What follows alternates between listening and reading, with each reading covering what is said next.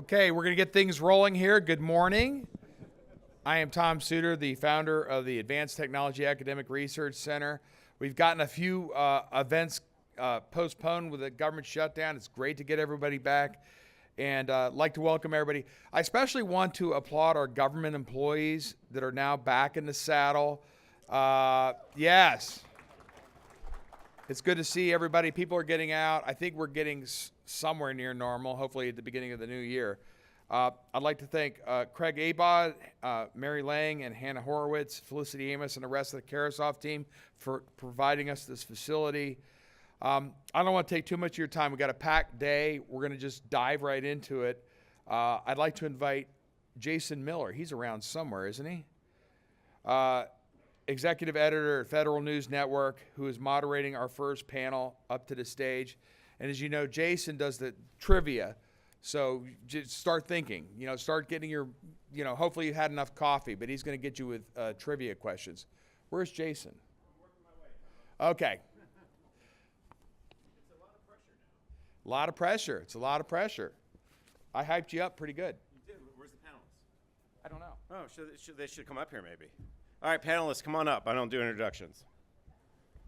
All right, while the panelists come up here. Thank you, Tom. Thank you to Kim from ATARC. Thank you to all the folks for putting this together. I always enjoy these. These are fun. Start by saying, as you heard, I'm Jason Miller, Executive Editor of Federal News Network. You can find us on federalnewsnetwork.com, of course. And on the way home today, press that AM radio button.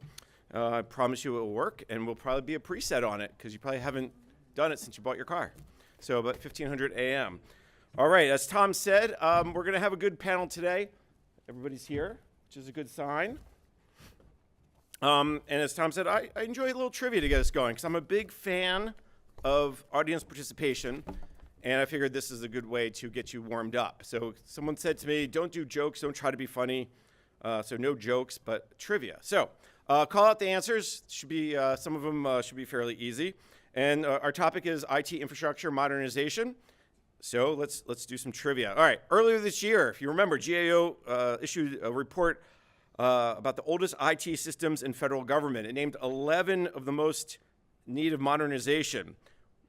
What was, not the specific system, but what was the oldest one, number of years? How old did it go back, number of years? Give me a number, yell it out. 60, there you go. Winner, winner, chicken dinner, right on the first one.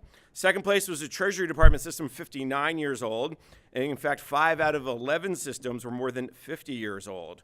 So there you go, IT infrastructure. All right, next one. How much money, again, we're looking for money, a number, did agencies save this past year, 2025, by closing or redoing data centers? How much money did they save? Give me a number, throw it out there. 0, wrong. 1.3 billion, they wish, too high. One last one. 200 million, that's closer, but according to the folks at the Federal IT Dashboard, $69.5 million. Now this was updated as of September 25th, so I guess in those other 5 days they could have reached the 200 million.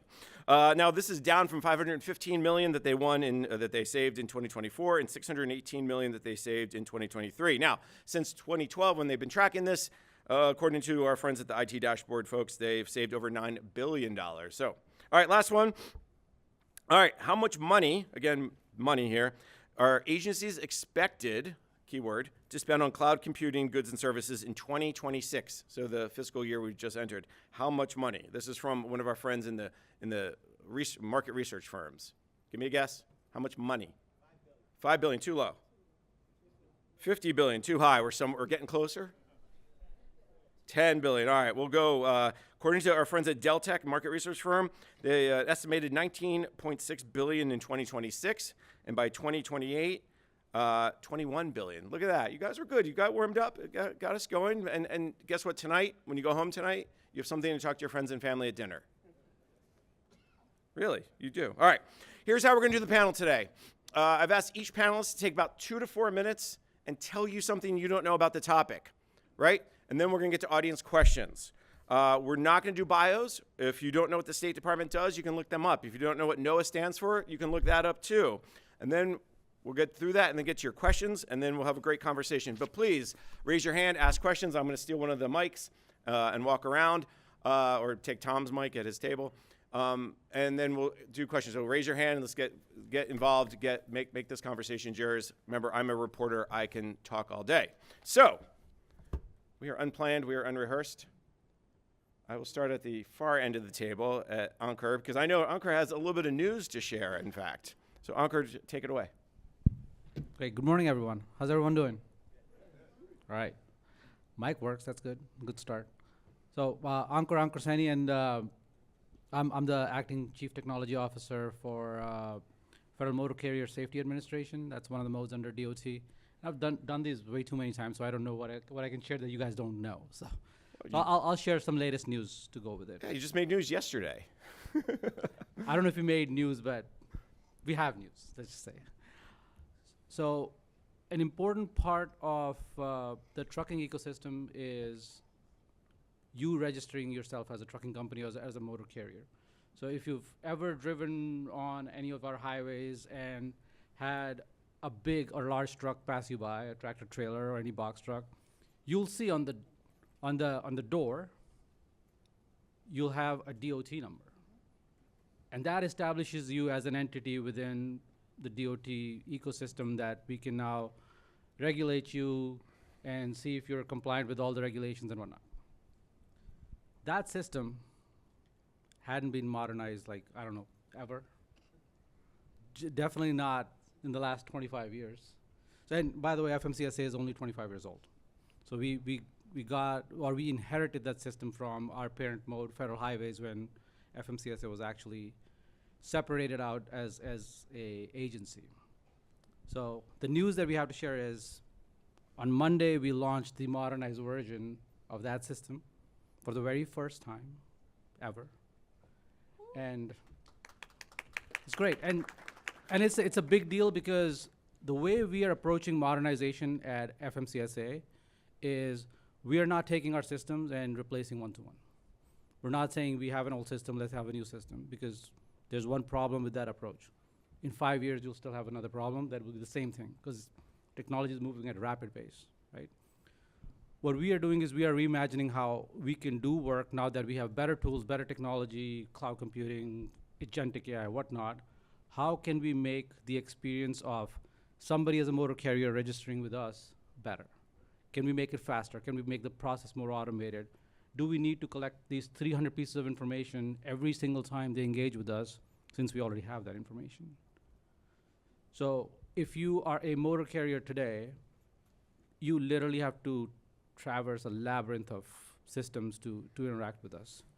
There's a system where you go request access, then you log into another system, invoke another application to put your application in, and once it's approved, to manage that registration, there's another fourth system. And to get some data out, there's a fifth system. Our modernized registration system, we're calling it Modus. That's a one-stop shop. Everything that you do as a motor carrier will be there. Whether it's registering for new authorities, maintaining existing ones, filing your biennial updates. Has anybody worked in trucking in the past? One person. So you know what I'm talking about. That's right. And one back there. That's right. So you guys know what I'm talking about. This will give everybody a one-stop shop into everything that you have to do with trucking in general. The other concern that this modernized system addresses, that fraud is rampant in trucking. Cargo theft has gone up like 600% year on year over the last few years. And as our head of the registration program will tell you, today, using the systems that we had, your dog could register as a trucking company owner. That's how open the system is. We're putting an end to that. We have integrated identity verification, business verification, documentation checks, all automated through the registration process, so that, you know, dogs or other entities that are not humans cannot register as a motor carrier, or foreign entities can't register as motor carriers and operate on US soil. So fraud resistant capabilities, one-stop shop, data that is integrated, maintaining integrity across. Because if you have four systems that don't talk to each other, what happens? You could be doing the right thing in 4 different systems, but business rules don't traverse system boundaries. So if a business rule prevents you from having a positive result in 3 different systems, you can still have positive results in 3 different systems. So all of that is going away. That, for us, that should translate into a safer trucking ecosystem, safer roads, and we all have impact for that, right? Because we all share roads with the trucks. So it's all in our best interest to have a safer highway, safer trucking. So that's our big news that pertains to modernization. That's big news. Real quick, keep the microphone on. Since this is an IT infrastructure panel, Yep. the underlying infrastructure, just give me like 30 seconds or a minute of how are you ensuring that you can adapt, upgrade, modernize, continuously do it. You're going to tell me DevSecOps and all that, but tell me what give me just a little bit about the infrastructure piece, and then we'll move on. Right. So about 5 years ago, we made a conscious decision to move 100% of our infrastructure into the cloud. We are today 100% in AWS. And some of it was just lift and shift, so we don't really leverage the benefits that come with being in the cloud. It's like renting a data center in the cloud. But what that has allowed us to do is, when we modernize, we can use, like for this new system, we can use things like auto-scaling. Because we have an ecosystem for 2 million trucking drivers, and sometimes things are seasonal. You'll have a consistent demand over time, and all of a sudden something happens and your usage peaks. It'll be nice to have scaling features that help us alleviate some of those needs. Content delivery networks, we can be closer to where you are. And so yeah, we're 100% in the cloud. We're leveraging everything that we can on our side to make sure that the experience for a consumer is seamless. We have redundancy to make sure these mission-critical applications stay online for an extended period of time and not suffer from being seasonally available rather than being 24/7. They're like 24/6. All right. Let's not do that. So yeah, that's Very cool. Melanie, make sure you're on. State Department, tell us something we don't know about IT infrastructure and modernization. Well, I was sitting here listening to my friend here, and I said, well, with the new infrastructure and things, maybe my packages will be delivered faster to my home. The next time someone tries to run me off the road, I'm going to get that DOT number, and I'm going to file a complaint. I know someone in the House. The State Department, I'm Melanie Cannon. I am the CIO over at the Bureau of Diplomatic Security. Dr. Kelly Fletcher is the CIO for Department of State as a whole. Some of the new things, did you hear about us on the news this morning? Anyone watch the news? Did you hear about us? I did not. Really? You didn't hear that we're going back to Times New Roman as our official font? I blocked it out. Oh, it's my calibrating. geez. I mean, it's calibrating. Yeah, it's all right there. Yeah, right. So I have to put out a memo and tell my staff to make sure that we change back. But no, seriously, we are. We're doing some great things over at the Department of State. Again, the CIO of Diplomatic Security. I'm the law enforcement arm for the Department of State. We also have all of our other partners that are through our recent restructure. They're many of them are now consolidated under Dr. Fletcher's leadership. The collaboration and the author, I can think of when he was speaking, one of the things I thought about is recently, how many people in here have passports? I know most of you do, at least 90%. No one? I just see one hand. I was about to say, y'all stop playing. I know you travel, right? But the passport system over the last few years and recently, even this year, they've gone through, and it may not be part of diplomatic security, but hey, I'm Department of State, so I'm claiming it all. So they went through a major modernization, digitalizing, and how they process and things of that nature, the passports and the visas. So that's a whoop whoop for you all, especially those that maybe have recently, hopefully your experience was more expeditious than in the past if within the last year you've had to renew a passport. In diplomatic security, overall, we have domestic arm, and then, of course, we're Department of State, so we're, diplomacy, worldwide diplomacy. So one of the fabrics and one of the interesting things that we're working on to enhance and modernize is our biometrics program. The department made a decision a few months ago, maybe a year ago, to move from one platform of cellular service to a different platform of cellular service. That was a huge impact to my team because the cellular service that we no longer decided to keep as our primary platform, that's where our tools and technology for biometrics. We use biometrics for many things, you know, facial recognition. Hopefully none of you all get stopped in the street by any of our agents because we can fingerprint you in the field and identify who you are. And where you're supposed to be, as in, are you supposed to be here in the United States? We're supporting things such as Safe and Beautiful in Washington, D.C., and other initiatives through the president, the various EOs that have come out and things of that nature. In addition, the fabric, we talk about security and how we modernize our platforms. You mentioned DevSecOps. It's not when I was first thinking of the question, I don't think we may share some new stuff, what we're doing in our agencies, but I believe the fabric of what we're all probably working towards and doing is like in the same. It doesn't change often. What changes is how we use the technology, how we gather the information, who maybe the mission doesn't change, but maybe who we're supporting, and maybe a global outreach versus a more local outreach and things of that nature. So I brought a squad here with me today because although I have to dash out, I'm interested in hearing not just this platform, but the other platforms and what my colleagues across the federal agencies and other private entities are doing so that we can help continue to modernize and look for the safe and brightest, most efficient, and whatever cost savings that we can find solutions. All right. So one quick follow-up. We went through a couple different ideas. You went to talk passport, you talk biometrics.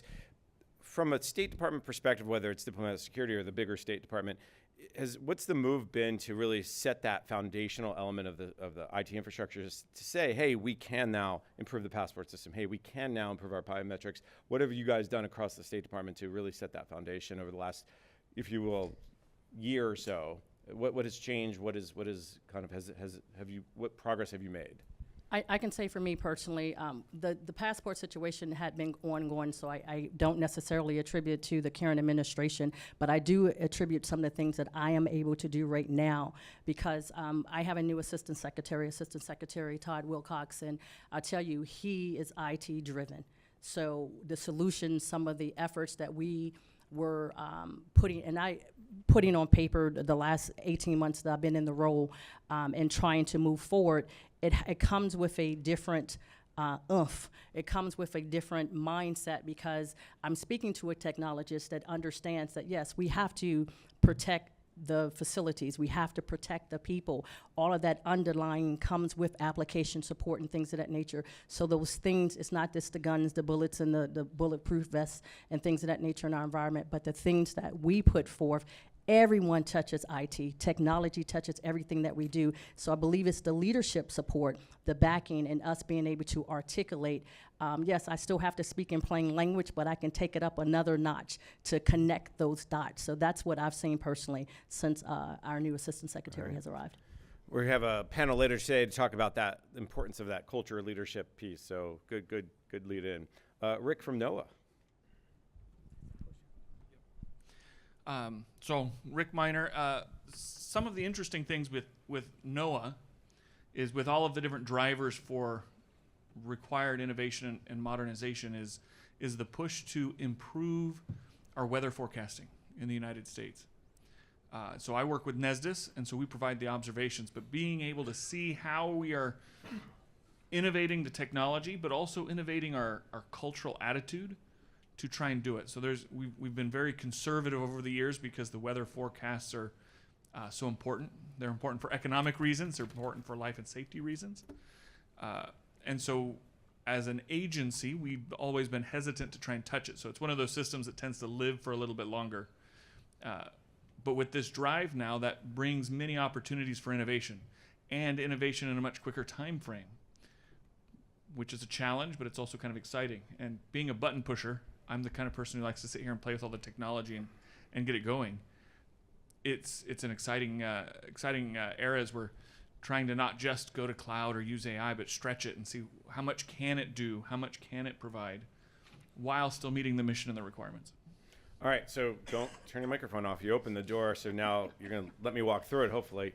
When you talk about innovation, do you have an example of maybe what one would be, could be? What are you thinking about beyond the fact of, okay, we have opportunities. How do you grab those opportunities? So one of the areas that we're trying to look at is in the weather service, the local forecast office, they have a system called AWIPS. It should be familiar if you're in the weather business. It's essentially a little mini rack of servers that allows the forecasters there to do some things. There's some advantages to that. There's some disadvantages because they're all slightly different at every forecast office. And so as we're trying to modernize that by putting it into the cloud and take advantage of all the synergies that are going to happen there, at NESDIS, we're trying to do the same thing with the observations. So now we can get more data to more forecast offices quicker without having to copy it and have the extra overhead that the on-premise systems are working. And then it should be able to work even in disaster-prone areas. I mean, if you imagine being a weather forecast office in Florida when a hurricane comes through, your AWIPS may not be working so hot because you're not actually in your office. It's been flooded. But if it's in the cloud, there's the potential, and that's the goal, to be able to do that anywhere. So now I take a laptop and I get a Starlink or something and I get to the internet and I can still do my forecasts and I can provide the emergency managers in those situations there. So that's some of the exciting technological innovation that we're looking at. All right. Could ask you a lot more questions, but we're going to move over to Nick from DoD. Hi, good morning. I'm Nick Cresswell. I'm the Chief Technology Officer for the Information Enterprise in the Department CIO's office. I'm going to talk a little bit about something that's probably not as sexy as some of the other parts of the IT infrastructure problems that we face, but it's really the underlying foundation, and been leading out on an effort called Mission Network as a Service for the last few months here. And for those of you that have been following Ms. Katie Arrington, you may have heard just a little bit about that, and if you've been listening to General Stanton, you may have heard just a little bit about that from the DISA director. So what we're going after is a department-wide unification of our secret fabric. You would think that in the DoD, the secret fabric was unified globally. We have pockets and silos of excellence that are underpinned by this information system that really has been there for the better part of 20 plus years. And so that underpinning thing that trying to rack my brain around, what is something that maybe people don't realize is we're in an era now where we have to address the not so sexy blocking and tackling underlying IT system down to the fiber optics. We're seeing a lot of things like just antiquated fiber optics in some of the buildings and the outside plants and things like that, and then working our way up the stack so that we really can harness the advantage that we're looking to get out of what our friends in research and engineering are doing with AI tools and some of the other mission systems. Fascinated by both the Mission Network as a Service. There was the mission partner environment. There's been a lot of this kind of push toward, hey, let's create not one network to rule them all, but some sort of approach to bring no matter what service or defense agency you're in, that we all can kind of get on the network together. I was at the DISA Industry Day on Monday, and General Stanton talked about, he was in Indo-PACOM and he took his CAT card and put it right in, and they were very excited for it. Now, a lot of people in industry kind of rolled their eyes a little bit and said, yeah, it's one person at one system. Wait, you put 4,000 CAT cards? Right, anyway, so where is Mission Network as a Service today? Like, give us that kind of, okay, over the next 6 months, next year, here's some of the things we should look out for. Yeah, absolutely. So where we are today is we're rolling out of the assessment phase. So as good department folks, sometimes we find ourselves admiring the problem, and that is absolutely not what we're doing. We're moving beyond the admiration of problem, and as I said, it's really about the unification of approach and budgets being what they are. We're working very closely not only with DISA as the agency, but then the military service as well, because the military services are really where some of the drive is taking place. So I'd say over the next 6 months, 12 months, you're going to see a lot more engagement, both within the military services as they go out and they work to address their unique modernization challenges. DISA, you're probably going to see that unification approach. So you're really bringing all of that together under this enterprise service. And to your point about, the log on and the enterprise service structure that has to be in place to be able to support that, a lot of intent investment and focus is being put into that right now. All right, thank you. All right, Peter from Pluralsight. I'll switch it a little bit and ask you, of course, what are some of those things you're seeing from your industry customers? What are some of from your federal customers? What are some of the trends you're seeing that kind of relate to this discussion on IT infrastructure? Yeah, happy to share. Appreciate the prompt. So I'll share a little bit about last week. I was at the AWS annual conference at reInvent. So I got a really interesting benchmark baseline of how industry is looking at. I sat in on both public sector events as well as industry-specific sessions as well. First off, I'll tell you, I think the ATARC food is better. That croissant, which was not bad at all.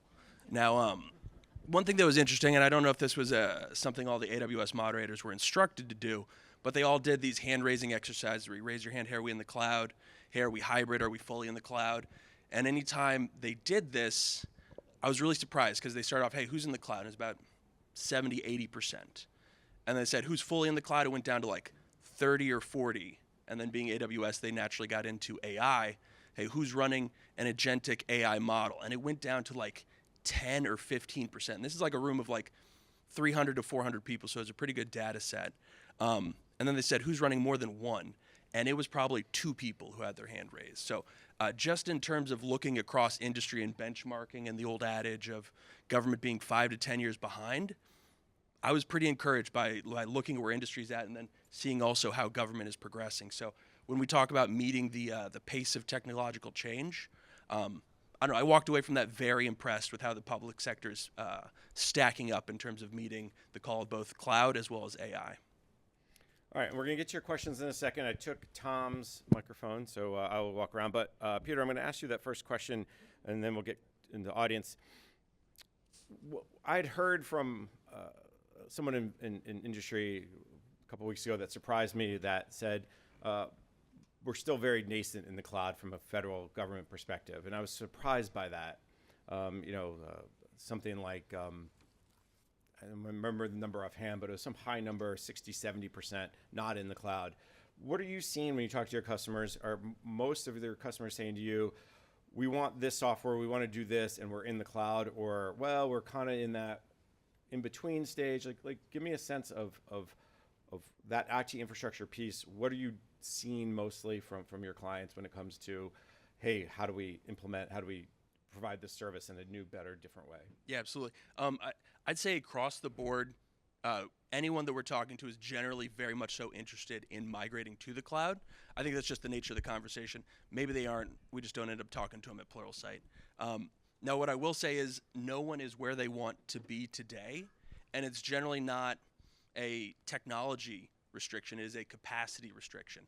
People can't hire the right technology fast enough, and it's both public sector, but it's also industry as well. So I don't know that it is actually like a resourcing constraint, as opposed to just the general workforce doesn't have these skills. So if you want someone with, 5 years in agentic AI, well, you got to go build a time machine because it's been out for a year. So you got to build these skills internally, and that's generally the conversations we have is, hey, how do you build this capability internally, as well as cross-skill to build that resilience? Because more and more of these systems are becoming more integrated. So your cloud practitioners need to know cybersecurity, your IT analysts need to know AI, and it's becoming just much more of an interwoven skills fabric.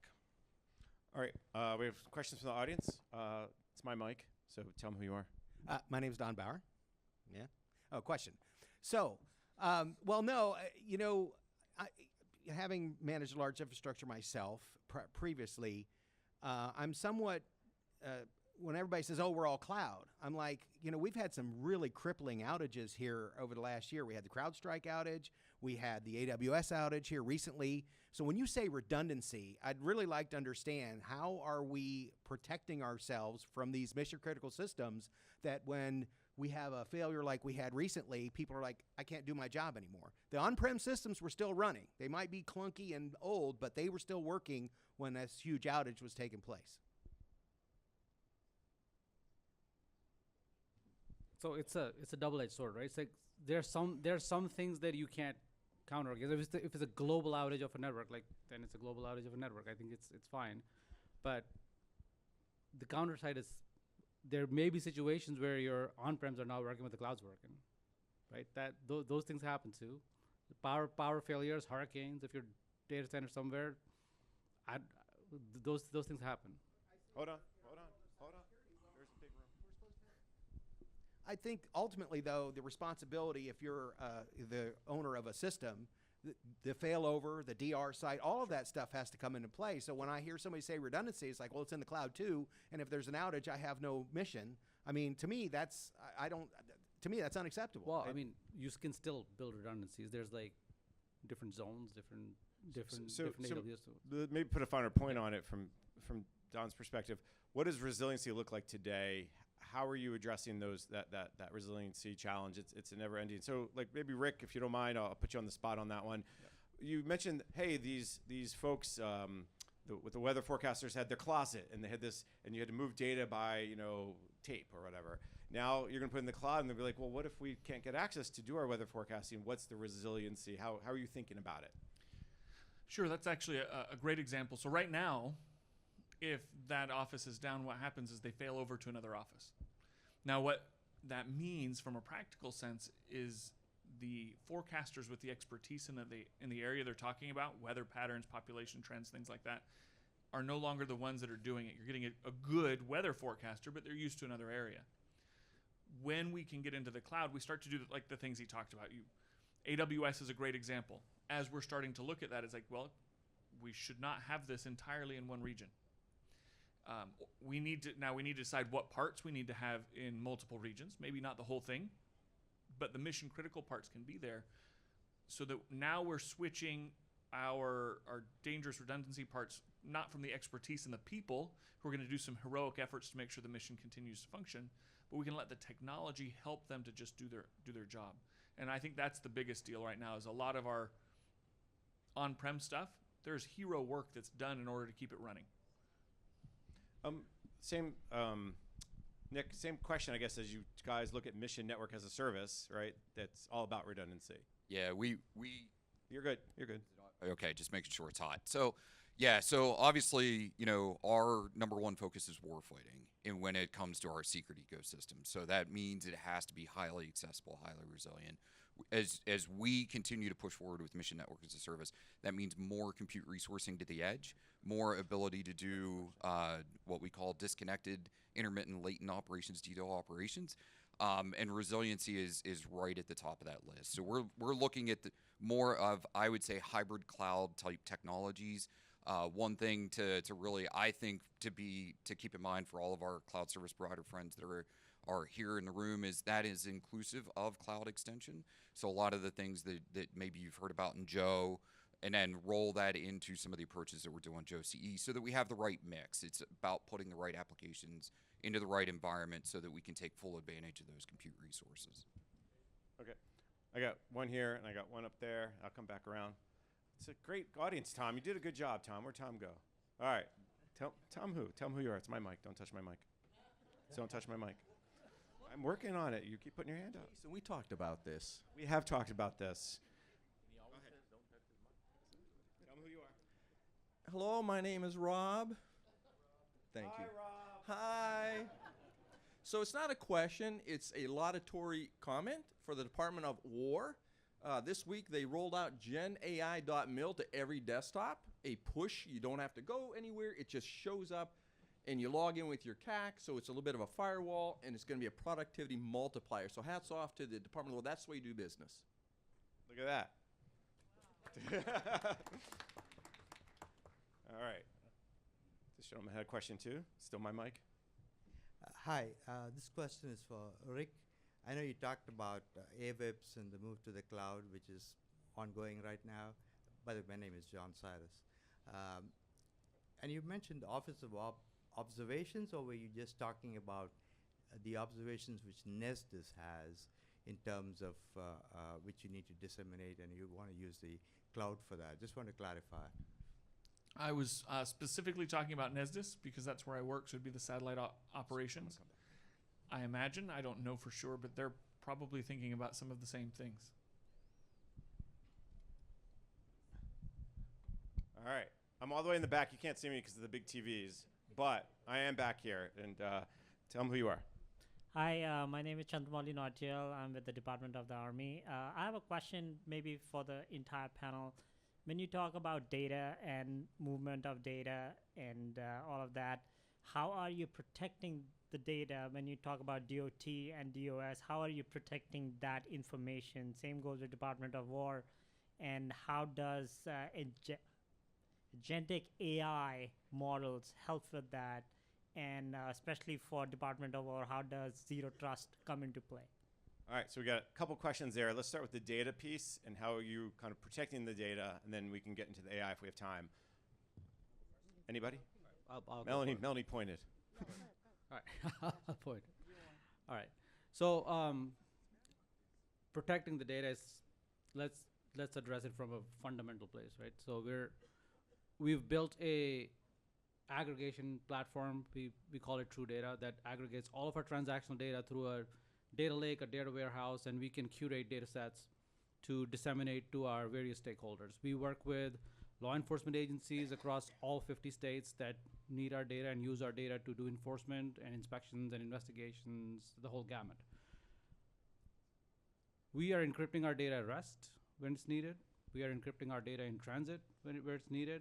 And by having a consistent data platform that allows us to curate data sets that are very specific to the purpose, we limit exposure of that data based on your role, right? So we have a very layered sort of a security mechanism for all our data. We collect only what we need to, we store only what we need to, and then we share only what we need to. All of those things are governed by our PIAs and PTAs and SORNs and whatnot, and we follow the rule to the T because we do collect PII that could or could not be used against you. So we have to be super careful about what we are sharing with everybody. Well, maybe I should have went first because I was going to say almost exactly what you just said, and some of the same. And again, this is basic hygiene things that we have to do. So as far as the data lakes, as far as we're collecting information, sensitive, maybe law enforcement, investigative information and things of that nature, very similar to what my colleague has just said, how we are patching ourselves throughout. We have data at rest, things are encrypted, we're following Zero Trust at the department level, but then at our bureau level, there are extra layers, and I'm not gonna go into detail, but all of the basic great hygiene, need to know, use of information. When we have information in the cloud, going back to something Don was asking, not trusting everything that's in the cloud, but there are also certain things we're not putting in the cloud because of, or if it hits the cloud, it doesn't stay there. It may come back down to an internal hybrid system because of the sensitivity of the information. So very like and akin to what my colleague is doing. I think let me, because I have a bunch of questions I know, but the other piece to this is, and maybe Ankur, you could hit upon this, as you're getting ready to launch the new system, how much was getting, I'm sure the answer is a lot. So getting the data ready to work into the system, to standardize it, is how much work did that go into it before you could even launch the system? Because I think to his point as well is as you get into AI, as you talk about agentic AI, it's the data, that's what we hear all the time. You can't just launch the tool with bad data, or you have to have that process to clean up the data as you go along. So we've been on this data journey for a good part of 3 to 4 years, right? And I've maintained a very consistent narrative over the last 3-4 years to keep us focused. If you stepped into my office and asked me what we are doing with AI, my answer would be nothing. I'm not doing anything with AI because AI today means deploying the ChatGPTs and the co-pilots and all of that, and that sort of distracts us from getting our data ready. Now our agency is in a position where we truly understand what our data is. We have established an authoritative source where I can tell you this is where you go for your registration data, your inspection data, your investigation data. I am able to put a thread through different pieces of information and truly aggregate your entire life cycle, that this is the time you registered and these are all the different events that happen to you.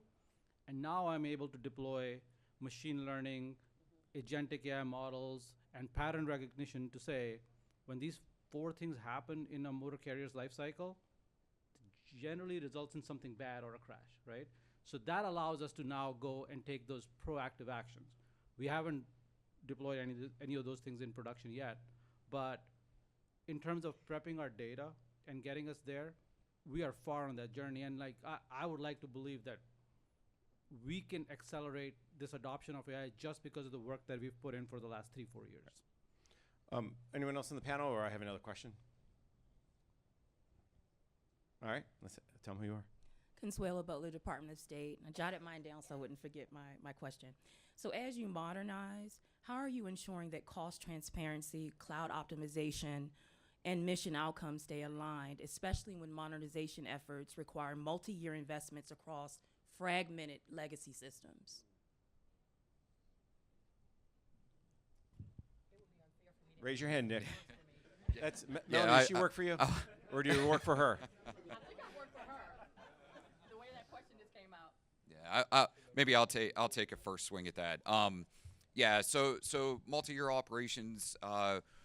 What we're doing with Mission Network as a Service, it's mission driven. So we are working very closely with our joint staff colleagues to ensure that the mission oriented outcomes and the warfighting imperatives by the combatant commanders, the geographic combatant commanders, and aligning that directly into then the investments that are being made in those IT systems as the military services are starting to take action. We're all under a very clear mandate to move as quickly as possible in a very resource constrained environment. And so what we're doing is we're working very closely then on the other side with our comptroller and CAPE colleagues as well to make sure that we have some of those linkages to ensure kind of the top line visibility within the upper levels of the department.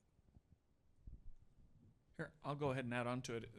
The other thing is, in that resource constraint, is balancing the order that you're doing these things. You might have to do something that's less mission related and less exciting because the optimization is going to give you the dollars you need to do the exciting thing. With the way that budgets are working for a lot of agencies, that's about the only way we can work now. I like that, Rick. And no, I did not plant that question in the audience, but I'm sure Consuela's asked the question because this is an area that I won't say that we struggle.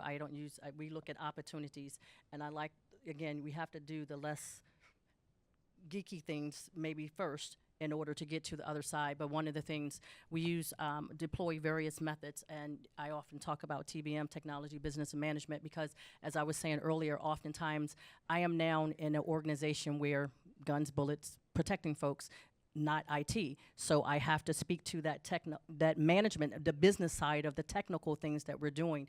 One of the things that I cringed on also is that when I arrived, there were some things that we were doing in Excel, spreadsheets and things of that nature.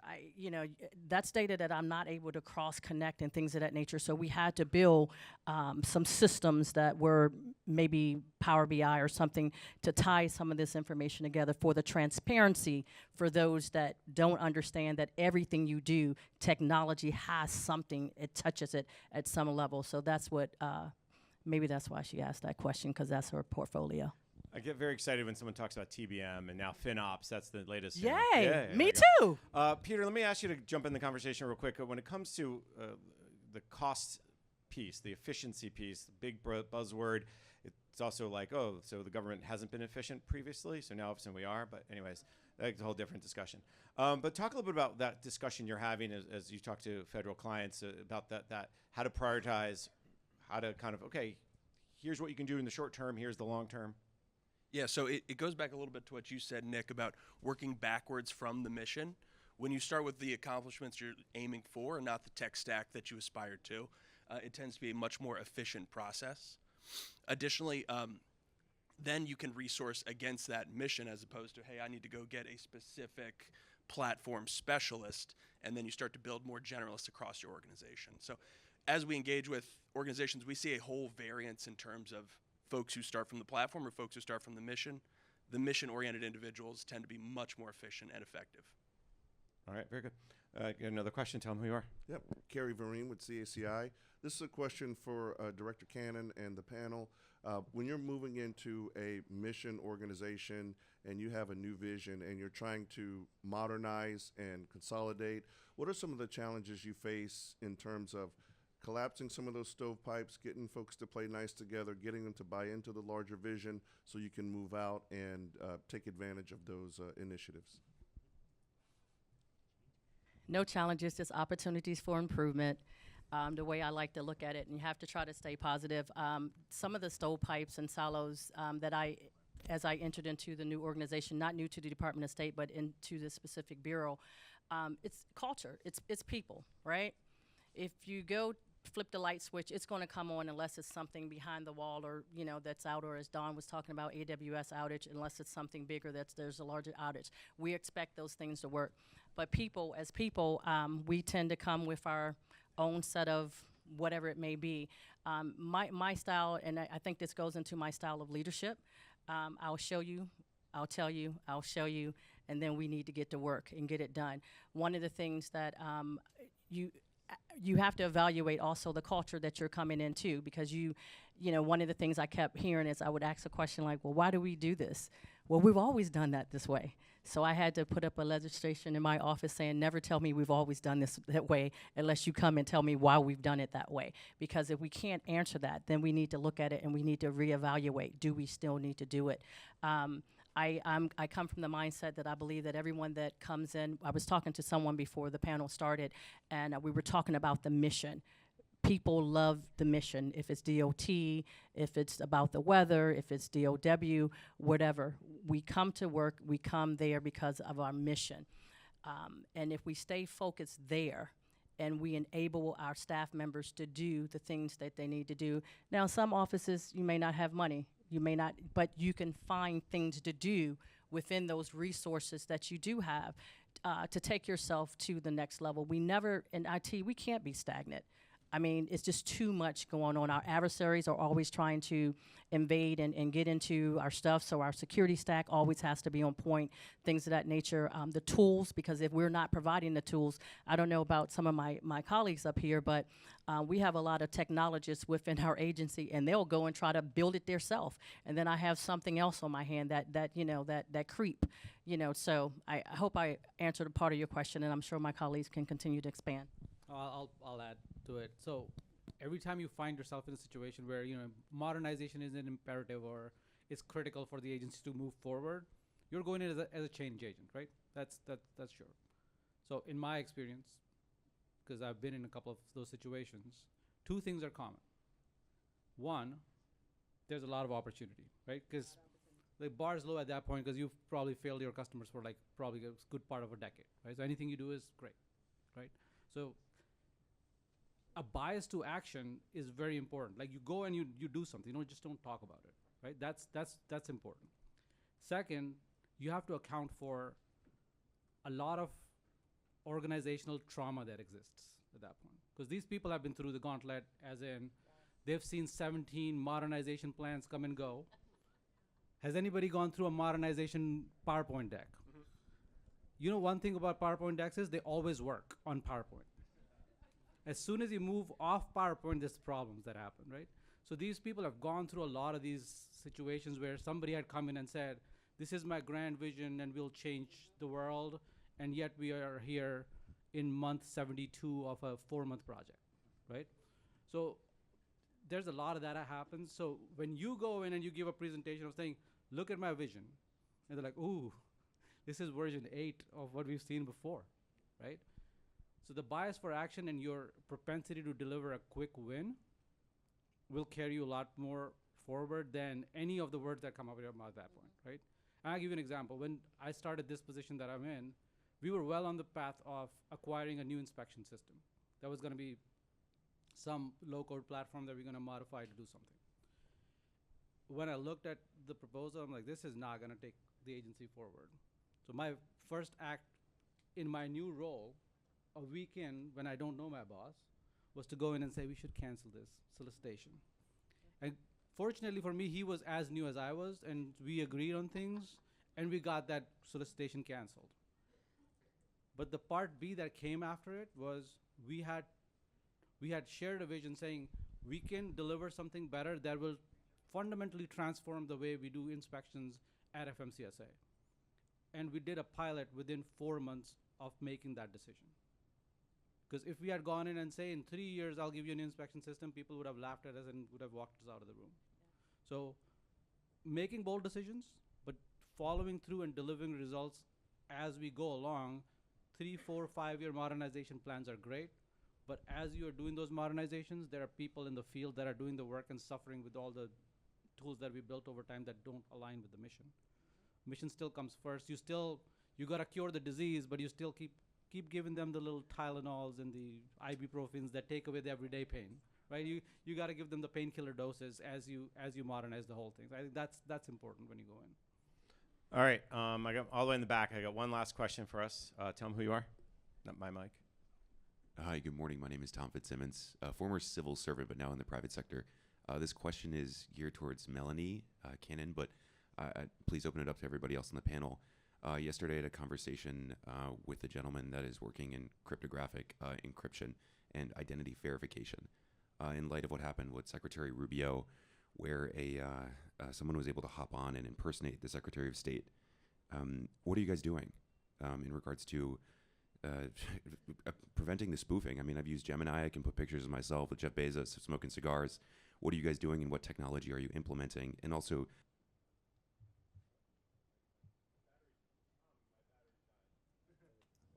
Great deal.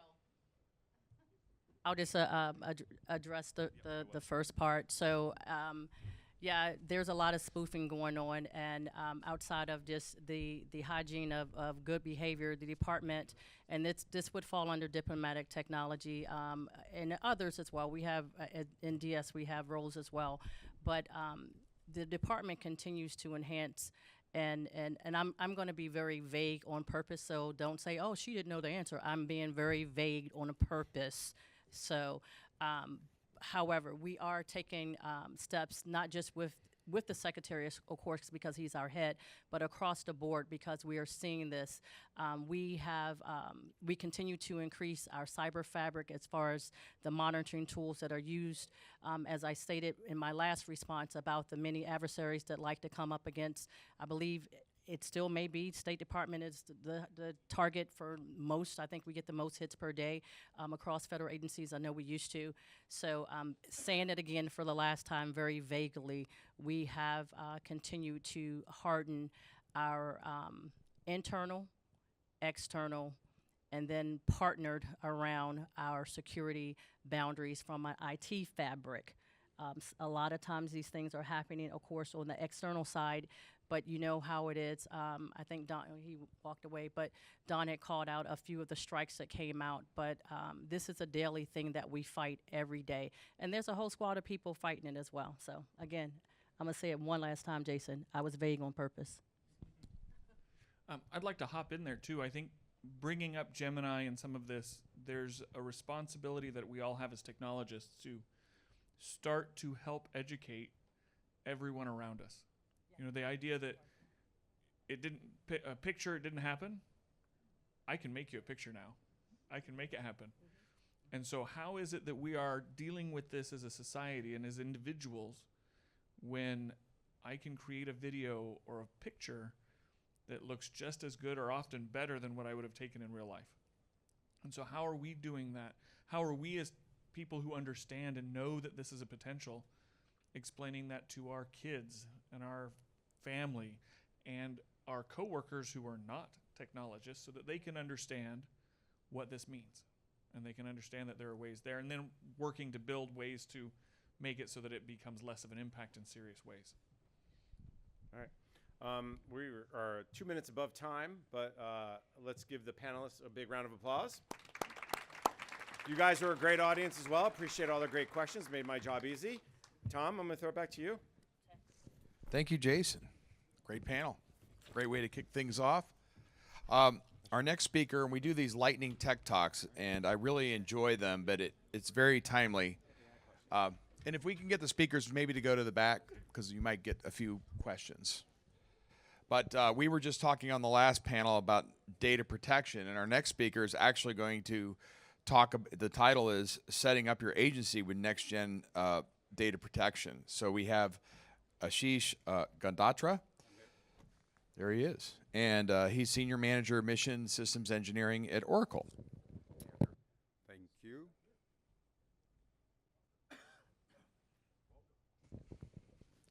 Welcome.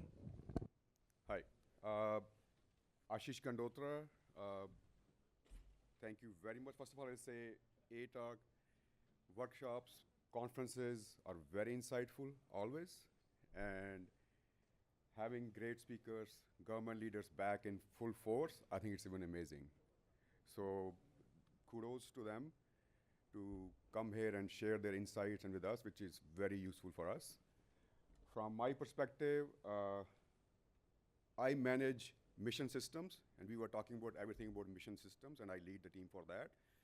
I've been working with government from last 15 years, and in industry from 30 plus years.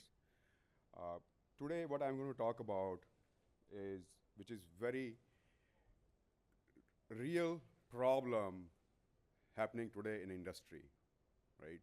Which is about ransomware and how we are, going to protect it, and most especially the way we are looking at is the data protection, right? And few things which I would like to highlight from that perspective, which we all know, it's in the news all the time. If you will think of it, the growing ransomware crisis, and these are many surveys which have happened over the last year.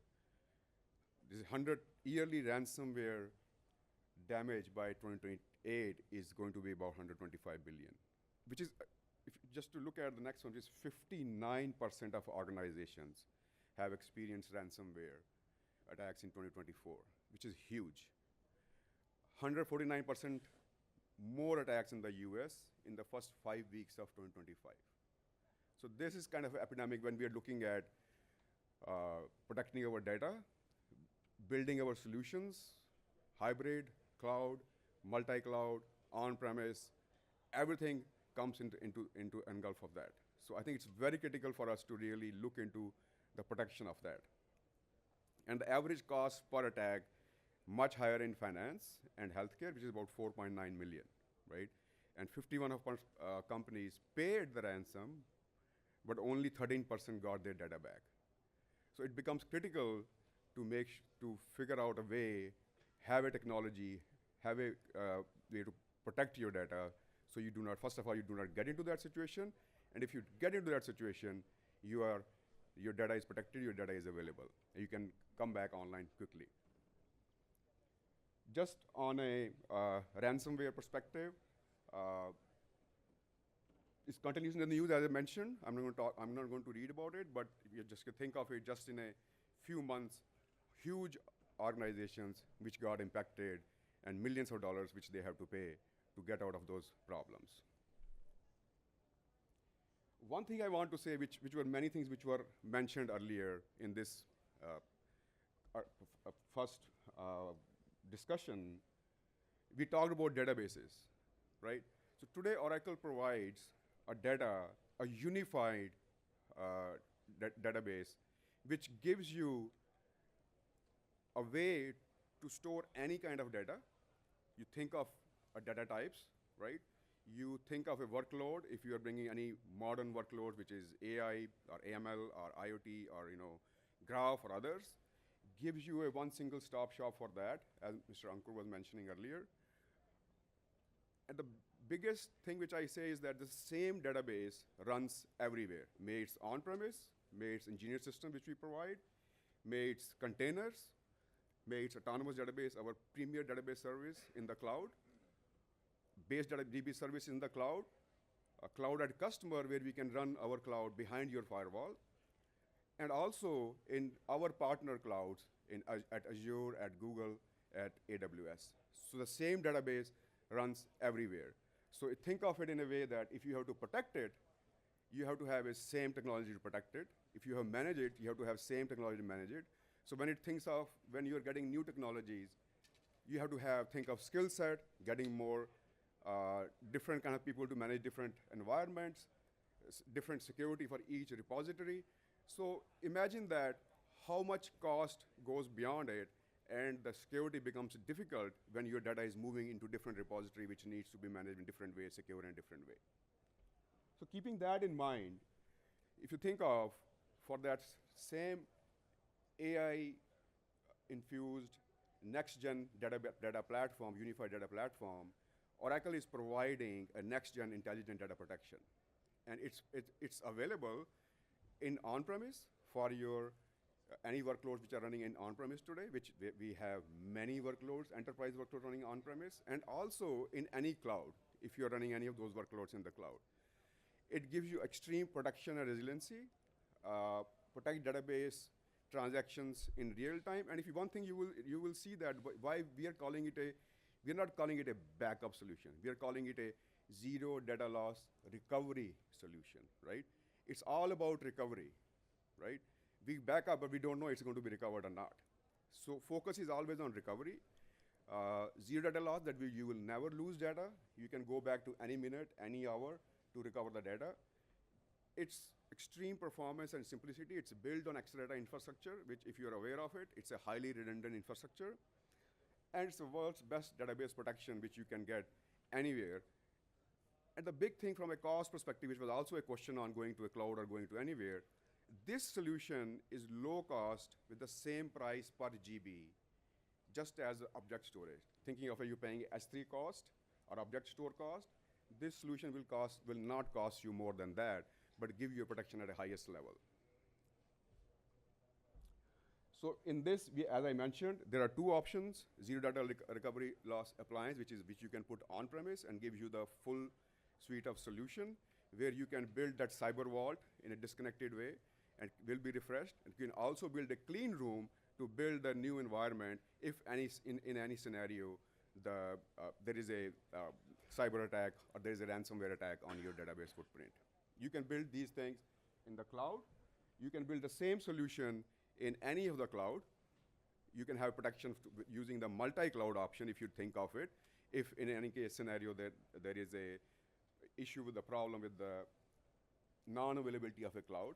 So it gives you a multifaceted approach, protecting you from availability, from security and other things within this one solution. And today, many customers, global customers, are utilizing this solution, right?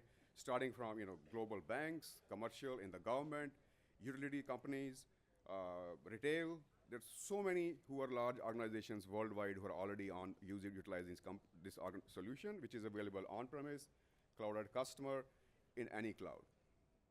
So from a key takeaways, I would say it provides you extreme protection and resiliency if you're looking for that, extreme performance and simplicity, and the best database recovery available anywhere for the unified database for one single stop shop. So if you have any questions, I'll be right back there. Please reach out for anything, and I'll be happy to assist. Thank you.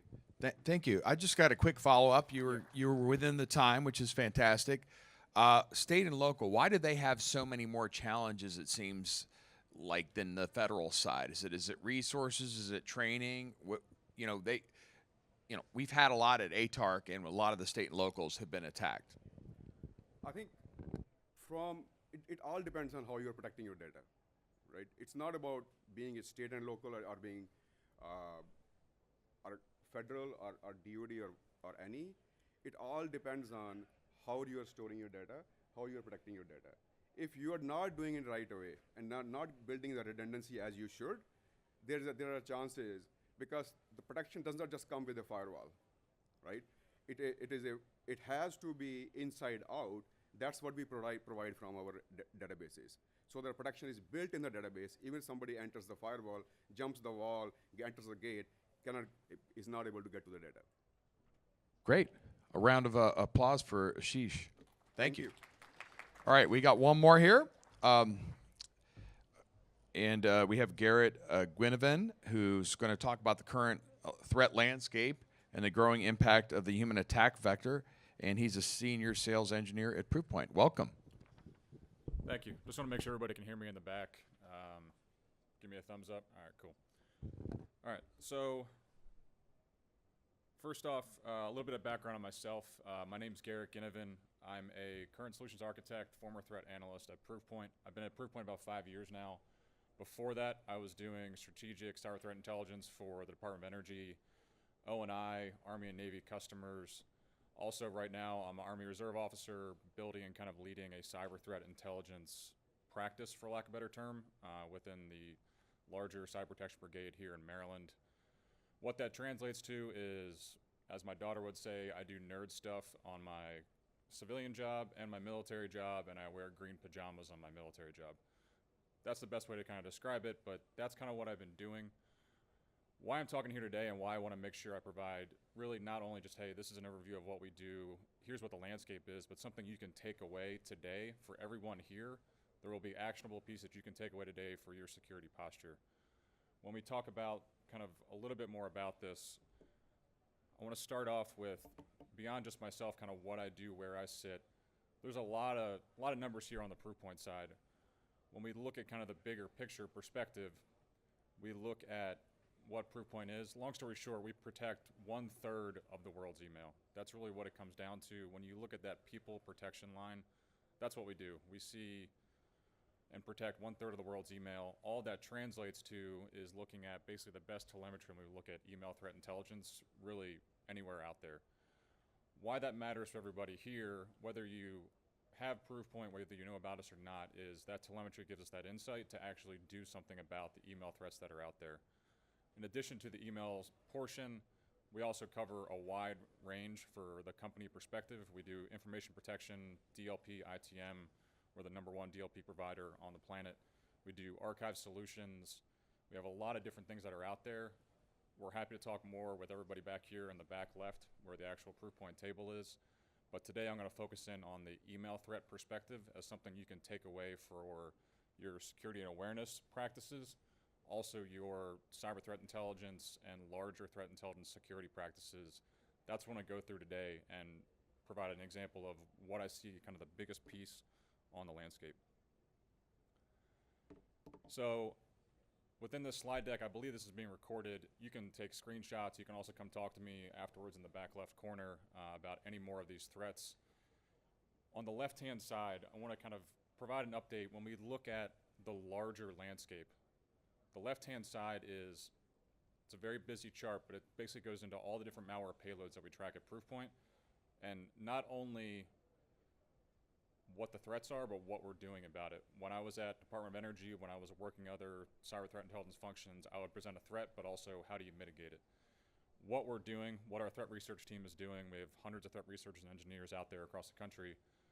We're part of these larger disruptions or takedowns. Operation Endgame Part 2 on the left-hand side. As you go down that chart, you can see the impact that we're making with the help of many other folks too. There's Microsoft's, the CrowdStrikes of the world, the other major vendors, Europol as a whole. These takedowns are causing a shift in the landscape. This is the biggest malware shift in the landscape that we've really seen over the past couple of years. What that means right here today is, I'll point you to the right-hand side when we look at, this is a government customer example. This is the top 10 malware threats that we see at a government customer. This is across the SLED, larger public sector, with federal, and even to some of the private sector. What's happening is because of all those takedowns that we've been doing with a lot of other partners, vendors, and security forces help, is the landscape is shifting. The remote monitoring and management tools are popping up as some of the top threats in the landscape. This is something that's been really happening really ever since August. I'm going to go into a threat that's been going on since August and dive a little more into that. But you can see here, Screen Connect, PDQ Agent, Net Support, and Simple Help. Those are all 4 RMM tools that are top in the landscape, and this is the past 90 days at a obfuscated customer. So when we look at, this is what the landscape is giving us, this is why we're here today.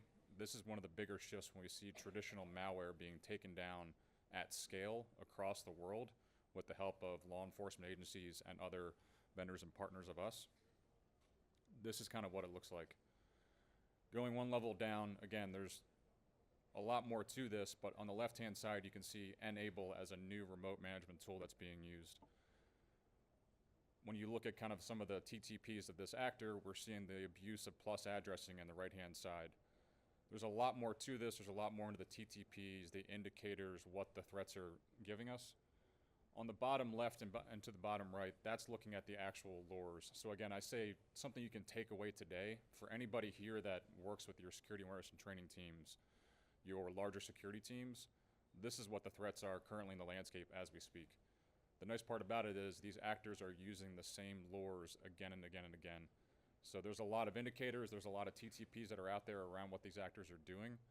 But when you look at training your actual end users, the people behind the keyboard doing work at your organizations, at your agencies, the nice part is these lures are almost exactly the same when you look at two actor examples, one being P2Q Connect, one being Log Me In to RMM Tools. The actors are using the same exact lures in the email landscape. So this is an impact that you can make by letting your users know, hey, be on the lookout for these threats. The actors continuing to do it again and again and again. And this is something thinking about not just the, as my daughter would say, beyond the nerd stuff, Dad, like what does it actually mean? This is when you look at being able to provide information to your users. So think about awareness bulletins, internal SharePoints, newsletters you put out. Putting out things like this to let people know what's in the landscape, I think is crucial and something you can take away today. We have other examples here, but these are things that we're seeing as we speak. It's been going on since August. It's continuing through today. But these are pieces when we talk about not only what the threat is, what we're doing about it, but also what can you do about it here today. So this is something you use it from a security awareness and training perspective, and then also kind of what you can do about it beyond just the, hey, be on the lookout for the user awareness piece. You can do phishing simulations, modeling what's out there in the landscape. So use what your security tools have, whether it's ourselves, whether it's a Cisco, whatever it may be, it's a Microsoft. Think about what the email landscape's giving you and be able to train your users on what that is. So that's going beyond that checkbox. The other piece with the RMM piece, I would say for anybody here in a leadership perspective, talk with your security teams and see if you have a baseline for what RMM tools are truly allowed in your organization. This can knock down this threat pretty easily when you look at having baselines for we only allow Screen Connect and these different versions. You can then quickly alert and see what the threats are that are out here on the landscape. And this is only going to continue as more and more malware payloads are taken down. So that's what we're looking at, kind of what the landscape is. When we look at the malware payloads being taken down with the help of our partners in law enforcement, the malware landscape shifting to the remote management tools, and then we also look at kind of what you can do about it. So looking at everything from what the lures are for security awareness and training, and then all the indicators around those tools. So that's what we're seeing across the board. If you have any questions, reach out to us. I'll be in the back left-hand corner. I've got one question. How do you see the adversaries? Because it seems like the ones that I get, and I use my mom. She clicks on everything. They're looking more sophisticated. They really look like a DocuSign. Are they starting to use these generative AI tools to be more sophisticated? What do you see? What does the data tell you? Yeah, we are seeing Gen AI used. I really think to lower the barrier of entry for the email threat vectors across the board. We do see some actual usage, but it's more making a imposter email look more believable. The DocuSign pieces, the actors have a lot of infrastructure and a lot of automation. Right. So that is something we're starting to see it, but we do have defenses around that too. Well, thank you very much for that, and a round of applause for Garrett. Thank you. And we're going to take a little break here, and this is where a lot of the government people that have done this before, so I've got some actual facts. This is where you do your market research. This is where you talk to the different companies that we have here. A lot of cool technology, and we'll take a little break, and then we'll come back for our panel, and we'll let you know. Thank you.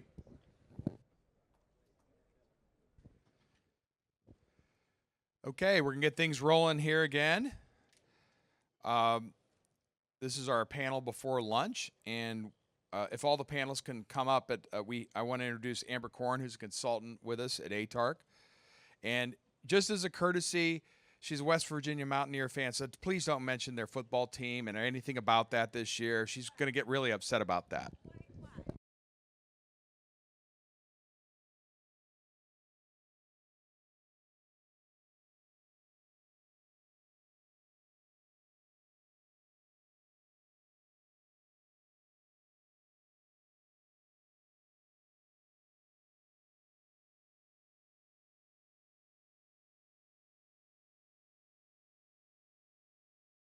Oh, I was just saying, last time I checked, we still have the Black Diamond Trophy, which means we beat Virginia Tech the last time we played.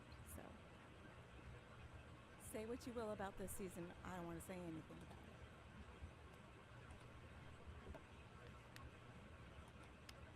it. Lies. thank you all for being here today, for joining. We have a really great panel this morning. I was like, is it afternoon or morning? This morning, just before this afternoon, discussing the latest in cybersecurity. We will have a few minutes for Q&A at the end. I'm not going to go into a lengthy intro, but I'll give everybody a chance to just, introduce themselves and, say a little bit about kind of what they do, e.g. why they're here today on the panel. We also have a panelist that is joining us remotely, Dr. Stephen Harrison. So I'll make sure to call on him as well throughout. So thank you again. I'll hand it over to you all to go ahead and do a quick intro. Good morning. My name is Jennifer Franks, and I serve as the director of the Center for Enhanced Cybersecurity at the Government Accountability Office. I also serve as the acting director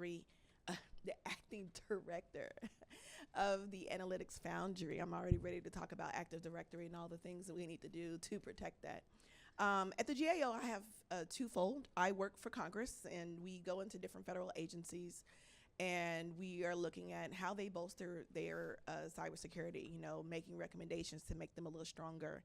Inside of GAO, I also manage a technical specialists who also help with the security controls of the agency. We're designing new innovative tools and analytics to help us to produce our work a little. A microphone died. We're designing these tools to provide services a little bit quicker to Congress for the American people. So happy to be here with you guys today. Right, let's try this. Oh, this microphone's much better. Yeah. You should have taken this one. Good morning, and thanks, Amber. Thanks to ATARC and Carousel for having us here. My name's Gareth McLaughlin. I'm a Chief Operating Officer at Gigamon for all of about 3 months at this point, and spent the last 10 years at Mandiant, FireEye, Trellix, building platforms for security operations. The reason we're here as Gigamon is, we provide network visibility in pretty much every agency and department across the federal government, also governments globally, as well as state and state governments. The key for me, just to explain that it's not always been outside an industry, I had a prior career, an avowed prior career, spent about 10 years or so across the water. You may tell from the accent, I'm not a native Virginian, but I spent most of my time at GCHQ.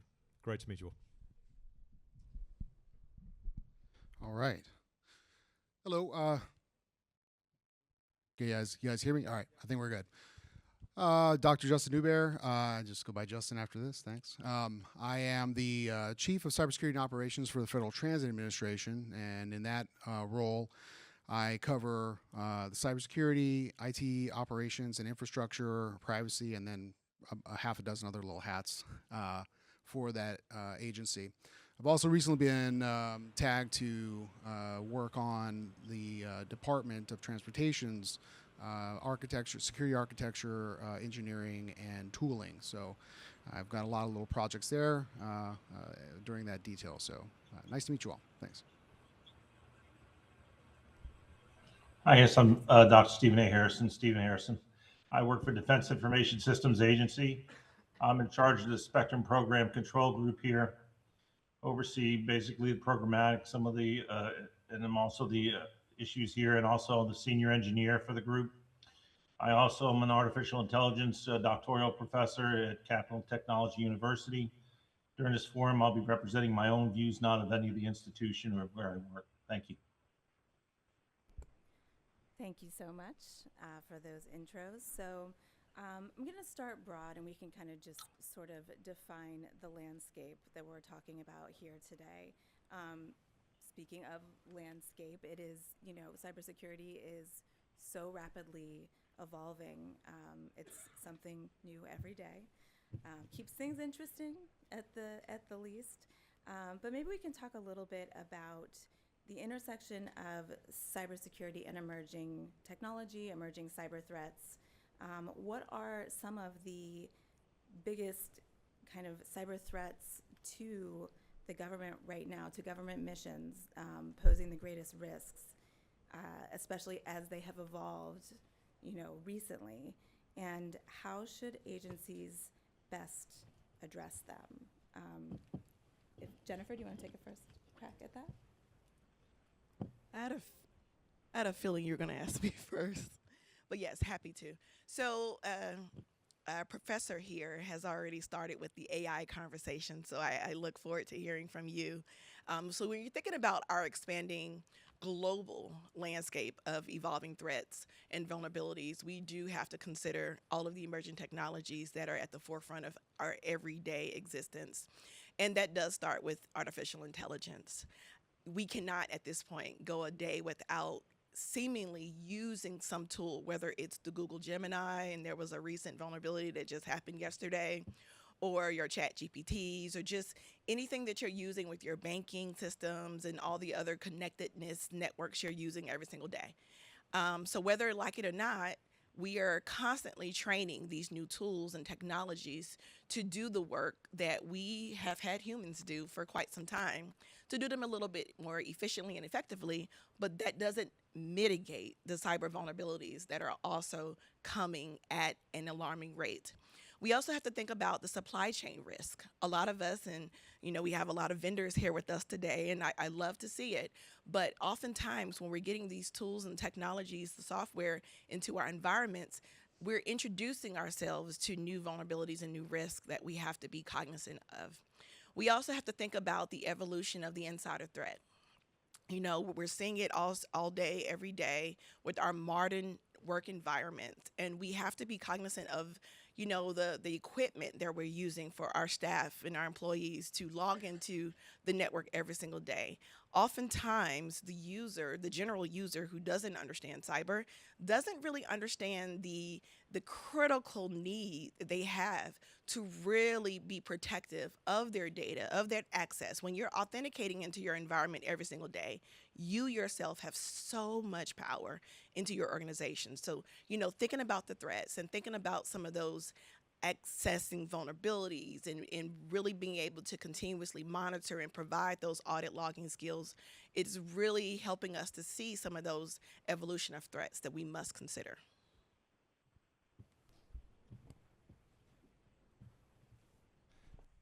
I'm so glad I'm not the first panelist to mention AI. In fact, I'm actually going to try and not talk about it for at least 30 more seconds. I think the bit for me is, even before we start thinking about emerging threats and new things that are coming in and what to do with those, we've also got to recognize it's not like we've solved for all the other problems that we've currently got.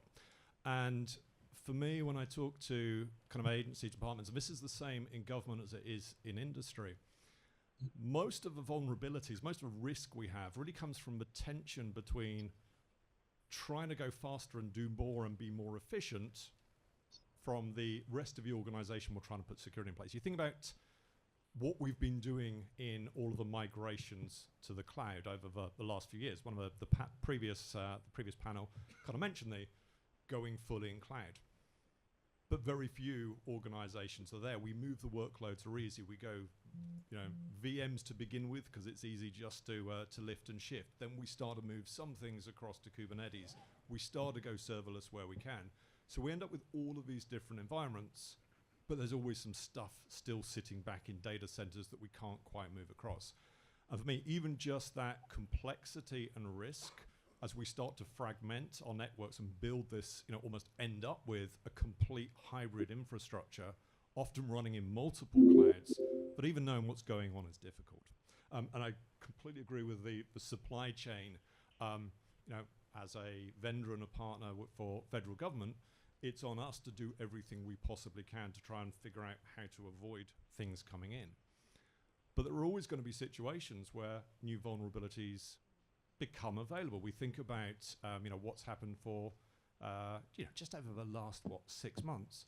SharePoint vulnerabilities. We were all dealing with the React to Shell stuff at the moment. We've seen network elements continue to end up with exploits.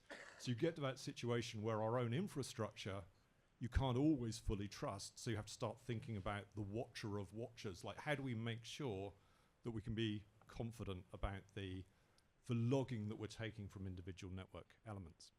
And so finding ways to kind of make sure we've got visibility across hybrid networks and visibility to determine when our own infrastructure becomes compromised so we can't trust it is important. And then I will shift. See, I told you I'd do at least 30 seconds without AI.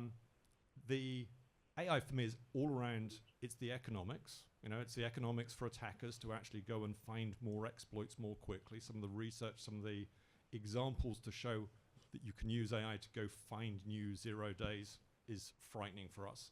It means our IOCs start to become less effective. But we get back to that organizational issue. Every single approach is, let's use AI to make our team, our people more effective. To do that, we open up more and more things to AI, to agentic, to go out and use it. And therefore, we've just suddenly built the most useful attacker's little helper we could possibly think of. Best live off the land. Go use an agentic AI framework to grab the data I want, package it, and exfil it. Well, I just wanted to give a quick nod to Stephen over there. I too teach. I didn't mention the Marymount University teaches, and I like teaching about the AI stuff too, so we'll have to put our heads together. I'm going to shift a little bit too, though. I like a couple of things that you said there. What I want to focus on is how, right? Threat-informed defense type approaches, I think, are extremely relevant right now. We need to shift from compliance type mindsets, especially in the government, and focus on how we can react in real time and focus on the risk, right? So threat-informed defense is I'm a big fan of it because we shift resources to where the most important things are.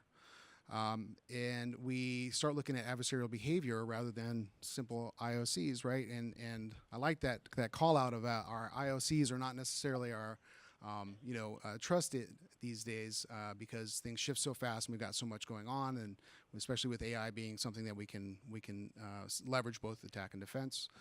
So I really like the thought of focusing our firepower where it makes sense, right? Integrate our threat intelligence, understand our adversaries, have a risk posture that takes into account our crown jewels, our mission, and who we actually see as our adversaries against us, trying to get at these and account for things like insider threat and the basic human element that we always have to worry about. But the thing about this threat-informed defense approach is that, again, we focus on risk, and it gives us a way to measure the gap. We can come up with a defense map of what's going on, then we got a gap analysis that we can then approach. It allows us to be a lot more reactive. The other thing is that we get a higher fidelity in our detection engineering and our ability to find bad actors with these types of threat-informed defenses. So we can focus on those CTPs again, where IOCs are still there. They're great. We want to leverage them, but we're really looking at behaviors and monitoring across the network for that. And then we can tune our tools to do that, again, focusing resources where it matters on the things that matter. So this helps us really, be proactive and defend against, a moving target where, we've got a new paradigm for attack. We've got, everybody, whether you're on attack or defense, is being augmented by AI, which means things are happening faster, which means we cannot be static in our defenses. We have to be proactive. And I think a threat-informed defense really pushes that envelope and has us be nimble and agile and able to react to these threats that we're talking about. So over to Stephen. So I agree completely with what the panel has said there, especially with the rate of change and the adaptive nature of the threats. Many of the four-star generals and leaders are talking about the changing nature of warfare, drones, new forms of cyber espionage. We have to be able to, the enterprise has to be able to keep up with those threats and at the simultaneously bring new technologies to bear to help out with the overcoming those threats.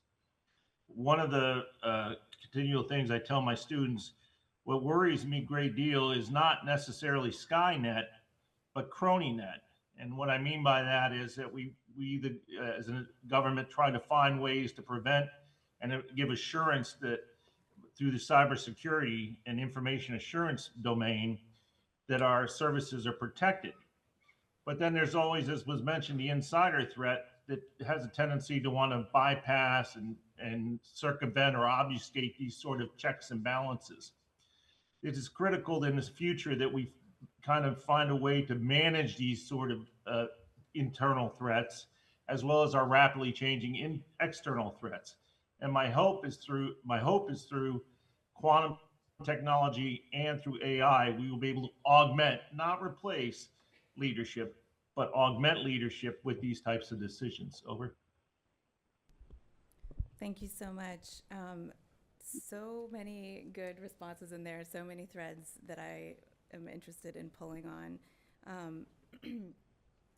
One thing that I'm interested in talking a little bit more about, and I think it can encompass a lot of what's been said, is organizational wisdom was mentioned, and that manifests in a lot of different ways. Having it is good, losing it is bad, but obviously it's a lot more complex in that, and kind of making sure you have that for AI and cyber, building out the best practices. Maybe we can talk a little bit about how does organizational wisdom come into play in this emerging threat space, and kind of help tackle some of the challenges that you all have identified here. And Dr. Harrison, I know that this was something that you had touched on. If you wanted to go first on that. Yeah, I'd like to approach this from a little different aspect that we talked earlier. I had just recently a conversation with one of the support to a senior leader. And they said, the person we had in this position for decades is retired, and I just can't trust the new person that's coming in. They don't have a learn. And I said, well, why can't you trust them? I said, well, they did this tasking and they didn't basically submit it to the right people for review. I said, well, was there any kind of like documentation protocols, routing lists, these sort of things to help the individual make these sort of decisions to become the leadership support that's needed in terms of expectation? They said no. So what I'm seeing is, and that concerns me in organizations, we've lost track in our ability in the high-tech age to become a learning organization, to give the tools and the resources to the individuals so they can excel in their positions. So we often say, well, here's generative AI, go use it. Well, let's help them along the way. Let's give them the knowledge so they can foster the wisdom to do the necessary protocols and procedures and decisions to become future leaders of our generation. My other concern is that, as a side topic, I'm hoping with a lot of what we do, especially with AI, and I mentioned this earlier, when I was a kid, we used to run out and play in the hide and seek in what was called the DDT fogger. They'd have this fogger would go by and the entire neighborhood would hide. It would basically be masked through this fog, and we'd all go out, sneak out from our parents. Parents wouldn't know we'd play in this fog and try to hide and seek. Decades later, you look back on that and say, my gosh, that wasn't the best decision to do, right? I'm hoping we don't have those kind of DDT fogger moments in our mind when we make these decisions in the future as we come down. I'm hoping through organizational wisdom that we foster and through protocols and learning organizations, we can make the good decisions so our future down the road, we can see generations that can make also good decisions. I hope I didn't veer from the original question there and stayed focused on that. Over. No, I don't think you. I don't think you veered from it at all. I think you bring up a lot of good points, and if the panelists have any kind of direct responses that they want to jump on there. I can respond, and I think you answered it perfectly. So with my team, I have a talent management team. And that's not their day job, but that is part of their critical roles and responsibilities. They're all cyber specialists, and they have security certificates and certifications and all the types of things. But talent management and workforce planning is the core of what it is that I've tried to do as I built and designed both the Foundry and the Center for Enhanced Cyber. And why that is everything that Dr. Harrison just said. we have to pass down and really develop our talent. You know, I know we're big on efficiency and effectiveness, and we want things done very timely and fast and swift. But oftentimes, you're going to pick the folks that have been doing it for decades to do that because they're going to get it done right. They're going to get it done fast and efficient, but they're not training and developing the talent that is to come.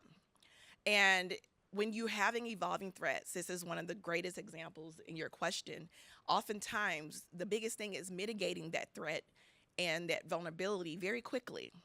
So you don't think about the education. And oftentimes, that might be the case. But when you take the after action efforts and really dive into all of the things that you did from the indicator of compromise down to the remediation, and you use those as teachable moments, it really does help your staff to grow. What my talent management team does is we spend time with all of the band levels, all of the grade levels of our staff to really understand where they are now, where they're trying to go.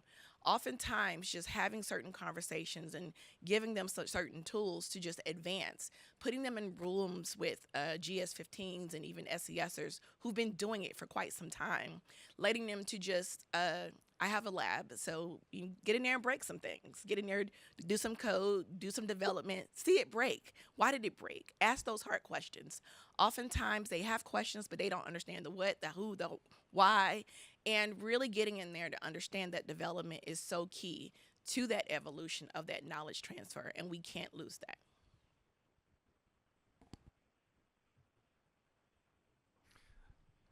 So I spend most of my time saying, 95% of the things we're playing with AI is going to deliver absolutely nothing whatsoever. But there are a few cases where it's already proving to be useful. And one of those for me is things like capturing and documenting organizational knowledge. Like, we all want to do better at documentation. We all think and ask our teams to make sure stuff's written down. No one ever does it because it's boring to go do that and takes you away from day job. But this is where actually using AI to go map those things and make that available for new people to come in is useful. The second bit where I've seen helping in kind of that bringing people up to speed is in its use particularly for training and almost doing peer review of analyst investigations. It frustrates me when software providers, vendors, and we did do this once and we stopped it, think that AI is just about putting a chatbot into a product, because you only get value out of a chatbot if you know what questions to ask, which means you've got to be pretty damn good at it before you can ask the questions. However, when you start to use an agentic framework to learn from what your experienced analysts are doing, the questions they're asking, the searches they're making, then you can actually start to turn it into a way of helping newer people come in. But it's not all about AI. It's still, maybe this will point to the grey hair on my head, it's also about just making people who are actually in the office together, sitting in the SOC together, learning from the people sitting next to them. So I've spent the last couple of years building an AI program at FTA. I know we're talking about AI a lot, but it's more the underlying things that we did. When we started kicking this off, I'm a security guy foremost. I also do IT operations and infrastructure, which means I'm often the face for delivery of services across the organization, and the supposed office of no. That's not what we do, but everybody likes to joke that security's no. So my mission when I first started doing this was twofold. One is people can't secure what they don't understand. I know there's ways to do that, but there's always got to be somebody who knows what the hell's going on, right? So my point here is I said the first thing we got to do is teach people about these things that we're telling them they're going to have to start using. So we developed, as part of our first deliverables, classes on how to what is AI. What types are out there? How long has it been around? LLMs and chatbots aren't the only thing. Here's what the cutting edge stuff is. How do you use it? All of this talks to that wisdom component that you asked about. It's like, if we're going to tell people they got to do things, they got to use certain technologies, we need to train them. We need to show them, and we need to show them how to do it securely. This is of interest to all of us because we're here to talk about cybersecurity. Okay, great. The security angle is if people understand how to use it, then they understand how not to use it, or how not to use it inappropriately, right? And so by definition, we're teaching them at least a little bit about security that benefits us all. And then we start getting into operational efficiencies and things like that because they understand what is possible. Now, that's sort of the first point I wanted to hit with that is like literacy is extremely important if we're going to say go forth and do the thing with these new tools and these we need to teach people how to do that. The other thing is I don't think it's a mystery. We've lost a lot of wisdom over the last year in agencies, just by definition of all the things that have happened over the last year. So there's a twofold opportunity here. One is we have definitely lost some ways of doing things that are necessary, and we have to rebuild those. Well, that's the opportunity. We can rebuild things. We have a lot of tech stacks, a lot of processes that have been gelled over the years that, sometimes, again, I'll harken back to my earlier statement, somebody's got to know what the hell's going on. Sometimes people just do it because it's been done so long that way. And with the loss of this wisdom, we also lose some of these processes we talked about. We have an opportunity to rebuild in a modern agile format, so we can leverage that opportunity. The other thing is that it allows us to start updating our wisdom, right? We have gaps, so now we can relook at our data sets, the paradigm of the information that we were operating out of, and update it for the modern era and say, okay, how does this change things now that we know we have these gaps, right? So these are all ways we can kind of approach and synergize, the situation we find ourselves in with the technology and push that we are all trying to work towards. Thank you. I always joke that I don't usually go looking for more questions about AI because everybody's going to talk about it anyway, and so let's find something else to do. But I think the organizational wisdom aspect of that is not only incredibly important, it's also incredibly relevant. So kind of building on that a little bit, I think organizational wisdom, it helps with the internal collaboration, information sharing, capturing that knowledge, and making sure that everybody has access to it now and in the future. But let's talk a little bit about the kind of flip side of that, the external side of that, and the role of collaboration and information sharing. This doesn't have to be limited to AI. We don't have to talk about AI, but cybersecurity writ large. It continues to be an issue. We are still hearing about, it's still a question on this paper that collaboration is an issue. So we know that it's been a tough nut to crack. So maybe we can talk a little bit about the role that is playing now, given current circumstances, in building stronger and more resilient cyber defenses, given today's threats. I don't know if there's somebody in particular who wants to go first on that, or you want me to pick a winner? I'll go. Okay. I'll take it. You know what? It's interesting you bring that up. Recently, I was at a cybersecurity meeting, and at one part of the organization, they viewed the threat at a certain level. They had a certain cybersecurity risk setting to it. Yet then when I went to the same meeting at the higher parent, it was like 3 levels up actually meeting, they had a completely different view of it. It was very minuscule at the lower level, but at the high level, it was a very earth-shaking threat that had to be handled. So, number one thing I think is important is laterally and horizontally across the organization is communication of threat and the understanding and expectation of it and what to do. Very simple. Start at the basics. Develop an understanding how the protocols to follow that threat through and to make sure to mitigate it. Oftentimes what I see is that basically what starts out at one organizational level ends up, by the time it gets up to another organizational, gets completely changed and from the original commander's intent. We need to always focus on the commander's intent with how to mitigate these types of threats and keep that passed on throughout the organizational construct. We also need to learn how to basically expedite things and not sit on things. I had a case where there was a threat and the threat came to fruition, and they said, why didn't we take care of the threat?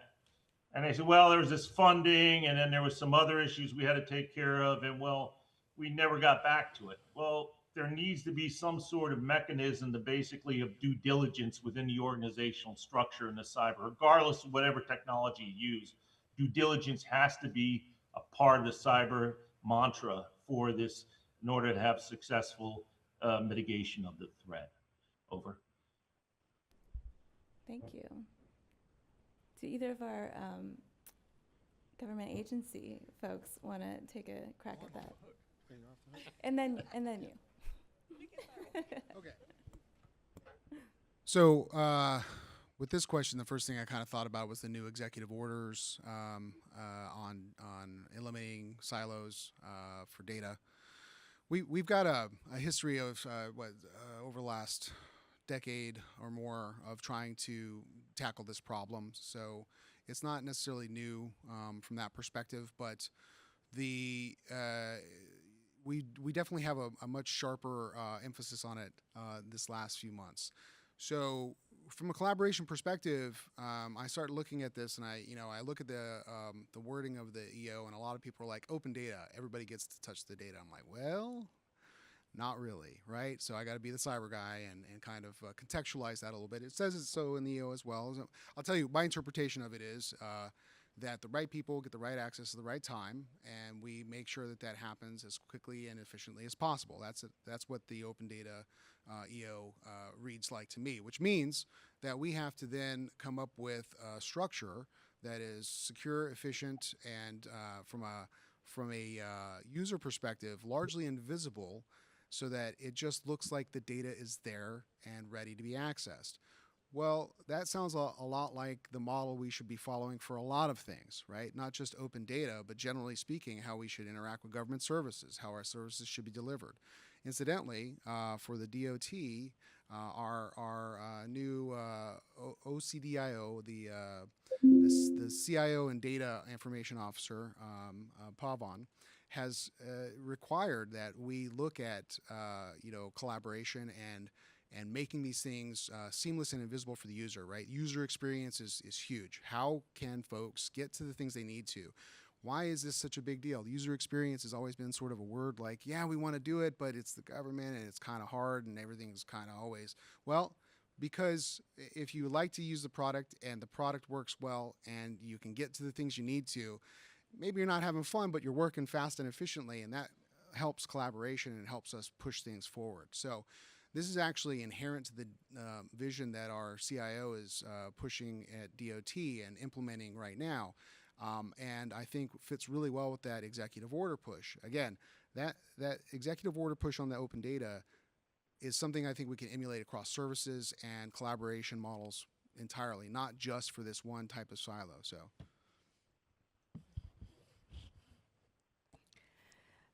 So I do have a lot of comments on that. And thinking about that user experience piece, I designed a lot of my work around the outcome. What are we trying to achieve? Who are our customers? Who are our clients?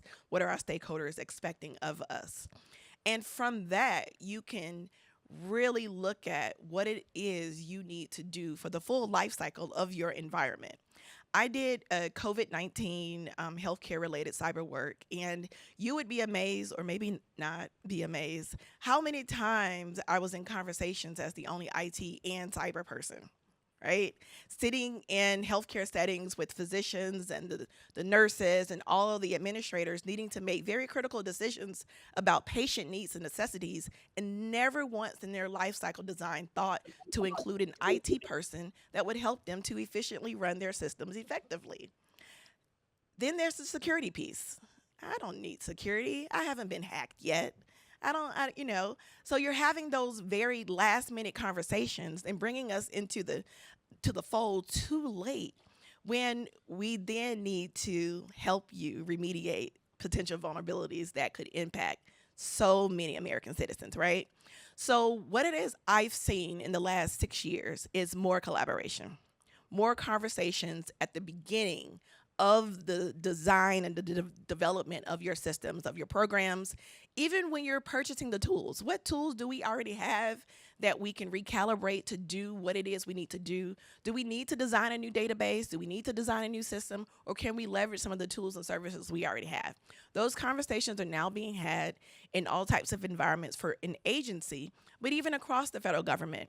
Meeting with the CIOs and the CISOs a lot more collectively has really just been informational building for our capabilities to really be on the cutting edge of what's next. If a vulnerability is impacting one agency versus the other, it doesn't necessarily mean that you've escaped that vulnerability. It just means it probably has not gotten to you yet. So really having those conversations and looking at the what is and how it is they were able to mitigate or, eliminate this threat, a little quicker, it helps you to really move faster in your environment. And in the environment of us losing a lot of our knowledge and resources, the information sharing and collaboration cannot be any more important than it is right now. Let's hear some external perspective. I'll give an external view. And I'm not going to talk about kind of interagency. I think one of the things which struck me, and both Justin and Jennifer talked to this, was this need for security operations and IT operations to collaborate more. It's great to hear that you both have both views coming in. But even today, you think about what most organizations are set up. The tools that are bought for each of those two missions are different tools. They're not available from one side to the other. But when we're in the middle of an incident, when we're trying to investigate, and in some cases it's a cybersecurity investigation, sometimes it's purely an availability, a performance, a networking issue, actually getting to a single source of visibility across what's happening within the network, rather than lots of isolated views, depending upon which tool stack each team owns, is kind of important. And then you take it one step further. We're all in that period of change. We're migrating things from virtualization platform A to platform B. We're moving things to cloud A to cloud B and back again. Being able to make sure that the collaboration when doing that is tight so that we don't lose visibility in any of the things we're doing as we go through that. Steve, did you have any thoughts on that you wanted to jump in with? Who's that question directed to? I'm sorry. To you, sorry. I think it's very important that basically we provide assets across the organizational domain, training on the domain. A lot of times what happens, I see government gets so big that we don't realize that we have the tools and we don't have the experiences across domain. I think what was brought out earlier in the panel about having exchanges and finding common solutions there is very important. What happens in the State Department may have applicability over the Department of War, and we don't need to discover problems all over again, right? We can solve them by working together. And I think we're working toward that domain, like in the CDOs, the chief data officers and others, to try and do that. There's been a lot of problems in the past, just meshing data together, basically getting the logistics of getting data across organizations to be usable. But I think we're working through that. We're making great accomplishments in that area. So I agree with what the panel says, and I'd like to reinforce it. I think through exchanges and venues like this, we can overcome a lot of the problems that we've been having in past decades. Just point out, Amber, we actually got through a question without saying those two letters once. I love when that happens. Love to hear it. I'm going to ask one more kind of quick follow-up question before I open it up to the Q&A for a few minutes. We've talked a lot about sharing is caring, sharing information, sharing tools, working together, sharing, best practices and lessons learned. But this has all been at the federal level. And so I'm wondering if you all have thoughts on how that might translate to bringing some of these approaches, technologies, down to kind of like the state and local levels, and even maybe like the educational level as well. Any thoughts on that? Yeah, I'll jump in on that for a quick tee up. I'm part of an an organization similar to ATARC that emphasizes the collaboration of government and industry. I mention this because one of the things that we do is we do a lot of working papers and working groups to tackle problems that are relevant, and we've had a lot of success with that.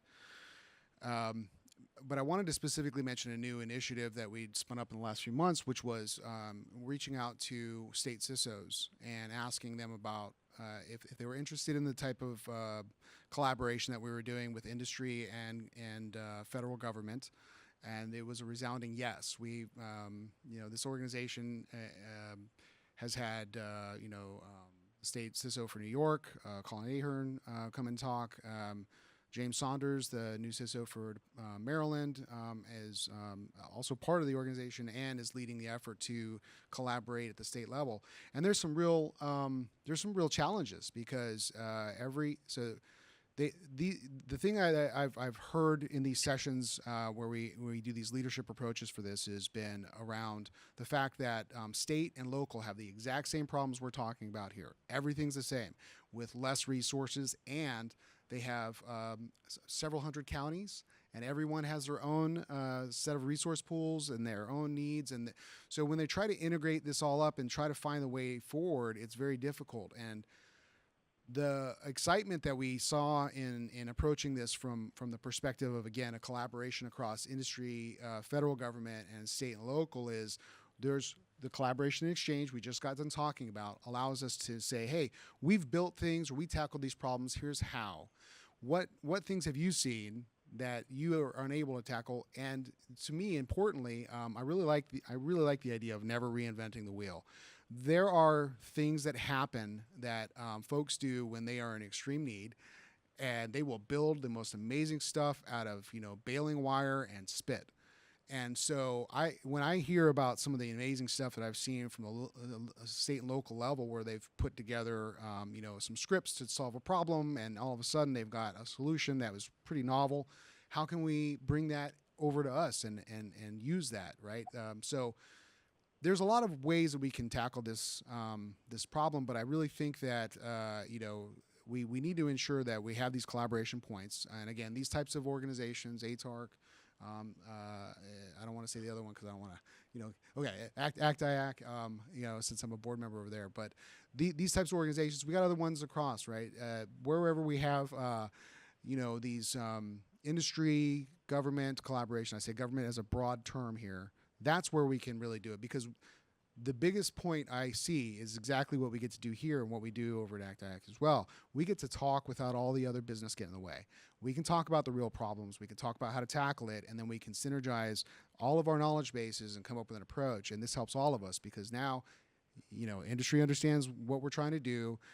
From the state and local, here's the problems, and we even refine them better and are able to get better requirements and then distill that out. And then again, it just kind of feeds itself in loops. So there's lots of ways to tackle this. I think that collaboration groups like that are the best way, especially right this moment, because we're all strapped for resources and we're all strapped for knowledge. So if we put our heads together, we can really tackle these problems. So I agree. And just to add another addendum to what he was just saying, so GAO, we actually have a strategic planning and external liaison group. And that group does provide facilitation in this way to state, local, territorial governments, as well as academia. I personally do also sit on boards, but I am a member of the Association Government Accountants, AGA. Right. So I've met several IGs across the states, and bridging those relationships within that environment, because you think accountants and everyone's like, oh, why does ITSI need to be here? Again, you're needed to help with the management and the security controls of those systems, but it's bigger than that now. So working with the IGs, I have a very close relationship with Florida as well as New York State, and really working through the recommendations that we made on the federal level that are directly applicable to what's going on in their states. And like you said, all the counties and the local governments and sorts. And you're right, their systems are so non-interdependent. They cannot talk to each other county to county, but we're finding some of the same vulnerabilities. So without reinventing the wheel, we're dissecting some of the recommendations that we've made and helping them to understand what it is we saw, so that they're understanding what it is they're now seeing with the lack of resources that they do have, so they can really implement some really, really important security controls and some efficiencies in their environment. So really starting to bridge that gap has really, really been helpful for us. And just from my perspective, I do just do the IG community, but I love what you were sharing. If I can jump in, we just have about a little over 5 minutes left, and I want to give a chance if there are any burning questions in the audience. Tom has a microphone that he can bring. Who's got like a really good burning question? Yeah, and just one comment. ATARC, we collaborate with government, industry, and academia. We also partner with ACTIAC. As a matter of fact, Dave is speaking at an event we're having later, Winogrand. So if you can't say you're collaborating, then not collaborate, right? Any questions? I mean, I never run We out got of one back here. questions. We got one back here. Okay. Excuse me. Okay, just your name. Okay. Hey, my name's Chris. Thank you all for this. I'm wondering, you talked about losing some of that knowledge, some of that wisdom and knowledge, and the like, and now with sort of the people in groups remaining, can you talk about a little more about some of like the human side of change that you're and the challenges that you're seeing there, and ways that you've found to overcome that and support sort of better collaboration, better adoption of new tools and the like?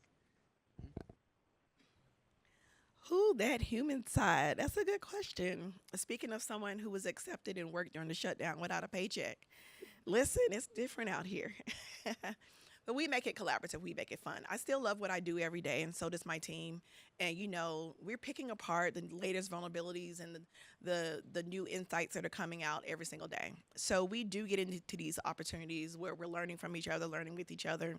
I will share that we have our silly moments. Like I have a First Friday coffee chat. I bought enough pizza to last a lifetime. Took some folks after my hearing yesterday. We went to lunch. So you're just doing the little things to keep that human in touch, I found that if the teams think you understand or believe you understand where they are as a human, they're going to outperform. They're going to go above and beyond, even with all the complexities that are coming at us and the uncertainties. Even now, I'm going to have to take away some holiday leave because we got to work during the Christmas and New Year's breaks. But we're going to make it fun. We're going to make it engaging. We're going to make it educational. And we're going to look towards the what is that is to come. I'm going to highlight relationship management. There's been, again, we've had some gaps, as you pointed out, in terms of folks that left for whatever the reasons were, right? And then, I really like what you said there about make it human, talk to our folks. That's one of the big things for me. I'm like I want that personal touch with my people, and I want them to understand who I am and where I'm at, and I want to make sure I'm understanding what's going on with them. Everything from, how's your mom and dad doing to what are you doing today? But we also have relationships with all sorts of others, whether it's on the vendor side, whether it's, the folks who are, integrating our tool sets in the moment, the folks that are providing services of some type. And we've had a lot of different losses and change throughout, the last year in terms of just how we approach things. So relationship management, that's it. You need to make sure you're reaching out. You're also understanding the context in the moment and finding ways to work with people. A good example of this is, we all get, right now, I think everybody here in this room ends up with taskers that are burning right this second. And that's the normal course of things, but it seems like it's accelerated to the nth degree lately. And so everything's a fire, means you got to get everything done. Your priority is the priority. Well, so is all theirs. And if somebody's providing you a service, but they're down 5 people and they don't have the capability to do that service in that fashion, that manner, maybe approaching it from hey, how can we help figure this out so we all benefit and I can help support you is as important as saying, I need this thing done. I know that seems a little, it can seem a little odd because in the moment you're coming to them for something that they're contractually obligated to do or SLA or whatever, right? Some way, shape, or form. But managing that relationship, understanding that we're all kind of in the same boat, and seeing ways to support across all these lines really helps. So that's the way I like to look at it, is like, how am I managing these relationships? Am I reaching out and touching not just with my people, but making sure that, you know, as I'm asking for things or trying to work on getting projects done, that I'm looking at the whole of the services and the people that are there, and then making sure we're all pulling the same, and that nobody's getting kind of left behind or the boat's sinking over here in this spot while I'm burning ahead with, you know, setting up the mast. Right. I'm trying to work out if you mentioned vendors just because I'm sitting next to you. But I think the cybersecurity industry for me is different from many other industries. You know, many of us have served in different places, whether that's in civilian agencies or military. Across the industry, it's a pretty small industry, and pretty much every organization that provides cybersecurity services, there's always a conversation about a sense of mission. We're here not just as vendors to build things, but to actually keep, you know, government safe, services operational, citizens protected, military deployed overseas protected as well. So for me, you know, as I say, it is also about recognizing we're all actually in it together. It's not just a contractual relationship. It goes above and beyond that. Steve, do you have any closing thoughts on that as we are wrapping up things? Oh. You know, I was thinking about this with the organization and the flow of work, and like you said, the continual short tasks. And we have an opportunity here. We've lost a lot of people, a lot of friends in terms of shifting the work dynamics and retirements. But we also have an opportunity too. When somebody come up, a new employee, come up and say, hey, why don't we try doing it this way? Why don't we try making these changes or approaching this threat this way? We have an opportunity to listen and try. I understand there's what I call undercurrent. There's a way, hey, this is the way we've always done it. We got to do it. But now we got a chance to break the current and say, okay, let's try these new things. Let's listen to these new ideas. Let's listen to these changes in the dynamics of the organization from a new person's perspective. And then basically approach the mission in a new way. And that could lead to very good benefits that we've never seen before in decades past. So I don't see this as necessarily a bad time, but an opportunity for a great time. Over. Last question before lunch. The pressure's on. Thank you very much. Diane Poster from the Department of Commerce, NIST, and the Office of Space Commerce. I'm pulling on a thread related to this discussion here about looking at near-term and longer-term mission support. And one of the ideas that I've been thinking about, and I'd like to get your opinion on, is in terms of for the longer range planning, engaging staff with things like challenges or prize opportunities, which was mentioned here, but how do you see that perhaps even with engaging industry to kind of bring that together? Over. I love a challenge. And you spoke my language. So if you have your long-term goals, creating the short-term sprints and the wins to get there are so critically important. And what's been beneficial from my perspective is getting folks involved from the beginning to understand the outcome of what it is they're trying to get to and how you think the organization should look. What does this mean? Understanding the why now, because there's a lot of change happening and people don't always understand all of the to-dos. But if they're into the buy-in of where we're going and why this, why this matters, how this is going to impact, they're going to really then drive some of that creativity to help you with some innovative approaches to get to those short-term sprints so that you can start showing your stakeholders, hey, our long-term goal might be a year or two out, but this is where we are. And the staff are so engaged and they're buying in. And then that goes into the vendors as well, having them to help you facilitate and augment some of those tools and services and those processes. They would be engaged.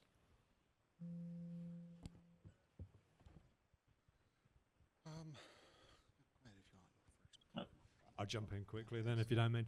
As the vendor, yes, as you say, it's one of the most important things for us is getting in the conversation, listening, and working with our customers wherever they are. We spend lots of time thinking out what we're going to do internally, running hackathons, coming up with new ideas. But the most effective collaborations, and we've done many of them as Gigamon, have been with agencies, with departments going, hey, here's a problem, how might we go after it? And I think it's also important that it's not just a single vendor. In many cases, we're working with companies that we might even consider as competitors. But actually, it's that sense of mission, that sense of here's a goal, and if we can work together to solve it, actually everyone benefits from it is important. So yeah, bring it on. We'll do challenges. Oh, sorry. I think to answer the question too is you gotta understand the vision that your organization has at various levels, right? We have the top level for your secretary or your top leader. They've set that priority for your agency, and then from there, there's all the support from various mission slices or the folks that work directly for that leader. They have their own visions that they're pulling together to support that, right? So we got a house of cards in terms of vision. So from the short-term perspective, we can all figure out some tasks to tackle to try to keep things moving forward. But I think your question was more about future, right? 27, 28. How does this pan out? Well, it's distilling that vision into requirements that we can scope long term. So we have to be really clear about, when we see what the leadership vision is and we pull that in, we start finding ways to decompose that into those requirements, short, medium, and long, and then making sure we reflect that back so we're not going off over here. So we say, hey, is this correct? We're looking at this. This is the way we want to start pulling in trace to match that vision, and we've come up with these requirements based on your vision. Does this make sense? And we get that reflection back. We get some good go-ahead or some adjustment. We start pulling. But then we also have to, especially in this environment, be very mindful of the fact that priorities have been changing quickly, and we end up having to, do taskers quite fast. So maybe, also just keeping in mind that we got to be flexible, and priorities may change. We've finally gone some time without talking about AI, but I'm going to bring up the AI thing simply because the rapid pace of the technology change between AI, automation, and things means that even some of these targets where we think we got the vision nailed down is going to change just by the fact that the technology that we are going to have access to changes. So as we look through that, we have to also ensure that we're flexible, and then we re-engage and reapproach on this vision as things move ahead, and then adjust and say, okay, now has our decomposition of this and the requirements changed as well? So I think that's a good way to do it. Steve, another shot at closing thoughts. If I can just expound on that just a minute there. We always in the organization, a lot of time where I'm at, they'll put a text string of your mission statement up and have everybody stare at it. The issue is that a lot of times we get so wrapped up in this Gantt charts and milestones and acquisition times that we forgot to look at the strategic element of it. And take a look as what one we had one as an Army War College. They had a 4-star general from CENTCOM come in and say, hey, don't think the war is over here in the Gulf. The goal, indeed, today's changing dynamic war, the war is right here at your home front. And that got brought home to me one day when I was trying to get home, and I couldn't get any gas in Montgomery County, Maryland, because of the pipeline, the Colonial Pipeline issue. So we need to take a look at their mission set, and we need to take time to think strategically, how does the adapting, changing world affect that mission? And then take subsets, areas, different areas, so drone warfare or whatever it is, and look at how we can better fill the holes and gaps in our mission to address those strategic areas. Over. Thank you. Thank you. Thank you so much. Thank you for the great question. And I will go ahead and say thank you to our excellent panel. This was a really great conversation. So I will go ahead and not hold you guys hostage from lunch any longer, but I hope you all enjoyed this as much as I did, and thank you again. Thank you, Amber. That was fantastic. On the subject of lunch, while we collaborate with ACTAC, we have better lunches than they do. So I think we have better lunches. Anyway, once we got Lindsay Wilson back there. She's my membership manager. We have an integration center on the 4th floor, And what we're doing there, it's not the sphere or anything. It's a bunch of racks and where we allow industry and government to kind of come in there and demonstrate their capabilities. Sometimes we're going to be getting government requests. We're also going to have industry. It's a place where I can do a demo to a customer. And part of the integration piece, that's like the hardest part about cyber or AI is how do I interact with different, types of technology. So if you want to go down there, you don't have to go down there right now, but she'll be leading tours. She's got a couple going at any given time. To lunch, we've never run out of lunch yet. So don't feel, we have this big Marine up here. He might, we're going to severely test that theory out, but we haven't run out of lunch yet. So you can go at any point now, but you don't have to have a big line. So I thought we had a good morning. Did we do okay? Great. All right. We'll see you in about an hour.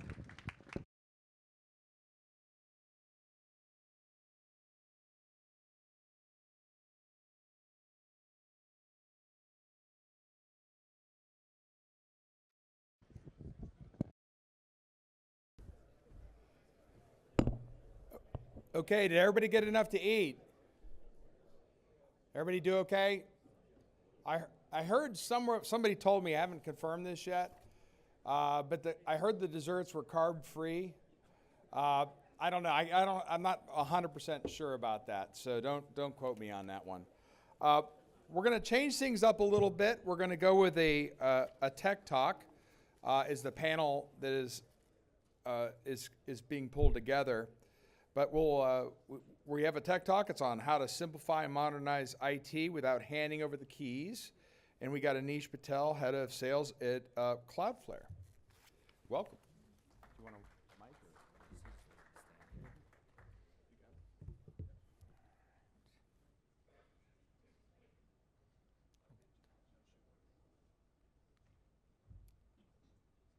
mic? Can we get the Cloudflare presentation up? They're in a food coma back there. I don't know. It's loading.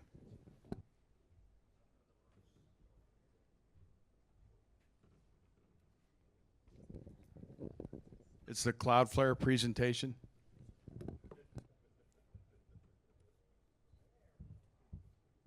Welcome, Anish. All right. Is this working? All right, there we go. So again, my name is Anish Patel. I lead the federal sales at Cloudflare. I'm going to talk a little bit about modernization today. Obviously, modernization is it's a journey. We know that it's a never-ending journey for customers. So what I'm going to be talking about a little bit today is how do you de-risk that modernization? How do you help leverage platforms that allow you to move faster and maintain control if you are part of an agency? So I'm going to start with a very simple analogy first. Raise your hand if you know what the device on the screen is. All right, so not enough you raise your hand, so you're making me feel kind of old up here, but this is a VCR. So for those of you that don't know, what did a VCR do 50 years ago? It was introduced to record something so you could watch it later. Phenomenal technology at the time. If you wanted to record something, this was really your only option. About 25 years ago, I'm sure everybody in this room has used a DVR at some point. The DVR was introduced. And what did a DVR do? It recorded something so you could watch it later. So why did we really need the DVR? Well, part of it was the user experience of a VCR was just very, very impractical, right? You had to, in some cases, be just very tech illiterate. You could not be tech illiterate and get that VCR to work. So when we think about this model, ultimately there was ability to just push a red button on a remote and anybody could record whatever they wanted to watch. So problem solved, right? Now, I'd venture to guess if I asked you how many people use a DVR today, it's a very small percentage because really we've moved on to streaming, right? And so when you think about this like construct, and why I go through this analogy here, is that the idea of streaming really was a paradigm shift. Whereas like that first generation moving from a VCR to DVR, it was better hardware, it gave you some better functionality, but in the streaming model, you were able to eliminate the hardware completely, right? You weren't stuck with a proprietary box, you didn't have a limitation on the amount of storage, and most importantly, the streaming model allows you to leverage and view any content on any device, anytime, anywhere. That's kind of the holy grail. It fits into your world as opposed to you having to be in front of that one TV that has a device connected to it. And so when you think about not just Cloudflare, but companies that follow this kind of modern platform architectures, you'll notice this kind of trend where They allow you to be a lot lower friction to enter into the model and a lot more agility in how you use the system, right? And so it fits into your world a little bit more effectively, and that's really the idea of how you can move fast in your environment. So I'm sure some of you have heard of Cloudflare. Many of you may not be familiar with Cloudflare, so I'll just start off with the basics of, well, what does Cloudflare actually do? So at a very fundamental level, Cloudflare makes it safer for you to rely on the internet. Our mission is to help build a better internet for everybody, and if you had to rethink about how does the internet work, some of you that aren't familiar with Cloudflare probably will notice you've been on a website and you have to check a box to confirm that you're a human and not a bot. Cloudflare does that amongst many other things for almost 20% of the entire internet. And so just to put that into perspective, there's no other company that has more than 2% of the internet in their view. So why does this matter? Well, this kind of thing is one of many services that Cloudflare offers to help you deliver the services that you need to deliver today. If I look at these like service buckets, we really categorize them into 3 buckets. The first is around external users. So think about your users that have to access your services that you're hosting, whether it's on-prem or in the cloud or through another SaaS provider. And how do you ensure that that message is available so that people have access to it whenever they need it? The second bucket is around the global workforce, your employees, right? Thinking about how do you ensure that the employees have access to the resources that they need, but you're not compromising data integrity. And so if you're familiar with CISA and their protective DNS service, Cloudflare is actually the secure web gateway for the whole of the civilian government. And then finally, for developers, as you think about some of the panels that you've heard today and will hear today around the changes in application development, you know that the models that have worked in the past are no longer going to work. The DVR was great 25 years ago, 20 years ago, but that's not a model that is able to continue and still deliver at the pace of innovation that you need for the future. So the reality here is that as we simplify that customer experience on the front end, we know that it requires more sophisticated IT on the back end, right? All of these things for streaming or even for the DVR are more complicated than the VCR model. And so what does that mean for an agency? Is this something that you're going to build yourself? Is this something that you're going to rely on third-party vendors in your ecosystem for? And often it's obviously a mix of both. And so then you have to figure out what determines a good ecosystem for you. And how do you figure out what technology needs to shift at what time, right? That's essentially the balance that we're all going through. So I like to think of that evolution through 3 stages. And so we think about the VCR, it's kind of like it sets the terms. If you want to record something, that's your only option at the time. And then there's technology that comes around that improves upon the conveniences. So a DVR was better than the VCR scenario in stage 1. Ultimately, you want a scenario like streaming where it integrates into your world. So let's apply this to something, right? So if you think about cloud, you used to do your data center was on-prem and you manage everything yourself. And 20 years ago, the public cloud was introduced, and so over the last 10, 15 years, we've really been moving to this public cloud model. If you think about what AI is bringing to the table and all the different things that we're going to need to think about for the next decade, there's going to be a need for really a highly distributed edge cloud that allows real-time hyper-local decisions to be made, right? It's kind of a mouthful, but ultimately it means like you need to change the way you think about your cloud. It can't just be 1 or 2 data centers across the globe where everybody comes back to. And so if you think about AI, the same kind of construct applies. People will say, hey, we've been doing AI forever. It was just machine learning. And that's true. Generative AI just made that a little bit more accessible like the DVR did for the VCR. And ultimately, this trajectory is moving very fast. We have the model of agentic AI coming in to really change the way that we automate, and what you hear on the panel later is about how that ties together. And then same thing for security, right? We moved from a VPN model to a zero trust network access model to a SASE model. Now, the reality is you're not going to move everything to the latest and greatest stage 3, and this is obviously a sliding scale, right? And so as things evolve, everything starts moving left. And so how do you stay ahead of that curve? That's the difficulty of any organization. So you need to find technology vendors, Cloudflare and others like Cloudflare, that allow you to modernize, but do it at your own pace. Fit into your ecosystem, not kind of force you into a very strict pattern. So when I'm talking to agencies and when my team is having conversations, we talk about how do you help the organization move fast and keep control? What kind of questions should they ask about their ecosystem? There's obviously an old guard, and there's going to be lots of vendors in the environment. And any vendor in your environment, the honest answer is that, well, it's a dependency and it's a risk for the agency, right? And so when you think about how you're helping the agency with that, there's kind of three questions that I'd ask you to consider. One is around like logic portability, right? So think about it should be just as easy to move out of an environment as it is to move into an environment. And there's an easy way to kind of test this. If you were to swap your cloud, in this case, cloud could mean anything, any kind of like infrastructure that you're managing on the back end. If you were to move that from one location to another or one provider to another, would your policy rules survive? If they don't, then you're kind of like stuck with the constructs of that one platform. And you want to think about how can you dissolve yourself of that to some degree as much as possible so that you have the agility you need to adapt to whatever changes are coming. The second, I structured as public and private defense. So obviously we have this concept of zero trust, and you have a lot of services, as I mentioned in the slide before, where you have external users that need to be protected when they're accessing your systems, right? And there's threat vectors there that need to be accounted for. And then you have your internal users who need to be protected going out to whatever resources that they need to go out to. Well, there should be parity on both of these things so that if there is a threat that's coming and hitting you on a public site or a public resource, that it doesn't compromise anything on your internal network. And then the final kind of question that I'd suggest asking is around data sovereignty and control. How far does your data have to travel to really get you the answers that you need to get? And again, tying back to the AI example I gave earlier, in the new world, in the next decade, the type of performance that's going to be required and the type of agility that's going to be required means that you have to have the ability to control where that traffic flows. So that's the gist of my conversation here. In closing, I'd like to say, I know it's hard to make changes. If you're in an agency or if you're a vendor that's looking to try to get an agency to change, looking at the new platforms, Cloudflare, or again, other modern platforms that are disrupting the space, you really want the agency to understand that, hey, there is a simple process, and just like you're moving from the DVR to streaming, you can use these models. And so come talk to us in the back. You can learn Getting more excited about up what we do. there. All right. You got me out of my food coma with your presentation. Okay. So when are you going to add AI to check that box for me that says, am I human? I was actually going to ask you about AI and generative AI and how the effects of the enterprise.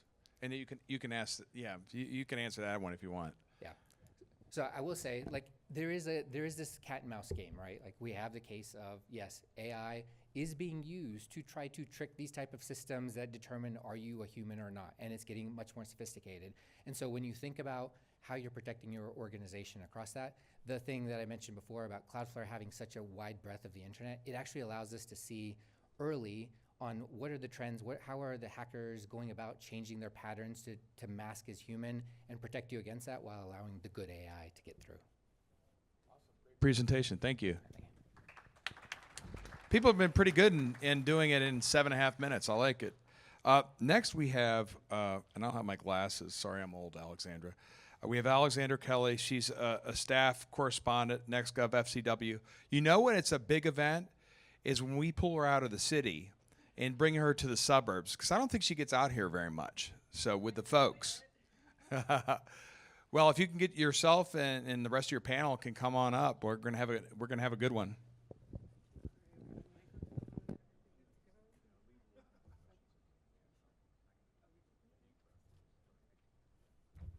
Okay. Yeah, I don't get out here. I hate crossing the river, actually. It's something I deeply, deeply detest, and I would only do it if I knew that the panel I was going to be hosting was going to be a really good one. And did I take a mic? What did I do? No. You wanted a good panel. All good? Oh, that part. Yeah, you're not the highlight, but you know, you're up there. So 1, 2, 3, I think we're missing a fourth, correct? Yep. Yeah. Welcome.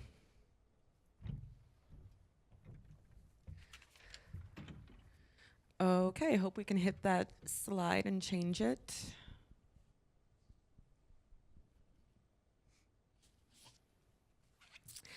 All right, well, I'll go anyway.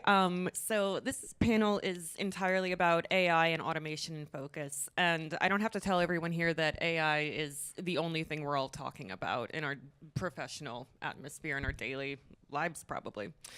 And as AI and automation technologies emerge as potential catalysts for streamlining processes and elevating citizen services, this discussion is going to look at the transformative potential of AI and automation within federal, state, and local government domains. At its core, what we're going to try to talk about are the myriad opportunities for leveraging these technologies to drive efficiency and innovation across public sector agencies. However, I do know that we have a pretty diverse panel up here today. We have the majority of people are with the public sector, but we do have Will Richardson, our private sector guy. And I think it would be I think it will be a really good way to talk about what public sector agencies really need, what they're feeling insecure about regarding AI, and how the private sector can respond to that. So let me introduce my panelists. If you can put your hand up when I say your name, that would be great. We have Landon Shaw, Senior Enterprise Architect / AO Postmaster at the Administrative Office of the U.S. Courts. Razor Rahman, Chief Information Officer at the Advisory Council on Historic Preservation, which sounds like a really cool job. And Thomas Labatt. Oh, you guys organized yourselves. Good job. Former Chief Transformation Officer he was with Industrial Operations with the U.S. Navy. And Will Richardson, our Public Sector SE Lead at Abnormal AI. Okay, I'm going to crawl up here. It didn't feel right to be kind of on the floor, you know? So, thank you all for coming here today. We really appreciate having you. So one thing that obviously we're going to talk about today is how AI and automation can be leveraged to make your jobs work better, to make your workflows go a little bit more smoothly, and to kind of be able to heighten the everyday and to operationalize what we do every day. I think one thing that you are all probably going to tell me is we don't really want AI right now to do any type of replacement for humans, right? But we want it to accelerate, and we want it to augment everything that everyone here is doing on a day-to-day basis. Landon, you're acting at the U.S. Courts right now in the administration office. Maybe you can talk about a few of the recent procurement decisions you've made and what you're really looking for when incorporating AI and automation into your daily operations. Yes. So I'm Landon Shaw. I work for the administrative office in D.C. I'm the hostmaster and the postmaster, so I take care of DNS and email, SMTP email, the enterprise gateways, and then Akamai, our content delivery network that we use for the uscourts.gov website and all the services we have on Akamai. Those are the primary roles. I take care of IP address space and stuff like that with Aaron, also in our domain name registrations through the .gov registry, get.gov. So what I can talk about, and my views and opinions are just my views and opinions. They don't necessarily represent the views and opinions of the judiciary. But what I can talk about is things that are public information. So we have cloud BPAs. We've signed 4 BPAs with Google, Azure, AWS, and Oracle. And so we're rolling things out in those different environments. And so what I'd like to probably talk about in this thing with regards to AI, specifically this question you asked about how people can use it effectively and get it deployed throughout your environment fast and get a return on investment on it. And so I'm going to say some names of products, not that I endorse those products, but I have to mention names so people understand products that are out there and capabilities that are out there. So I would say that one of the fastest ways to deploy it in your environment would be with Google Workspace. If you had Gemini for government. So not that I'm a Google shill, but they make great products, right? And that product in particular can get you up and running so fast with Notebook LM. They have this product, if you get Workspace for government, and specifically the Gemini for government, it's FedRAMP High. The Notebook LM gives you the capabilities to deploy what would be like RAG, which normally you would have to do. That's the retrieval augmented generation, where you take your own documents, You chunk them, put them in a vector data store, and then you point an AI to it to retrieve data for your, you take a large language model and you point it to your vector data store and get whatever your information that you want for your company out of that. You can do this very quickly in a Google environment. And especially with a Notebook LM, it makes it seamless for people that are not tech savvy. So I guess what I'd say is the ROI for most people to have an immediate return on investment, it's so easy to use that anybody in your organization can figure out how to take data and throw it into this Notebook LM and use their own documents and their own data to get information back quickly. So I would say that that would be one thing that I would do immediately, is procure that and at least test it. I have some concerns in general about just procuring and throwing data in the cloud in large language models that are public use. I would say that you would need to have, your organization should procure some type of an AI that's at least in a FedRAMP environment where you're not utilizing open source cloud information with potentially like personally identifying information or sensitive information from your organization. But in this type of an environment, like a Google workspace dedicated to your environment, the interesting thing about that Gemini for Government is they do not utilize your data for training data. So any data that you put into that cloud is not used for training data. So I would say that's one of the fastest ways to get started. And then I'll yield to some of my, give everybody else a chance.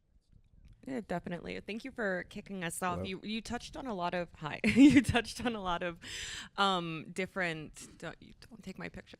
You touched on a lot of different points in terms of incorporating artificial intelligence and automation tools into any given operation. I heard what I really picked up on were data privacy and security being a huge issue.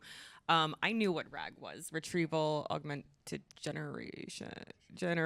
Yeah, almost got it. I listened to my boyfriend talk about it, and it does okay. But that's busy work, right? I mean, that comes down to just being able to quickly find the data that you're looking for, get it pulled out, so you can actually do more critical tasks at a quicker rate. I do want to keep going with maybe the data security angle. I think that is something that we're going to be seeing a lot more of in terms of government entities really looking to get into emerging technologies like AI and to buy new products, but they don't, we're kind of walking into uncharted territory here to a big extent. So if I imagine that in the US Navy, you guys talk about data security quite a bit, right? Would you be able to maybe opine on your previous experience within the US Navy? And, just is that a concern that you would have when incorporating a new automation tool, data privacy and data security, an open source model, anything like that? Yes, short answer. Well, my name's Tom Labatt, and to give an idea of the type of environment that I work in, it's the nuclear ships, submarines, aircraft carriers. So if you look at the 4 public shipyards, it's how do you make the shipyards better? It's all about the mission. Now you talk about the data security, and I will come right out and say I'm not a security expert. I am more of a practitioner of the AI, but I do work with not only CUI data, but NNPI data, which is the nuclear ship data. And that is something that they take very seriously. When we start getting into that type of data, we want to make sure that the servers are protected. We want to make sure that the people are cleared. So there's a whole system that they integrate and make sure is operational, so that you have access to the right data, the right people have the right roles to have access to the data is encrypted where it needs to be encrypted, and that there's no leakage. So I'm not the expert that does the work in that area, but it's certainly something that we all have to be very much aware of and operate in that environment.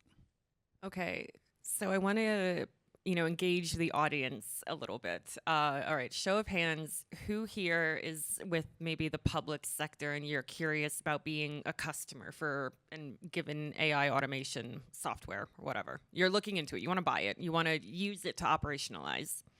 Raise their hand. Government, public sector. Wow, no one? Okay, are you all private sector vendors then? And you're looking to maybe responsibly sell to the government and you want to attract a really good client base? Yes? Can I have a show of hands, dear God, please? Okay, majority. I don't know who the rest of you are, but that's fine. A lot of salespeople. Okay, well, all right. Well, then pay attention because I'm going to turn it to our one private sector representative here. And I'm curious to know about your time, Will, working with the federal government, trying to attract new customers and what they're asking for and what you think that any given software as a service company should be communicating to them in the age of AI. Yeah, sure. So I'm Will Richardson. So I am the public sector engineering leader for Abnormal AI. I've been involved with public sector in some form or another for a good 20 years. So I would just say a lot of it in kind of the evolution that we see with cloud coming out and now AI becoming more into that, it's confidence. It's how can I trust you? It's trust and confidence. How can I trust you with my data if I'm going to move from an on-prem to a cloud? And then you want me to then put my data into an LLM or anything else to make decisions for me. I think it's that confidence and trust. After that, once you've gained that, it's time to deploy. Like, how long is it going to take me to realize the return on my investment with you? Like, if I'm going to spend millions of dollars with you, how long is it going to take me to realize that? How quickly are you going to accelerate that for me? Is it this huge, massive undertaking that I got to do to retrain my entire org? So that's a part of it. But yeah, I think it's just showing that, hey, you can trust us with this. I'm sure others are seeing this, but vendors more and more are eliminating their on-prem products. Like they're going to shift to a more cloud-based environment. And I think that convergence between, especially on the DoD side and some other in public sector is coming. Like, you need to make a decision of, vendors on the private sector have to make a decision. Well, the way you do things isn't quite fitting with a public cloud environment, even on a FedRAMP or IL5 or FedRAMP High. Like, some decisions are going to need to be made, I think, in the future coming up here. And that just comes down to getting that trust and confidence that we in the private sector know how to take this on. We're doing the right developments. We care. One thing, I think, like from my perspective, like, we care about you. We care about your mission, what you're trying to achieve. We're citizens of this country too. As somebody who covers state, local, higher education, there's nothing that pisses me off more. I have two daughters in the school system in Loudoun County. Then when I see a nationwide and we get these thoughts of like vendor fraud for a state, local government, well, that's money out of pocket for a child trying to learn, teachers trying to educate children, and so on and so on. So I think it's just us coming together, building that confidence. And then once we have that, we're going to make this quick for you, and we're going to make it as seamless and easy for you to adopt this and to get your people up to speed on what needs to happen. We're not looking to replace. We want to augment, as what was happening before, and help your people become more efficient, accelerate their proficiency, and help them do their jobs easier by eliminating a lot of that noise that you see coming in on a daily basis to an organization.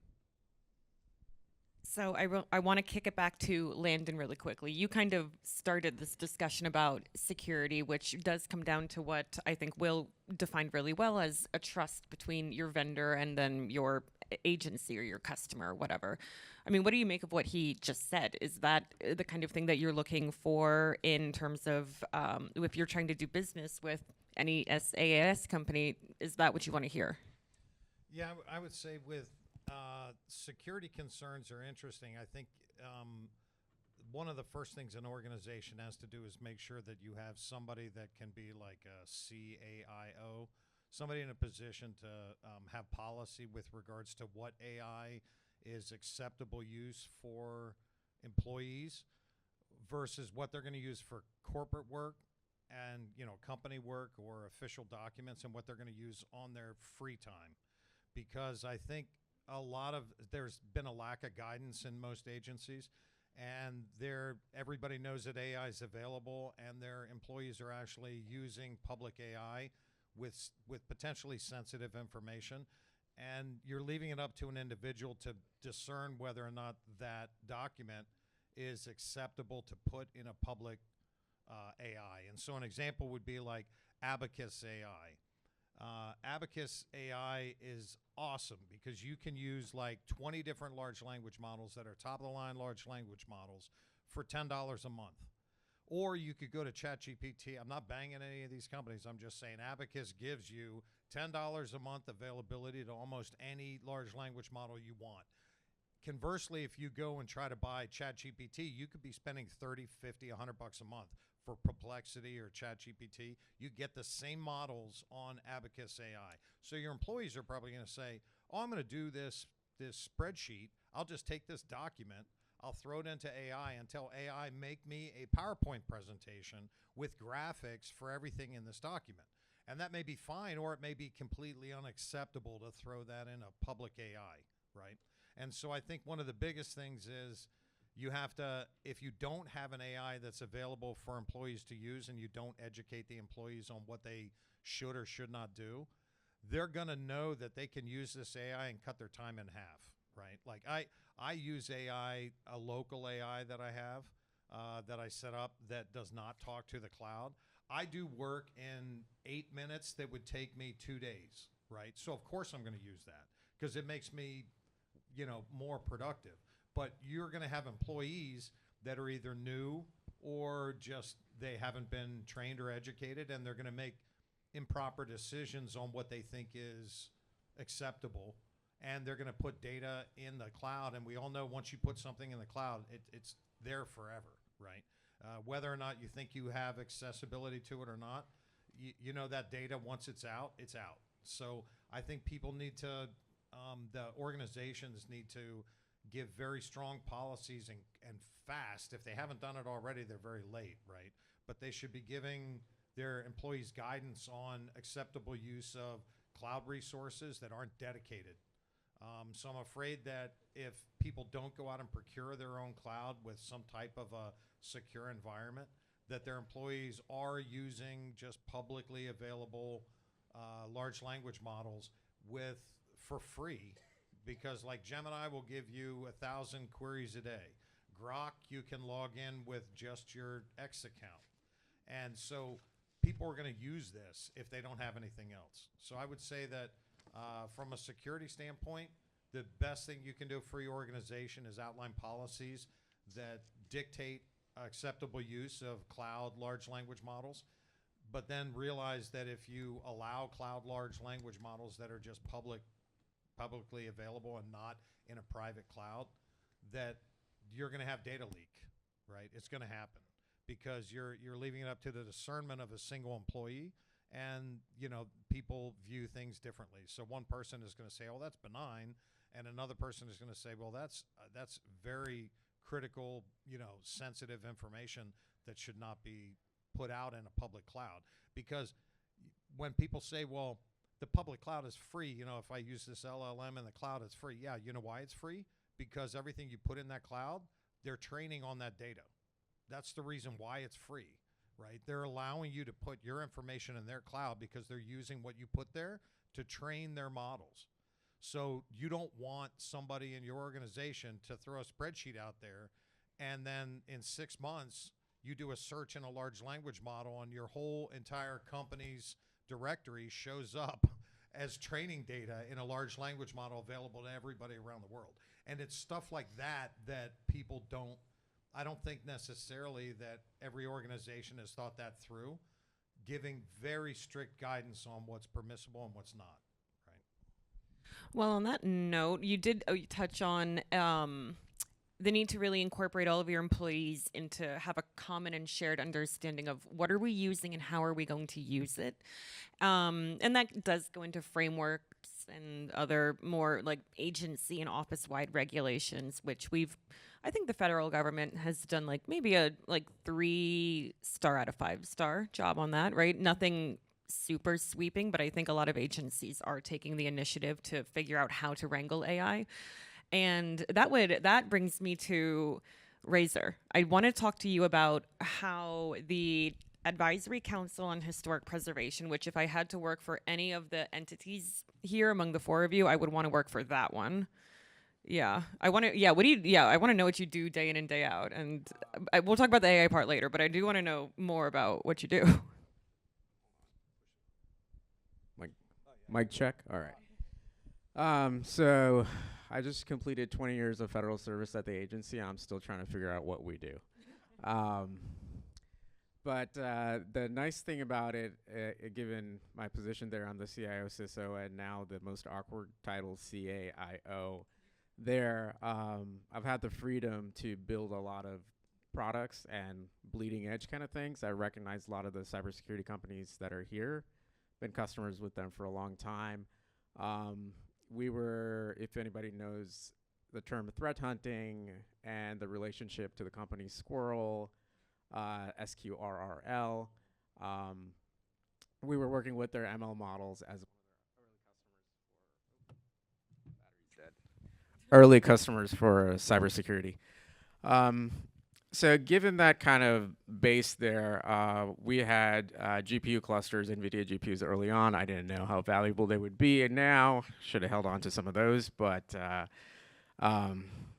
great prices on eBay for those still. But we had Lambda Labs boxes because we were doing GPU accelerated graphs to run threat investigations. So I think I saw Gigamon over here. So we had Gigamon, Corelight data, routing that and building semantic models and ontology to do graph-based investigations, and sending that information to Phantom. If you want to talk about automation, that's kind of the best we had for security automation at the time. That's the precursor to SOAR taking over, and really Splunk taking over and ruining the product, but that's for another time. So now that we have AI, we've actually been working deep in the AI space. This is, for us, it's actually year 2, building AI native systems. We're not actually taking, what ChatGPT or Gemini or Anthropic is kind of handing to you. We're actually looking at how can we build better scaffolding to optimize the models, because when it comes to a certain point, you have to realize a few things. And I think there's a general misunderstanding on both the capabilities and the limitations of the models. The way the market will present it to you is that they will make you think that AI is, what it can do is 5 years ahead of what it can actually do. But foundationally, you have to realize that these models are trained on a fixed training data set with a date cutoff. And you can ask some of the models, when was your last training cutoff, and you might be surprised. Some of them might be a year ago. And then it has to do a web search and retrieval to get current information. So that's one thing. And then another is that continuous learning currently doesn't exist. There's an illusion of continuous learning because you're pulling information out of databases, things that are being written to a file. If you're interacting with ChatGPT and you say, yes, remember these things, it's actually writing files that it reads back and putting context in. So it's productized, even though you think it's a one single model that's interacting with you, with memory, with learning, but it's really just a goldfish. It forgets the next day what everything you did. So how do you optimize that? And now you have kind of an infinite horizon optimization problem. But one of the key things, the reason I mentioned semantic modeling and ontology is that you have to realize that fundamentally these are language models and they're influenced by language. And the language models are not relational foundation models. And a lot of the data you're dealing with are database data, which are structured relational data. These models work well with unstructured data in a way. You're giving it a paragraph, you're giving it your shitty draft and saying, hey, can you write this better? And it does a great job because that's what it was trained to do. But when you give it structured information out of a database and just say, hey, analyze this, and it sounds very confident because of the way it was trained, it doesn't mean it's correct. So you have to have intelligence into the data layer. You have to have the proper semantic modeling and semantic augmentation to augment the data based on the model you're using, based on the type of model you're using. And that reduces the cognitive load on the model so you can get better performance and higher accuracy out of it, because hallucination is not a solved problem. It's a fundamental model of the transformer design. And also things like prompt injection, for the same reasons or related reasons, are not solved problems. So you'll have vendors kind of presenting to you that it can do certain things, but you have to be grounded. And mind you, I'm not skeptical. You know, I have GPU clusters. I run open models. I run all the commercial models. We work close with the different labs, you know, OpenAI, Anthropic, Google especially. But if you understand the limitations and the capabilities, then you can really take advantage of what's possible. For security side, we started building these systems end of last year because if you want to talk about replacing people, our people were replaced not by AI, just by by reduction in staff. So we had to build automated systems using AI to run investigations. So at that time, you had Llama essentially back then as the only open model that you could use. And I told it, what would you do? How would you detect an AITM attack, an adversary in the middle attack? And it had no clue. So we started looking at, all right, how can we improve the response since the training is fixed? You had the option of doing post-training, fine-tuning, building LoRa adapters. That has some trade-offs too because it causes the model to forget certain things. So we looked at mechanistic interpretability, working with a lab where you're having a brain surgeon on call to rewrite the memories of the model to get better responses. And we did get more accurate responses from that. Then I think April, we had Sonnet 3.5 and then subsequently 3.7. That's when we started seeing like, okay, this is a good cybersecurity model.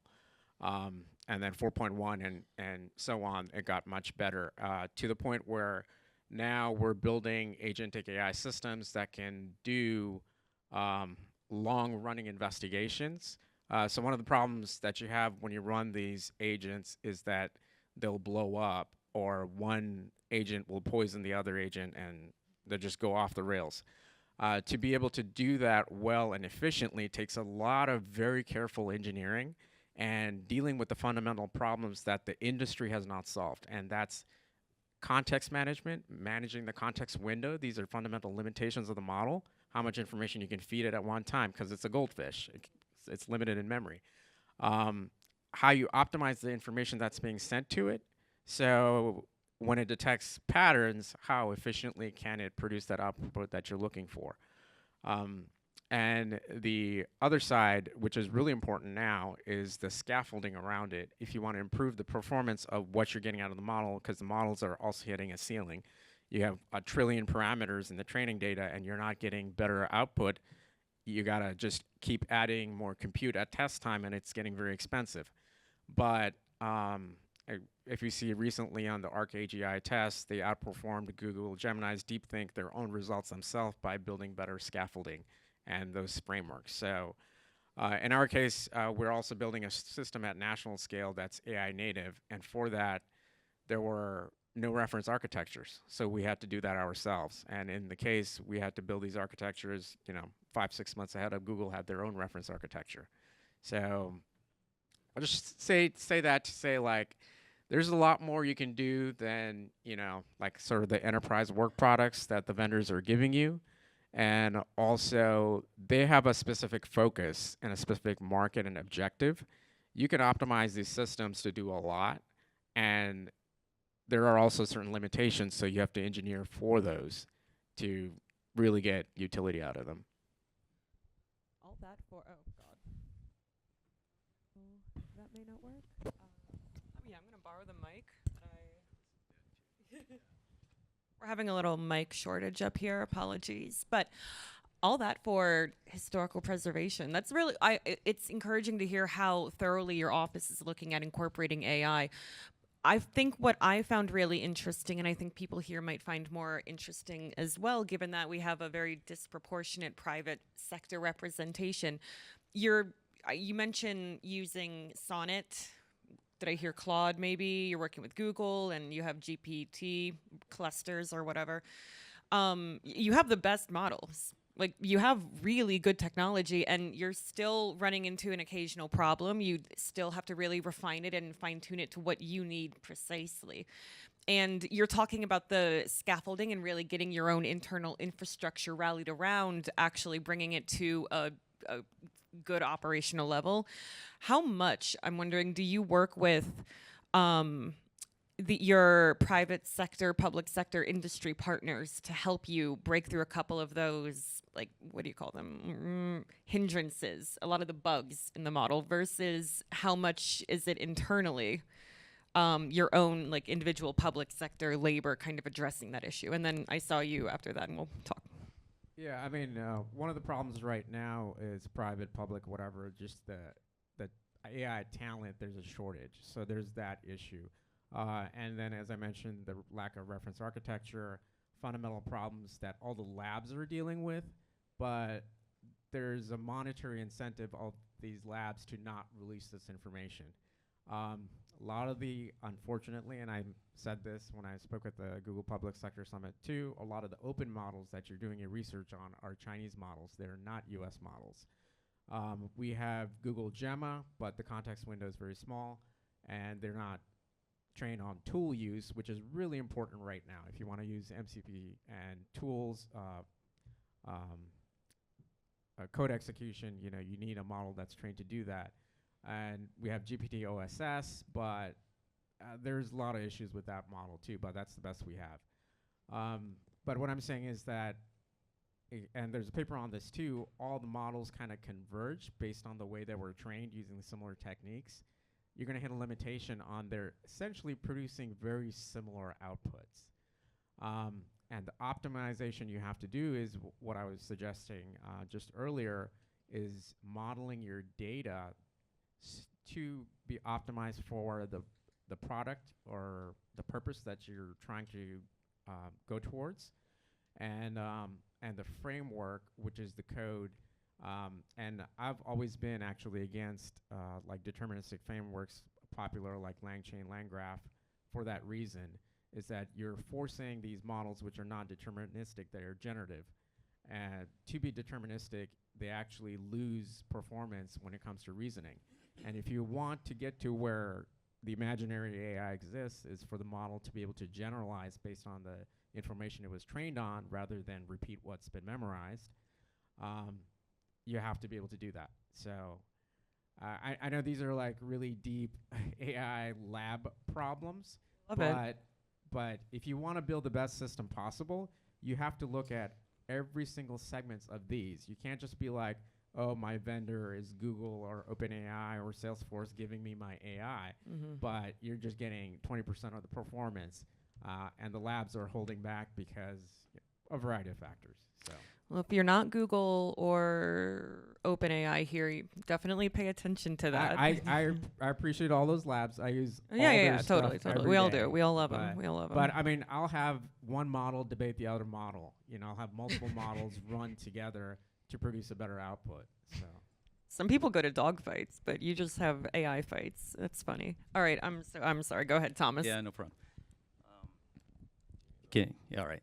So I think if you're in the private sector here and you really want to partner, or you really want to help the federal government to find the solutions, don't go to them with a tool and say, hey, I have this tool. What you want to understand, you have to understand the mission that we're doing. And I'll give you an example. From the Navy, working across the 4 public shipyards, our mission is, the way I word it is, I want to be able to prepare the ship so that we can put warheads on foreheads, but bring home our Marines and sailors safely, right? So what does that mean? You have to look at the whole system. And when you look at the whole system and not just bring in AI to optimize or automate this one area, you've got to look at the system. And when you have a vendor that comes in and says, hey, you know what, I work, or I understand your mission, I understand what you're trying to accomplish, and you can have those conversations, and then it's all about processes, because when you can identify the processes and the value streams and identify the gaps, and you're going people, processes, then technology. Technology comes in last. You have to optimize the system so that you're bringing technology in to optimize a healthy process and not a broken process. So you've got to have that partnership, and having private industry that can really speak the language, understand the problems, and come process focused, and then say, here's the technical solution that we have that will enable you to close this gap. That becomes very valuable for the federal side. Yeah, I'm glad you're reaching for the microphone, Will, because if I were maybe an SMB vendor kind of hearing this, I'd be really excited, but I may not know quite where to start to really fit the very deeply technical needs of a potential public sector customer, right? But maybe we're talking about doing some of the really niche data training that Razor had mentioned here. But, you're hearing this feedback from current and former public sector leadership in the technical field. What would be your recommendation or your advice? Or maybe you're not going to tell it because you're going to talk to them after the panel. But what would be what do you make of that? And what is sort of your first step to filling that gap for them in their service needs? Yeah, I think it ultimately comes down to the level of people that you're talking to, and obviously the agencies have their mission, but you also are going to have AI native point solutions that may not directly address the mission overall, but they take care of some of the lower hanging fruit that allows you to solve a problem so you can focus more on the mission. Like, for example, Abnormal AI, we specialize in user behavior analytics to solve email security.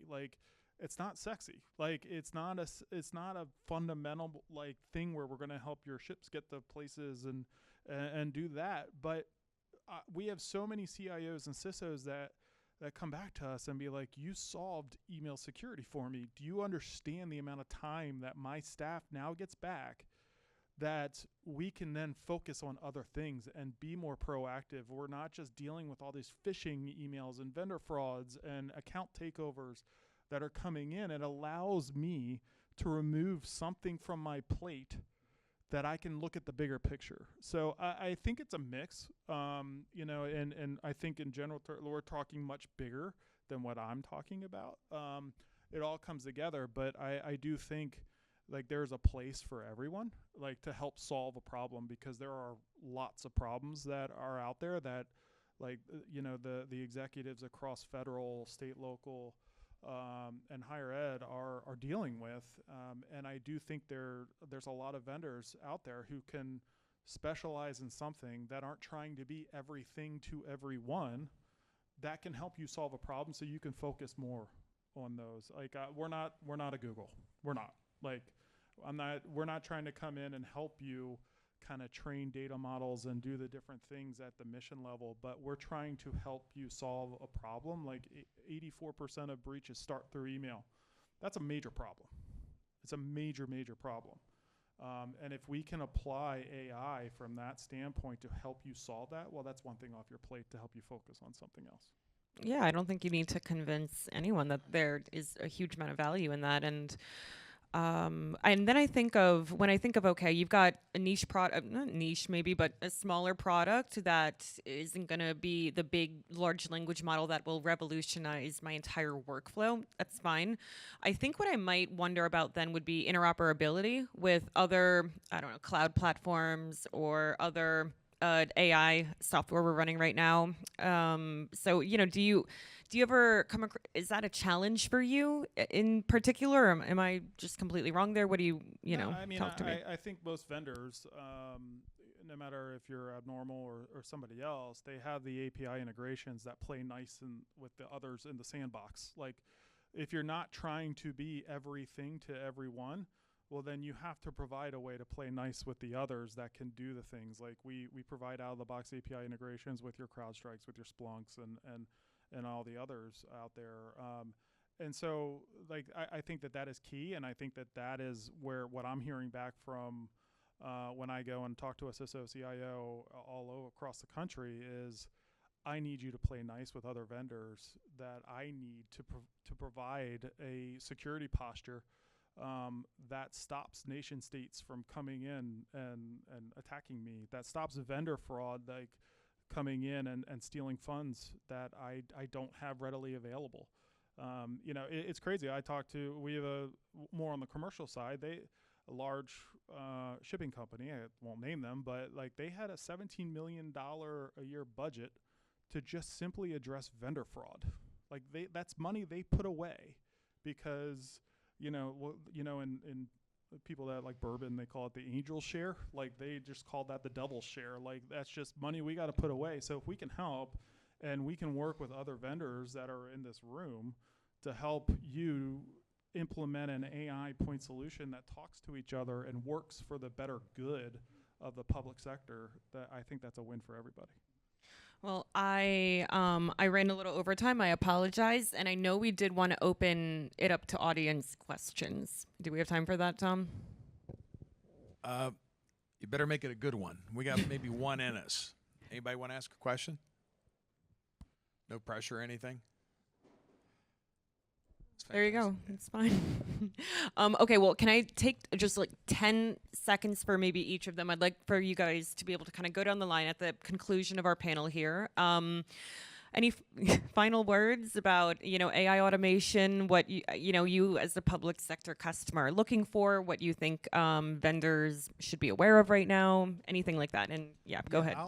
I did want to address something that Razor talked about because I thought it was very important. He mentioned about context length, the window context length. And so two things that I want for people's takeaways, especially since there seem to be a lot of vendors here. 2025 was like the year of agentic AI and MCP servers, right? 2026, I think, is going to be a big change. I think we're going to see a complete shift in the way these large language models are run. And it's going to go to it's more than likely going to merge and go to a model, what they call CALM, C-A-L-M. It's a continuous autoregressive language model. This is fundamentally different because what this does is it changes, instead of a token by token prediction of the next token, it is a vector by vector, contiguous vectors. So essentially, instead of taking a series of tokens and putting them into a vector database, you're going to take a group of tokens and vectorize it. And so in 2026, Calm is going to be the replacement for a lot of these large language models. So I tell you this because if you're a vendor and you have AI now and you say, oh, we got AI, like you were talking about before, right? You need to look at this because this is going to be a fundamental change. This is going to cut the cost of AI training and use by 40%, right? At least, because it's going to be 4 times less expensive to train a model than it was today. So that's going to be huge. That's number one. Second, the context window that he talked about is huge because in 2025, everybody set up MCP servers. And if you set up an MCP server, not to mention there's a lot of security with that, it takes tremendous amounts of context length for each MCP server that you load. So most large language models can't load more than 6 to 10 MCP servers because they've run out of context length. That's going to be replaced in 2026 with, more than likely, with what Anthropic put out in this article about a month and a half ago called Skills. Essentially, instead of running an MCP server, they're going back to APIs that the large language model will generate on the fly API code to talk to that API, which is way more effective use of context length and what you have available than loading 5 to 6 tool sets up, right? In an MCP server and passing that off into your context length, because you could potentially use half your context length just to spin up these available tool sets that your large language model may never leverage. So instead of putting them all up and having 5 or 6 tools available and never used, in 2026, I think what we're going to see is skills where you program a skill and the large language model will spin up and dynamically generate API code on the fly so that you don't have to use all your context length on an MCP server. So I think that's huge because the context link thing is what crushes a lot of these large language models, and it makes them not as responsive as they could be because they have to parse through so much context for things that they're never going to use. So I think that's just very important for vendors to look at these two concepts. Read that Anthropic article on skills and look at Calm, right? I think it's huge for 2026, and I think it's going to be a fundamental change because all large language models that we have out today are more than likely going to change within 6 months. They're going to be completely different than what you see today. That's my prediction. So, I disagree. well, I mean, the MCP and the skills, there's some, but anyways, so the NeurIPS conference just happened where it used to be all the PhDs presenting their papers in a happy place, has been black hatted, which is the vendors came and took over. They had a submission of 20,000 papers and 5,000 accepted out of that. What is happening? What does that mean? Is that there's a lot of work still to be done. You know, this is still an emerging technology. So to get successes out of it, you have to have a lot of careful and deliberate engineering choices, and you have to stay up to date with the research. I average about 2 research papers per day I have to go through because the architecture that I have from back in February, I've had to revise it in May and then revise it again in August, depending on the latest papers. Don't get stuck building last year's AI is what I tell everybody. If you start building based on what has been popularized with like LangChain, LangGraph, you might end up with a system that's stuck, and it's going to be very expensive to transition out of that.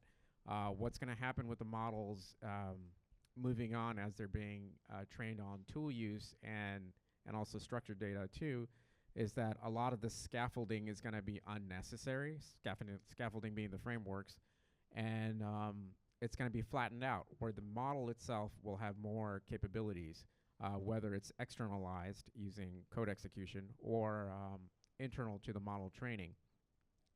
But you want to try and stay as agnostic to the model as possible, but also when you're building your scaffolding, you want to build close to the model in a way where you can switch out models but still get the same output. So just to make that reiterate that point is that it's important to be aware of the capabilities now and the limitations also, so you can exploit that to the highest possible outcome.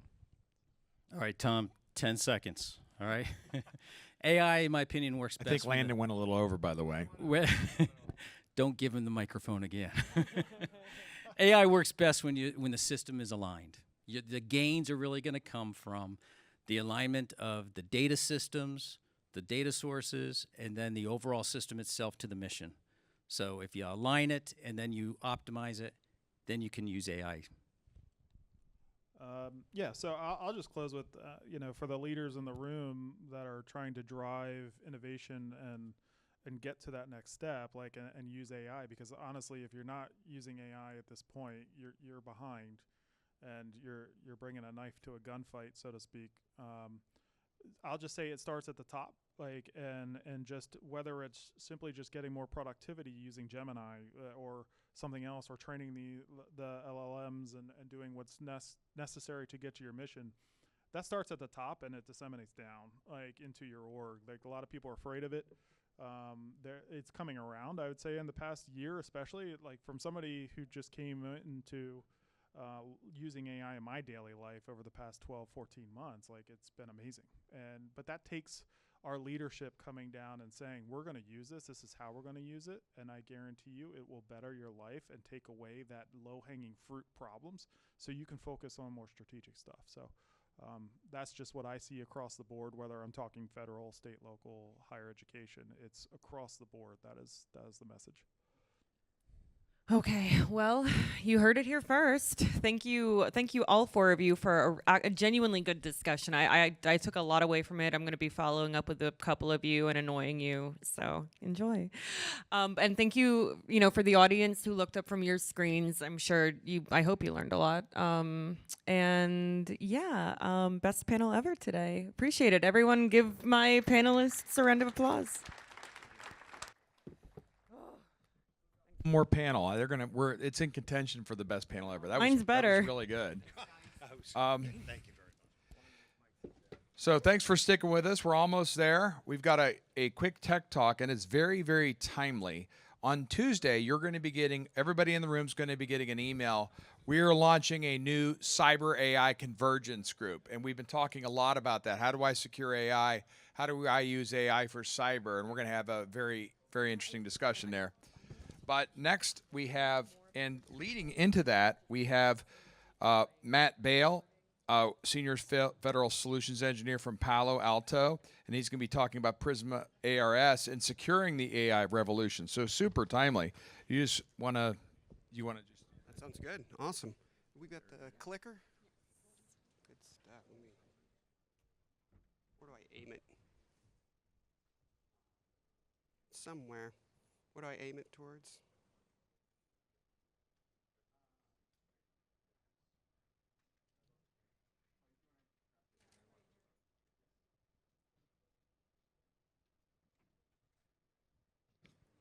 All good.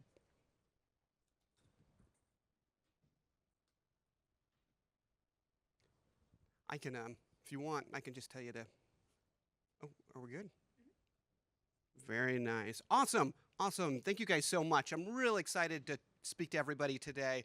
A little bit about myself. 25 years in cyber.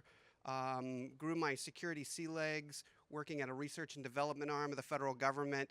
I remember things from like the very beginning of like when it was so much of, capture the flag to where we are today. And it's intense.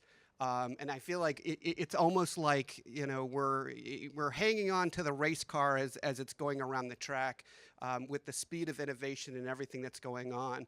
So I'm with Palo Alto, and what I'm going to be talking about is kind of our new innovative products and solutions that are all focused around AI. One of the things I love about Palo is the fact that we never get comfortable. We constantly push ourselves. And an example of this is this innovation that we've come out for protecting organizations from an AI perspective. So there are two major ways that organizations are really consuming AI. One is, the cloud-based AI solutions that are out there, right? The Replits, the Claudes, the ChatGPTs, and so forth. And the challenge with those is that there's new ones that are constantly popping up overnight, right? And then the other challenge that organizations have is that there are AI tools and technologies that are constantly being built, what we call kind of local AI. And how do we protect organizations from both of these perspectives as far as that's concerned? So at Palo, we've got two major solutions that are really focused on these key areas. We have one that's called AI Access, and so that is all for protecting and providing visibility for organizations for all of the multitude of different cloud-based solutions that are out there that are AI. There are so many new and evolving solutions that are out there that it's really hard to keep up. And the challenge with that is that, is this a trusted solution? Is this one over here not a trusted solution? How do I know, if I'm, and then what are the people within my organization using and leveraging as far as that's concerned? And then we've got Prisma ARS, and Prisma ARS is all focused around the local AI. The challenge and the thing that really keeps me up at night is the fact local AI, you've got people that can't even spell AI that can implement local AI. It's as easy as installing a piece of software. It provides the recommendation of saying, hey, this is the model you should use. Like, you know, so many times we're thinking it's like, oh, it's got to be up in AWS, or it's got to be using all of these, these video cards and all of this type of capability. Like I've got it, you know, running on an iPad while I'm up in the air on a plane in an air-gapped environment, communicating back and forth to it, giving me Python commands that I can use back and forth. That just shows you like the simplicity around all of that. You know, I think of breaches that have happened. And with those breaches that have happened, you know, one of the major things was that complexity, right? The complexity of solutions made it so the bad guys were able to get in. Well, I feel like with the whole AI initiative and everything around AI, it's flipped that on its head, and it's lowered the bar for everyone. Everyone has access to AI, and because of that, it makes us all vulnerable. We are all weak if we are not protecting ourselves from that as far as that's concerned. So, you know, you can just see from this image, this is just a couple of the new tools and technologies that are out there. There's, I mentioned Replit. Replit is this really cool tool. I had an argument with AI, and then I got it to create a TUI, a text-based GUI command and application in Linux that I didn't have to do any of the coding. I just argued with it for about a day and got it to come back to me and give me all of the code that, you know, essentially what we're calling vibe coding with that. You know, when people within organizations and they're realizing, gosh, you know, something that could take me a week or something that may take me even longer, and I can get this done in a very short period of time, that is so attractive, that is so enticing, and so that puts us all at a vulnerable spot because people will be using these tools and technologies, or they will try to find a way to use that. And so we need to make sure that we have an alternative, that we have visibility into what people are using as far as all of that's concerned. So with that, you've got these multitude of tools and technologies that are out there, and being able to have that visibility into what people are having access to and how they're leveraging this and so forth. And so what's nice with our AI access, we've got visibility and we've got rankings that say, hey, this is a trustworthy tool, right? And then these are tools I would not recommend this, and these are details, and this is the why behind all of that. And so because of that, being able to leverage a technology like that is huge for organizations where they can say, oh my gosh, everybody is using our AI like for Grammarly, for example, right? Well, they're using this. Maybe we need to implement our own on-prem type solution based around all of that. And so having that visibility into all of those protections, having essentially the AI that's built into it to say it's not just giving you data, right? I love having data, but when I can have the data and then a recommendation to say, hey, based off of what we've seen, this is where you're vulnerable, and this is the recommendation that we would say based off of that. That lets me get to my job and get to my solution faster as far as that's concerned. So then that takes us to the threat landscape with local AI, and we are hearing about this constantly, where it's like I heard about this just a couple weeks ago, where somebody was essentially getting a vendor's AI to make a promise that it will allow them to, sell this car for $1, and that they were able to get this, and that this was a no haggle deal, that they were able to get this. And so, the vulnerability and the weaknesses are from multiple, spots and perspectives, and in all of this, it's the hallucinations, it's the MCPs, it's all of these individual pieces and parts through all of this. And so we as organizations need to be able to wrap our arms around all of this. So just, where are we getting these local models from, right? So many, some organizations that are out there, they are building their own models, but that's really expensive. And so what are most people doing, and what are lots of people doing as far as that's concerned? They're downloading tools and technologies off of like a Llama or Hugging Face. If you're not familiar with Hugging Face is a repository that anybody can upload their model to. Like, that should keep you up at night, the fact that anybody can upload their model to this. There's a tool that anybody can download and install, and it will pull down a local model for you, and that local model will write code for you. It'll search the web for you. And just think, I hope this model's safe, right? Essentially, I've invited this worker into my office, and I hope they're going to do good things. I haven't done any sort of background check. I haven't done any sort of analysis off of to make sure that this person is safe as far as that's concerned. But yet, this person has access to writing code, access to surfing the web, access to hallucinating and doing all sorts of stuff. So having that visibility, having those protection mechanisms in place is hugely, hugely important. So when we're looking at all of the pieces and parts that are involved in local AI, the list goes on and on and on. We've got all of these kind of models and so forth that we can download. That's one vulnerable piece, right? But then we've got the MCP servers, right? We've got the databases, we've got the infrastructures, and throughout all of these processes, there are multitudes of different ways that essentially we are vulnerable throughout all of this. So that when we're talking about like, well, when should I start protecting? It's always like, we got to do it yesterday as far as that's concerned, because we are in a vulnerable spot as far as having, people having access and these large, these local models having access and initiating and making sure that we are protecting ourselves against all of that. So. What's phenomenal about our Prisma AIRS product is that it does a multitude of different solutions and protection mechanisms that are all at play, that we provide this model protection, this AI model protection, where we're doing all sorts of analysis of the individual models. We're doing data protection to make sure that we're looking at the individual predefined data patterns and so forth. We're doing essentially this red teaming against the models. We are doing the application protection around all of this to make sure that, we've got some of these models that the model's completely fine until you speak German or until you speak French or until you speak this individual line, and that is the catalyst that initiates this type of activity.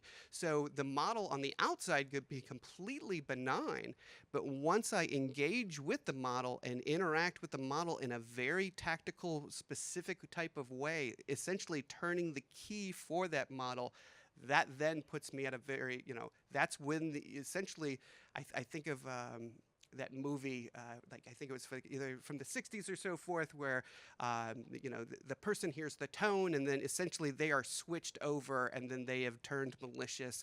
And the same thing goes with the individual models, where the interaction that whole way is completely safe and completely benign. But once it hears those code words, that is the thing that essentially initiates all of that.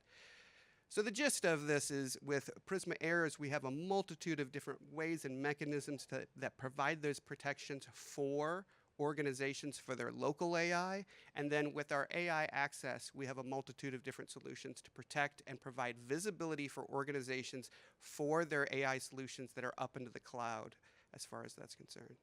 Excellent. Thank you guys so much. It was really exciting to be able to talk to everybody. Yeah. Any questions? So I was at a session yesterday at IBM, actually, and it was about AI agents. And you have access, as an AI agent has the same access you do. Just a little bit about the security issues with AI agents. So yeah, if you're not familiar with AI agents, it's all this new terminology, right? The AI agent is essentially giving action, being able to take action. I've essentially given access to this individual model to take action.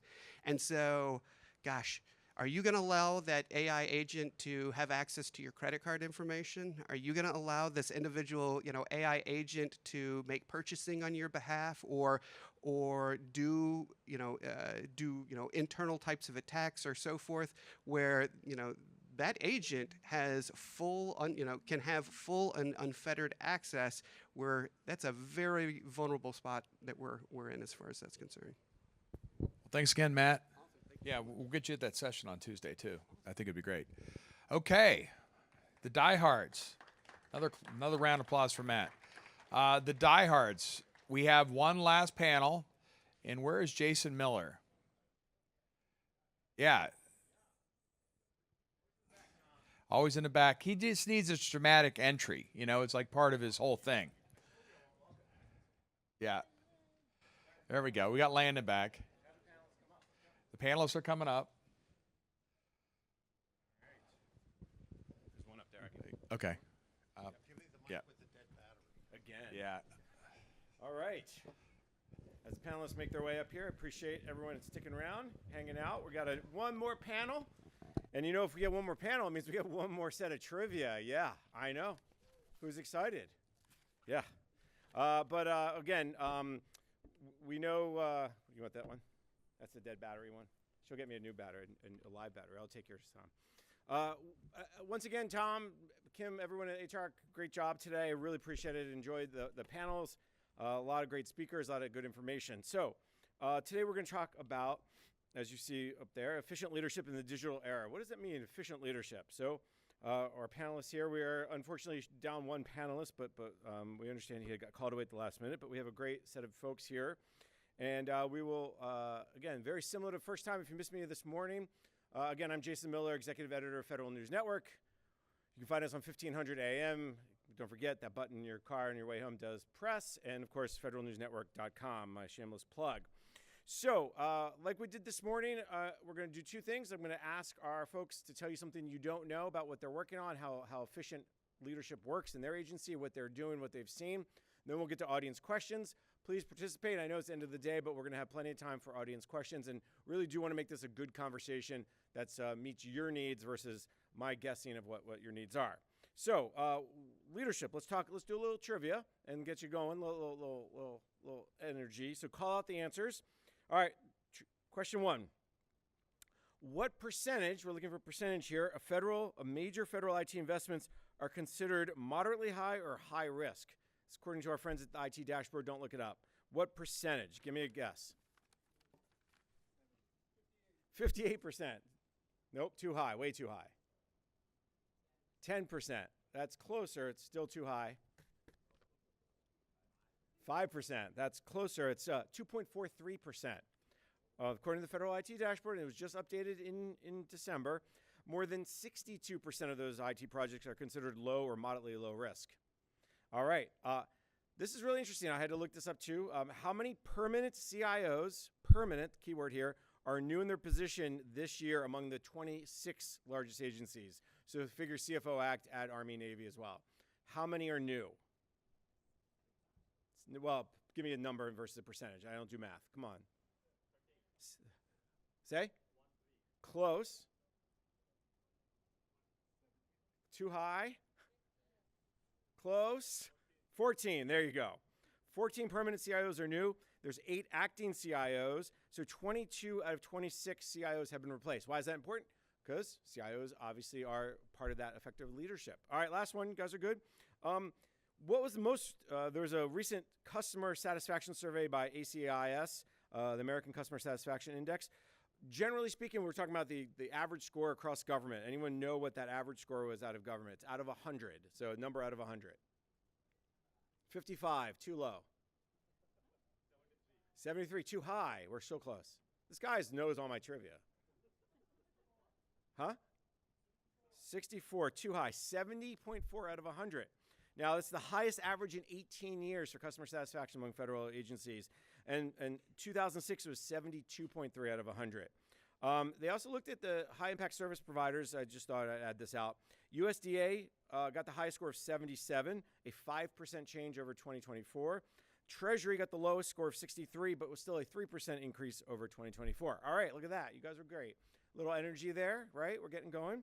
All right, so as I said earlier, each panelist will take about 2 to 4 minutes and tell you something you don't know about effective IT leadership. Landon, you were just on the last panel. Do you want a break? And I can start with Patrick, or do you want to take us away? Patrick was the late addition. Now, Patrick, procurement. So this is not IT, but you still need effective leadership. Gonna make it work. Oh, there you go. You got it. There we go. So first of all, I did not swap faces with Keith Nelson, who's on this panel. So I see there that his face is on mine. So I just want to clarify that. So I guess it was AI. So Patrick Sisk. So I just wanted to clarify that these are my views, not my agency's views. So we'll get that out of the way. I often say, even though I am not a technologist, I'm not in IT, that procurement is a big part of IT. Oftentimes, we have these solutions, you have AI models, agencies need them in the public sector. It really depends how these are acquired, because oftentimes you have a killer product and it's an afterthought with how the government actually buys it. And there are a lot of avenues out there, like the OneGov initiative, there's OTAs, there's a lot of creative approaches in procurement, but oftentimes it's an afterthought. So to start off, I would say consider how you can make it easier for the contracting officer or the procurement agent who's acquiring these cool things. All right, so Patrick, pull your microphone back up. I love the idea that for so long, IT was IT, procurement was procurement, the two shall never meet. And then over the last maybe 10, 12, 15 years, the two shall meet much more often. Give me a sense of what you've seen over that change or during your career about the closer relationship, how you got to have not just the CIO in the room, but the chief acquisition officer in the room and others. How has your room grown? Sure. So oftentimes in the past, it's been very disjointed and siloed and all of the other negative sounding buzzwords with procurement of these cool technologies. But now collaboration really is a thing, especially nowadays. It's short bursts, fail quickly, innovative approaches when it comes to procurement as opposed to the same approaches that were used in the past. The revolutionary FAR overhaul is a big change agent in that arena, especially when it comes to IP. So there's some good stuff in there about intellectual property and how that's negotiated, as opposed to how it was always done. So a lot of good stuff. Collaboration is the key.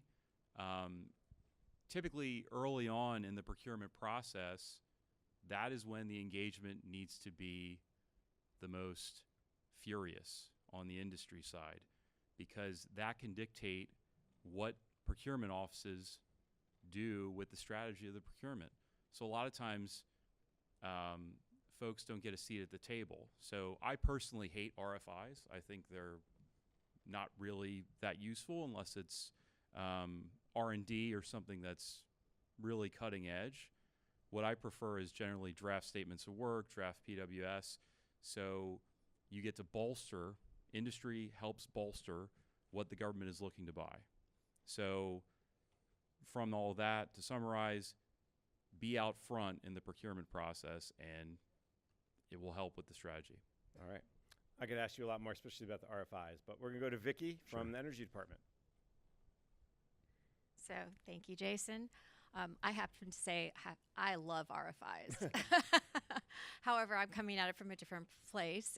Being at the Department of Energy, our mission is to advance energy security for our nation through research and development and advancing the scientific and research and development techniques that we have. So our focus is really around technology and figuring out how we can do really advance the science, but also advance it for the good of the nation. Some of the areas that we're looking at right now are how do we get more oil out of the ground? How do we increase the throughput for coal? How do we move natural gas faster? How do we get more power to the communities that need them? And we're really, really focused on data centers at the moment. Data centers are really important to us as a nation, but we have to be able to power them in a way that doesn't take away from the humans who are trying to warm their homes and cook their food and things like that. So we're really looking across the board, leveraging the power of the community with the national labs and their abilities to do that kind of advanced research. And so from the research perspective, we just love to do RFIs. I think where it's really interesting from our perspective, I was a deputy CIO when I first came to the Department of Energy. I am now in a program office where we are looking at fossil energy hydrocarbons and how we do better at energy security. And so now from the program office perspective, I have oversight of a bunch of different mission areas, including the IT that supports our part of the mission. So I have a different focus on it at this point, whereas before I was more thinking about how do we, use good enterprise solutions for the department and things like that. Now I'm all in it for me and how I make my mission go better. And so we are looking at a lot of those things that in our processes in our office. And some of our processes have been historically taken years to get from point A to point B. And those are ripe opportunities for us to apply advances in IT to shorten those processes, identify those pain points, and really move things a lot quicker to keep in pace with the science and the research. All right, Vicki, I think it's fascinating when someone moves from kind of an IT office or a back office to a mission office. How does the leadership change from your perspective? How do you have to be a different maybe type of leader, or what do you need to do that, okay, I care about the IT, I want good IT, but how do I put the mission, that end result versus what you looked at it from the IT? Right. It's fascinating, honestly. I mean, your same leadership skills are still going to apply no matter where you are, but the way you come at things, I look at IT more as a service, as a provider to me, and so it changes my perspective. I'm not now looking at how I'm going to do the IT, but how I can make the IT work better for me. So yes, I have a lot of ideas about what we should buy, what we shouldn't buy, how we should deploy it, how we should do some of those things, those infrastructure things. But right now, I don't really have the time or the space to be able to focus on this technical solution as much as I might want to. So I have to depend on my IT director to be the one who's going to come back to me with those solutions. I might have a lot more questions than the person who held this job before me, a lot more detailed questions, but we're going to get there. And what I'm able to say is I'm able to bring my experience from the IT side to looking at these end-to-end processes and saying, these are things we shouldn't have to do this way any longer. We shouldn't be printing out paper and moving paper from one office to the next, and yet that's still a thing. The amount of copy and paste and time spent, where if we just had an API to be able to pull in what we need and process our data and push it out, whether it's presentations or papers or whatever we're doing. There's so many opportunities for efficiency that I can see, and I'm just itching to take care of it all if I only had an unlimited budget, right? I have to ask, do you still use those envelopes with the string that you have to No, we do not use envelopes, but we do use Those are the folders. best envelopes. All right. Just shows your age when you remember the envelopes with the string. All right, we're going to skip Keith and go to Landon. Landon, I'm going to ask a very specific question of you. Since you were on the last panel, I got to listen to what you talked about. You mentioned this idea of implementing the AI models. You talked about bringing, kind of developing your own, if you will, and then kind of trying it out. What's that? That takes a certain kind of leadership, right? You can't just be like, okay, guys, it's here, use it. So how did you, for that specific use case, get folks to move and begin that okay, I'll test it out, I'll give it a try, because not all of us are excited to jump knee deep into AI. Yeah, I agree that it's kind of challenging to get people to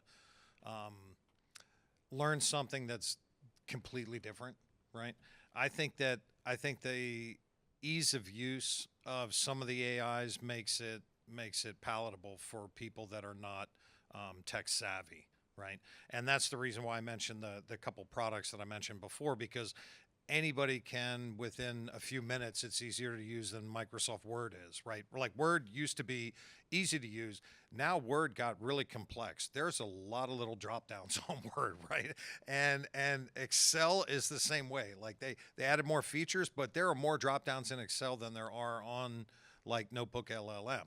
So I think that the ease of use on some of these tools, if you point people in the right direction and you show them what they can do, like an example, if I load up a document and I mark the document slide 1, slide 2, slide 3, and in narrative form I just write what I want on the slides, within 30 seconds I can have a professional slide deck created that would take my technical writer 2 days to generate with images, right?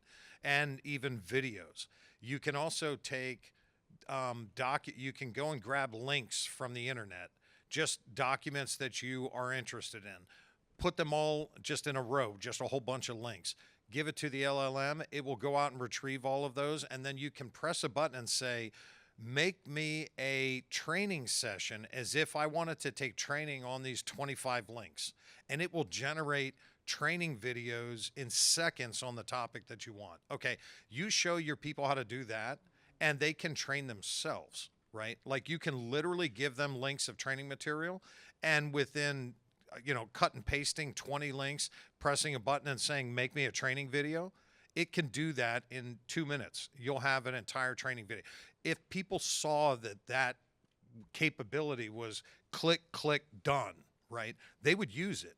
But the problem is that I think that there's, when people talk about training, it's very interesting because it's like, people think that the training has to be some very elaborate thing and we have to go out and procure this training, and there's, e-learning and all the learning tree, all these different companies. You can go that route, but with AI, I think if you just gave people a very simplistic training where you say, hey, here's this cool tool, watch this little video, and then they watch a 10-minute video or a 5-minute video, and then they can learn how to train themselves on any topic that they want. That's invaluable, right? And I think that people don't realize how easy it is to have their staff self-train with generative AI in today's world. So it takes a very minimal effort to put together a small curriculum, a 5-minute video, to tell people how to train themselves. And then that can extend to their personal life, because now if you're interested in music or art, you can use that same methodology to train yourself on whatever topic you want. But your people will use that at work, right? Once they realize that they can load in 25 books of training material and press a button and have a video generated where they can watch it like a movie, they're going to use it, right? So I think that's one of the biggest hurdles today, is that there's a lack of understanding in these agencies of how easy it is to produce on-demand training material with just a handful of clicks. And if the training departments knew that it was that easy and they were shown the proper tools, it would be widely adopted. And I think that it would be very easy to get everybody in your agency spun up on AI in a short period of time, right? Especially using the Google tools, which apparently I'm a shill for. Yeah. So. All right. So before you, no, keep your mic. So have you done that? Have you created the training tools? Like, how many people in your office? I'm not in training. I'm the hostmaster, postmaster. You can't. So not my job. Yeah. You're as a leader, right? It's like we all know as executives, right? It's not our job to necessarily say, I'm in charge of training, but you have to make sure your folks are trained. Exactly. So how have you made sure your folks are trained? Have you had your training folks to create those tools? Yeah. So my team. So my team, I train my team on how to do these things, right? Although I'm not in the training division. We have a whole dedicated training division out of Texas that does this kind of work, and at the AO. But my specific team, I train them myself. Now, I'm saying that this is what I would recommend that other agencies do. We are not at the point where we have gotten our cloud deployed, our Google Cloud, where like what I want deployed, like what I just told you. We don't have that at that stage yet at the judiciary. We have the BPA, but we have not acquired all these tool sets so that we can give it out to everybody the way I would like to deploy it.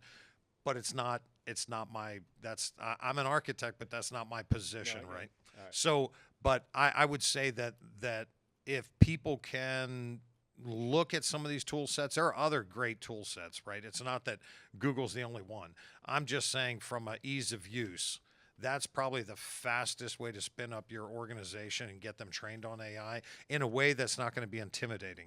Because I think that a lot of people use AI, they use a chatbot on their phone or whatever, but that's not really, that may be helping them brainstorm, but this will literally cut so much time off of their day-to-day tasks. Things that, like I said, things that would take me days, I can do in minutes, right? And it's only because you have to know that the tool sets are available, and most of them are free or near free, right? that I think that the biggest hurdle is not the lack of tools, it's the lack of people not being able to give direction to their staff that these tool sets are available, right? But they need to be procured, and that gets back to what Patrick was talking about the procurement. I think it's super key, because I did want to say one more thing on that procurement thing. If you're going to go out and procure a cloud, you know how Patrick said you need to engage your procurement people early before you start doing anything. That's super key, because if you were to procure a cloud, I would say, like, some rules real quick would be, it probably shouldn't just be one cloud. You should have at least more than one, right, that you're going to procure. And then if you're going to procure that at the same time as you procure the cloud offering, you're going to need some form of governance. So then you're going to need a governance tool, and ideally you could use the cloud native tools, but those are going to be tools that are governance for that single cloud. They're not going to go across to another cloud. So that means you're going to need a governance tool that spans multiple clouds, right? And I'm just going to throw out a name just for names, not that I'm endorsing Wiz, but that's like a company that does governance cross clouds. So you can have a single governance platform with a single pane of glass and a single look and feel across multiple clouds. Then the other thing you need is an ICAM solution, some kind of identity management solution that's identity and credential and access management, because you're going to want your people to use probably smart cards or some type of PIV card or authentication, right? So now we're talking 3 products that you need to procure. 2 clouds, right? So your cloud product, then you need a governance platform, then you need an ICAM solution, and you haven't even put anything in there yet. That's just getting it set up so that you can manage it, and that you don't have runaway costs, and you don't have people spinning up VMs that you have no idea have been running for 6 Jump in. months. You're taking us down a whole path. Oh, dude, it's a huge path. It's a huge path. Huge path. All right, but let me go back, because I want to get Keith in here, then we're going to get to audience questions, and we're going to run out of time. So Keith, from open text perspective, and you can react to what you heard, or offer what you're seeing among your clients. Yeah, I'm with OpenText, but I'm going to go back to my previous experience, which you can see from used to be me and Patrick's picture in government. I was a government CIO. I was also a government CFO. And when you talk IT to your budget people, there is a lot of this that goes on. They don't understand the IT. They think it's expensive. They know it's slow. They don't really think that the benefits are, happening in their lifetime. So I'd say talk in these terms that budget people will get.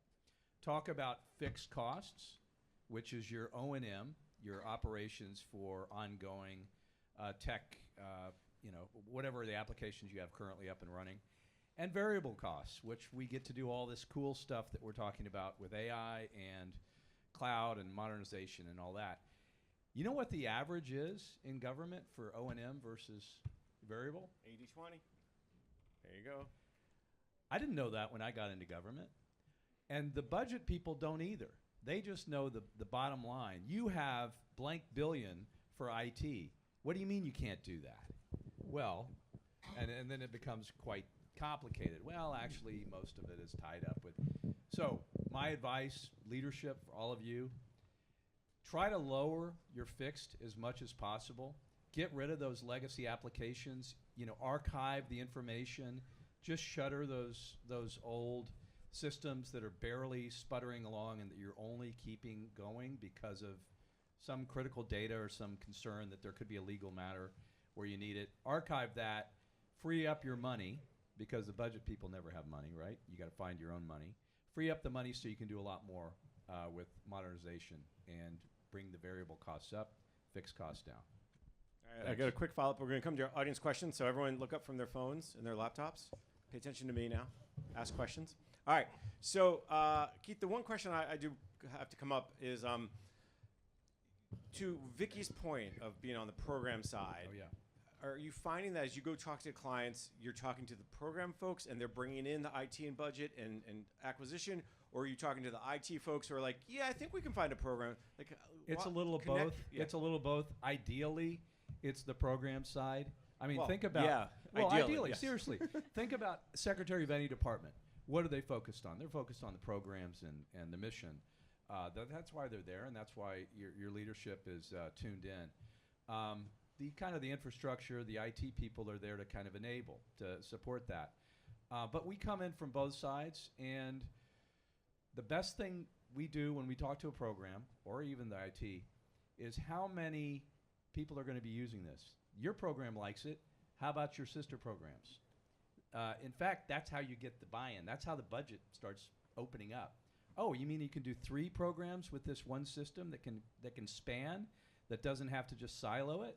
Okay, now we'll find the money for that. That's pretty cool. Congress gets excited, the leadership gets excited, the White House, all of that. And that's when we all kind of get behind a single cause. All right. Do we have any audience questions? Now's your time. Anything? There we go. My friend who knew all the answers to the trivia. All right, tell them who you are. Yeah, I'm Swami, Chief AI Officer for Expedite Infotech. The struggle, what I see, probably you may be having the same. So how do you inspire your mid-tier or entry-level people to inspire into adopt AI, because they are still looking as a shiny toy? A lot of things are a misnomer, and many people are afraid of touching it because, again, it is a job loss and all those things. So how do you manage those things? Who was that? And I think it can go for anything, not just AI, but really any new technology, anything that hey, change the process, to Vicky's point. Go ahead. I'll jump in there. Sure. We are actually adopting AI, and we are encouraging our people to step up and try it. My assistant secretary has challenged us to come up with some sort of a recognition process for the top AI users. And I do ask our infrastructure people to run me a report every month or so to see where we're at and how we're comparing to other program offices, who's the biggest users. So we're trying to make it fun, but we're also trying to show them how, to your example, on training, how we can use it to make things better. So one of our big projects right now is an end-to-end improvement of a 10 to 12-month process for the department, my organization. But that process is duplicated in other program offices as well. To your point, Keith, that we are trying to leverage AI to really speed things up, because 12 months is a long time in an administration that's only looking at, we've got 3 years left is basically what can we do in 3 years? What can we do next year? So we're really trying to put a lot of time and thought into that. But we're trying to make it fun for people. But I think one of the biggest challenges to our use of AI right now is it's not fully integrated into our work processes and to our systems. And every time I have to stop what I'm doing, go log into the AI capability and do something, move the data over or do whatever I'm going to do and come back, that it takes time away from what people perceive as the benefit. So we need to have it more integrated into our workflows, and that's going to make a big difference. Can I throw in a little more stick than carrot? The younger crowd is already doing it. If you're mid-level or later career and you're not doing it, you're going to get, they're going to speed past you.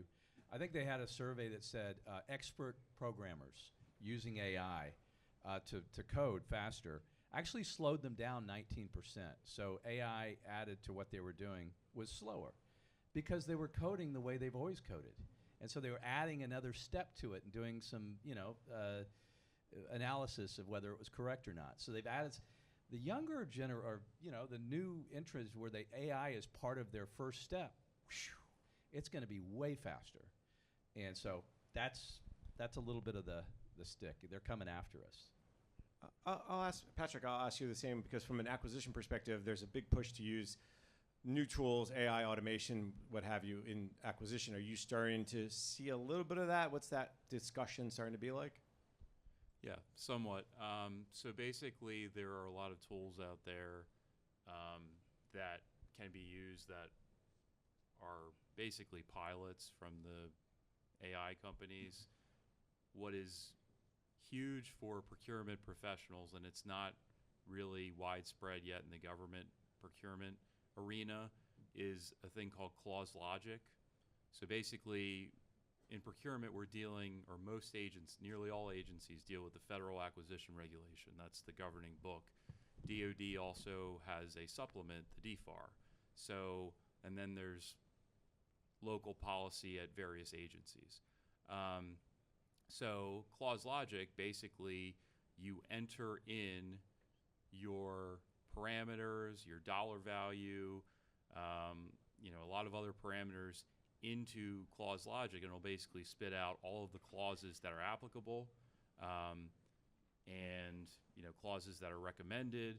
Because the problem is, when you don't have something like that, you exert a lot of brain power, typically at the end of the fiscal year when money needs to be spent and go out, picking the right clauses.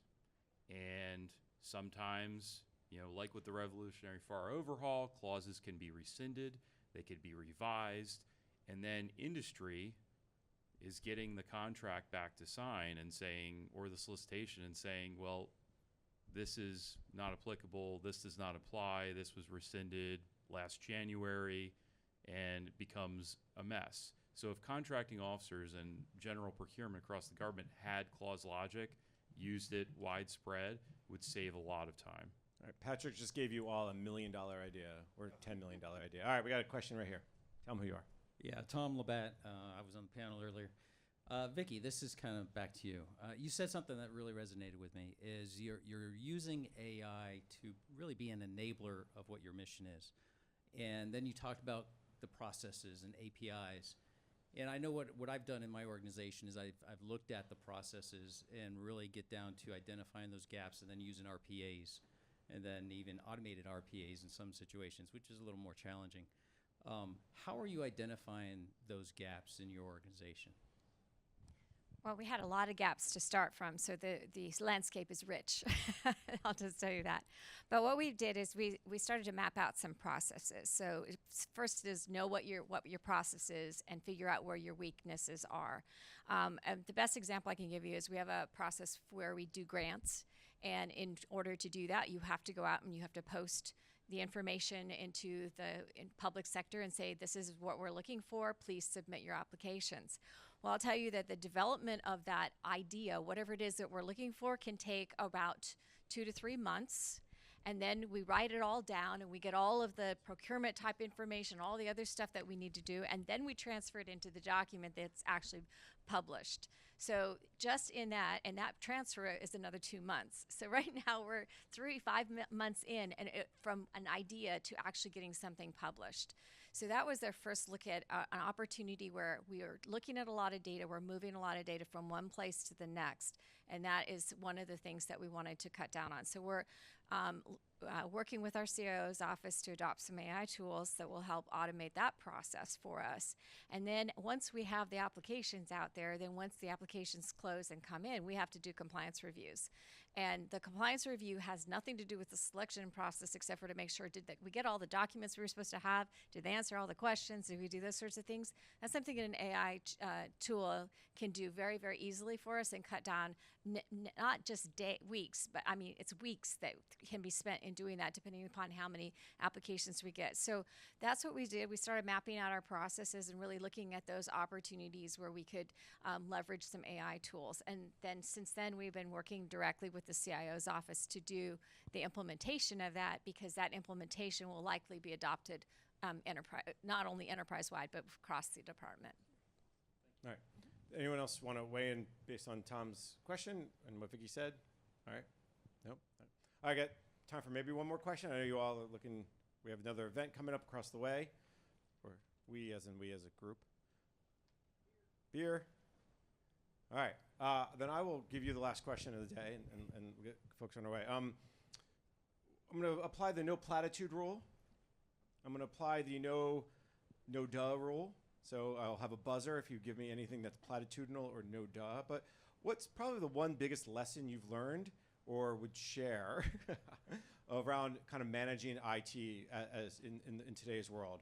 What's one lesson you learned when maybe you learned it the hard way, right? Maybe you learned it the easy way. And if you platitude me like collaboration is important, I will buzz you. So I'll tell you this now. Tom, bring the buzzer out. Oh, he doesn't have it now. Anyways, Landon, you wanna yeah, don't platitude me. I won't platitude you. I would say that you don't have to put everything in the cloud. Yes. Right? And what's really interesting about that is that like the crown jewels in England, they don't keep them in Spain or in Russia, in another country. They keep them close to where they are, right? And so if you have data that is extremely sensitive, I wouldn't be pressured to put that into the cloud, right? You don't necessarily have to put your crown jewels in the cloud, regardless of FedRAMP High and all of that, because I would almost say, if we could have a show of hands, who has never had their identity compromised? And it's probably nobody. You know how many times my identity's been in a breach over the last 20 years? It's almost like yearly I get a breach notice from major including OPM, right? I mean, and so that's the most trusted information that we had, and it was breached. So when people say, well, we got to put it in the cloud, like we're moving everything to the cloud, don't move everything to the cloud, right? Move things that can go to the cloud. Keep the most important stuff not in the cloud. And then the other thing is, don't think you just need one cloud. I think what's really interesting is the biggest lesson is people say, oh, it's in the cloud, I don't have to back it up. Oh my gosh. Did you, like, really, you don't think you need to back it up because it's in the cloud? Oh, it's replicated in 5 different locations. That's great. You've just replicated corrupted data in 5 different locations, right? So you need to have a way to back up the important stuff that's in the cloud, actually back it up. Then you actually have to test that it can be restored, right? Like SharePoint in the cloud. You can back up SharePoint in the cloud. It's complicated. You need a third-party tool, but you can do it, right? And then it doesn't have to be stored in the same cloud. So for instance, you could spend a lot of money putting stuff in one cloud, but then if you went to Amazon, again, I'm not shilling Amazon, but Amazon S3 Glacier storage, you might save so much money by saying, you know what, I'm going to put the super deep freeze cold storage stuff that I need to keep from some contractual obligation forever, but I don't need to keep it in a cloud that cost me a lot of money. I can stick it over here in deep freeze cold storage and save millions, right? So don't forget that that's an option. You can put your hot data in one cloud and your cold data in deep freeze glacier storage in another cloud at pennies, right? That's what say my biggest lessons learned. Reminds me of the McDonald's McDLT, if you remember that. Hot side hot, cold side. Anyways, sorry. Keith. Hey, I remember the McDonald's McDLT and the envelopes that had the red string around them. Oh yeah. Well, McRib keeps coming back. That's somewhat hey, modern. off topic. I'm gonna buzz you. My lesson is there is no need for silos. Corporate doesn't have the silos that government do. These are government creations in many cases, and it's unnecessary. What's better than a new contract? Way better. A modification to an existing contract. What's better than a new installation of something brand new? Way better. Adding licenses to something that's already happening elsewhere in the organization. This is the fastest shortcut to get things done without having to go through step by step by step by step. Just and sometimes it's vendors that introduce government to government. Hey, government, meet government. They're doing something very similar to what you're asking me that you need. Okay, that's fine. If it's a systems integrator, if it's a OEM provider, either way, it's another sister agency that is doing the same thing that I need. So definitely leverage what's already happening in your own organization. You'll be grateful for it, and you can find out the real truth of what not to do. Right. Vicky, we're 2 for 2, no buzzer yet, so pressure's on you and Patrick. All right. So in this day and age, we're trying to do everything really, really fast. We want to bring new capability as quickly as we can and deploy it as quickly as we can.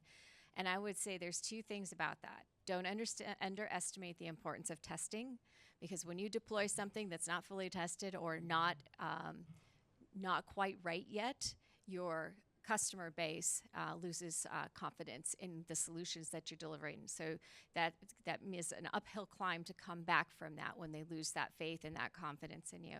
And the second thing is, don't forget who's on the end point of who's that customer in the process, because those are the people who have to deal with the craziness that the IT team just came up with and deployed. And I don't know how many times I've had my cell phone, which has the latest and greatest security protections on it, and now it's a brick, and I was like, and here I am, a former reformed IT professional, and I have to go to the help desk and say, I don't know, fix it, because it won't work. So just remember. Yes. Yeah. Well, thanks. But that's the thing, is don't forget the people that are on the end, and that they really need to know that, have confidence in the tools that you're providing and the systems you're deploying. And that's the beauty. I think CX has moved from this idea of, oh, it's a thing, to a part of what you do. Yep. Yes. All right, Patrick, last word. Make it good. A lot No of pressure. I appreciate the sharpened focus in the past year to getting back to the basics, getting back to what's statutory. And I will give an example from a show. Bar Rescue, it's very scripted, I know, but basically what they do is they go into restaurants and bars and they have a menu, and it's about 50 to 100 different things. And they basically say, focus on 3 to 5 things and do them at an excellent level. So now, cutting through the noise, especially the shiny object thing, what are the absolute needs? Gather a few of those needs and do them extremely well, as opposed to having a ton of disparate efforts and doing them at a mediocre level. So I would say the sharpened focus to doing things extremely well. All right, look at that. They beat the platitude buzzer, didn't have to pull it out. And they did a great job, so let's give them a round of applause. All right. Tom, you got the rest of this, huh?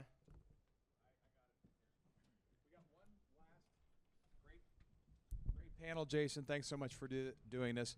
We've got one last presentation, and it's a tech talk, and it's about something I think is going to be huge for all of us. Vicky brought up a great use case about grant management, but agentic AI. So we're going to have Sanjeev come up and welcome. You're going to take us home today, okay? Thank you very much. Appreciate it. Thank you. All right, who likes coffee? Yeah, let me see a show of hands, please. Somebody doesn't like coffee, then I don't know what they like. But anyway, so I'm a big lover of coffee. And there was an Airbnb which I was looking at. And one of the reasons I selected one of the Airbnbs was because it had a really good espresso machine. So that's the main reason why I chose that Airbnb. And then I went to that place, and then I realized that, it took about 20 minutes for the first cup of coffee to come out of that thing. So when I'm up in the morning, I'm trying to get my coffee, it was a pretty frustrating experience. So the reason I bring that up is that you might have a very, very good model. You might have a lot of different things surrounding it. But if you don't have a good infrastructure to back you up, right, it's not going to really work for you. So that's what I'm trying to say here today with my talk. So automating with agentic AI. We have talked about agents all day, so I don't have to go through that again. It is a tectonic shift, and there's a lot of things that's happening to make this a real, use case for the different agencies. And you can use it for different things. I think we already saw a number of examples. I think Vicky mentioned a few where, there's a workflow and you're trying to automate it. You might have to go to an AI tool to access the tool and it can do a lot of good, chatbot, etc. can give you a lot of information. But in order to go there, if you have to take 3 extra steps, that's going to, that's really humbling the experience. So automation is going to be key, and that's going to be enabled by agentic AI. So basically, agents are nothing but tools that talk to models, and then they get things done for you. So that's what's happening with agents, and productivity, workplace productivity is huge. Another good example of that is code productivity. So if you want to have develop code, not only are you going to use these tools to develop code, you're actually going to develop entire applications. So all that is happening behind the scenes with agents. Business workflows, we already saw an example of that. Transitions, you can take any one business workflow and break it down into 10 steps. And each of those steps, is going to be automated using agents. And so you'll have a large number of agents. So going back to my earlier example about infrastructure, it's easy to think about all these different things, and you can experiment, right? You can experiment with this, but it's very hard to implement. And why is that? Because look at that. I mean, one process you'll have about 10 agents. All those have to be run efficiently. You don't want to have that frustration of waiting for something to come back to you. So infrastructure is very, very important. So performance, scalability, security is huge. You don't want to have your agent access information that it shouldn't have access to, and which happened recently in a very famous case for security right now. So it accessed information within your emails inadvertently and sent it out. So you don't want those kind of things to happen. Governance is huge. So you have like thousands of agents. I think somebody talked about MCP servers and skills. Yes, skills are coming in. That could be a good option, but MCP servers are slightly different. You can't have a large number of MCP servers loaded onto a model directly.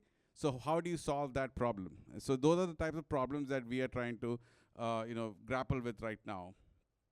And that's where AWS comes in and says, hey, we are going to provide you with the best infrastructure for you to build your agents. So what does that mean? That means we give you the software, we give you an SDK where you can go. It's open source. It's called Strands. You go in and you can use that to build your agents effectively. Once you build it, you have to deploy and scale it and secure it. That's what we provide in terms of a application called Agent Core. So that is at the core of this entire talk is here's a platform that allows you to scale up, right? Not only build the agent, but deploy it. You can access whatever model you want. And we provide a platform for that as well. So, but you need to have the flexibility to access different models. But at the same time, you need to be able to deploy these and run these autonomously and in a very secure manner. So that's what we are providing in terms of our platform. That's our goal.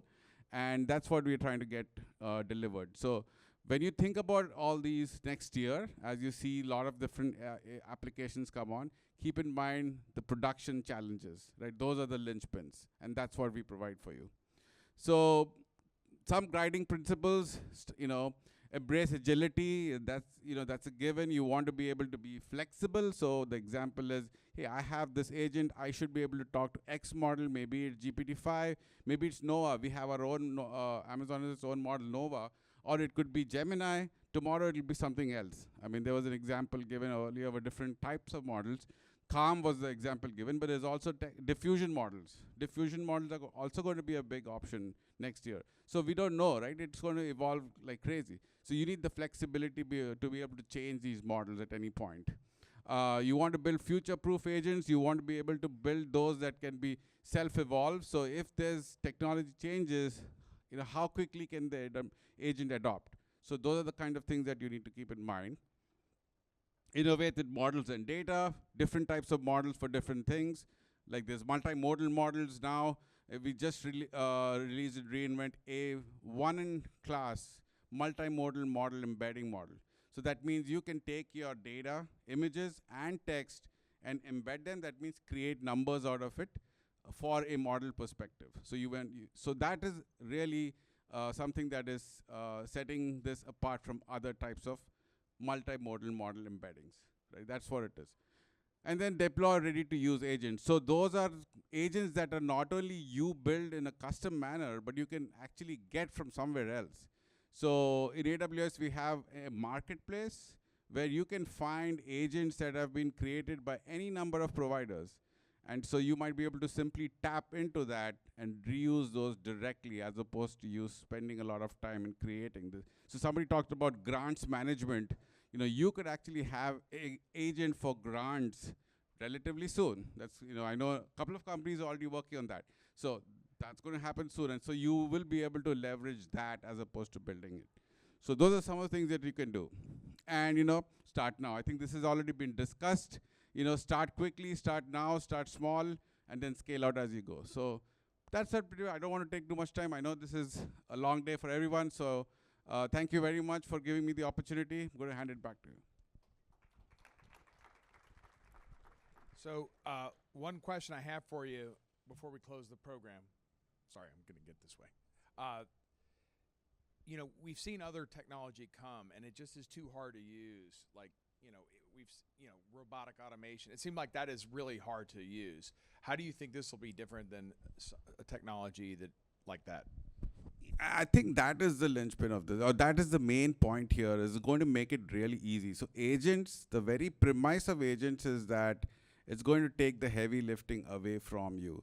If you take the case of RPA, you know, so we have a tool, I talked about Nova Act, right? That's an agent that goes in and interacts with the browser. And RPA, you had to go in and say, okay, these are my 10 steps. First go to this step, then go to this step, then go to this step. But the agent, you just give one paragraph of instruction saying, this is what I want to do. And then it's going to go in and interact with the browser. It's going to go and interact with some other application. It's going to do that automatically. So that's where it's going to get really better. Yeah. Well, thank you for that. Thanks for taking us home. And we got the diehards here. I appreciate everybody for sticking it out. I thought it was a good day. And I also want to thank all of our partners and vendors. Some of them are starting to pack up. We've got a great group of vendors that we work with, partners we call them. And I'd like to thank my staff, Carasoft, for putting this together. And I'd like to thank you for sticking it out. So anyway, have a good rest of your day. I think we're going to beat traffic. Should be good.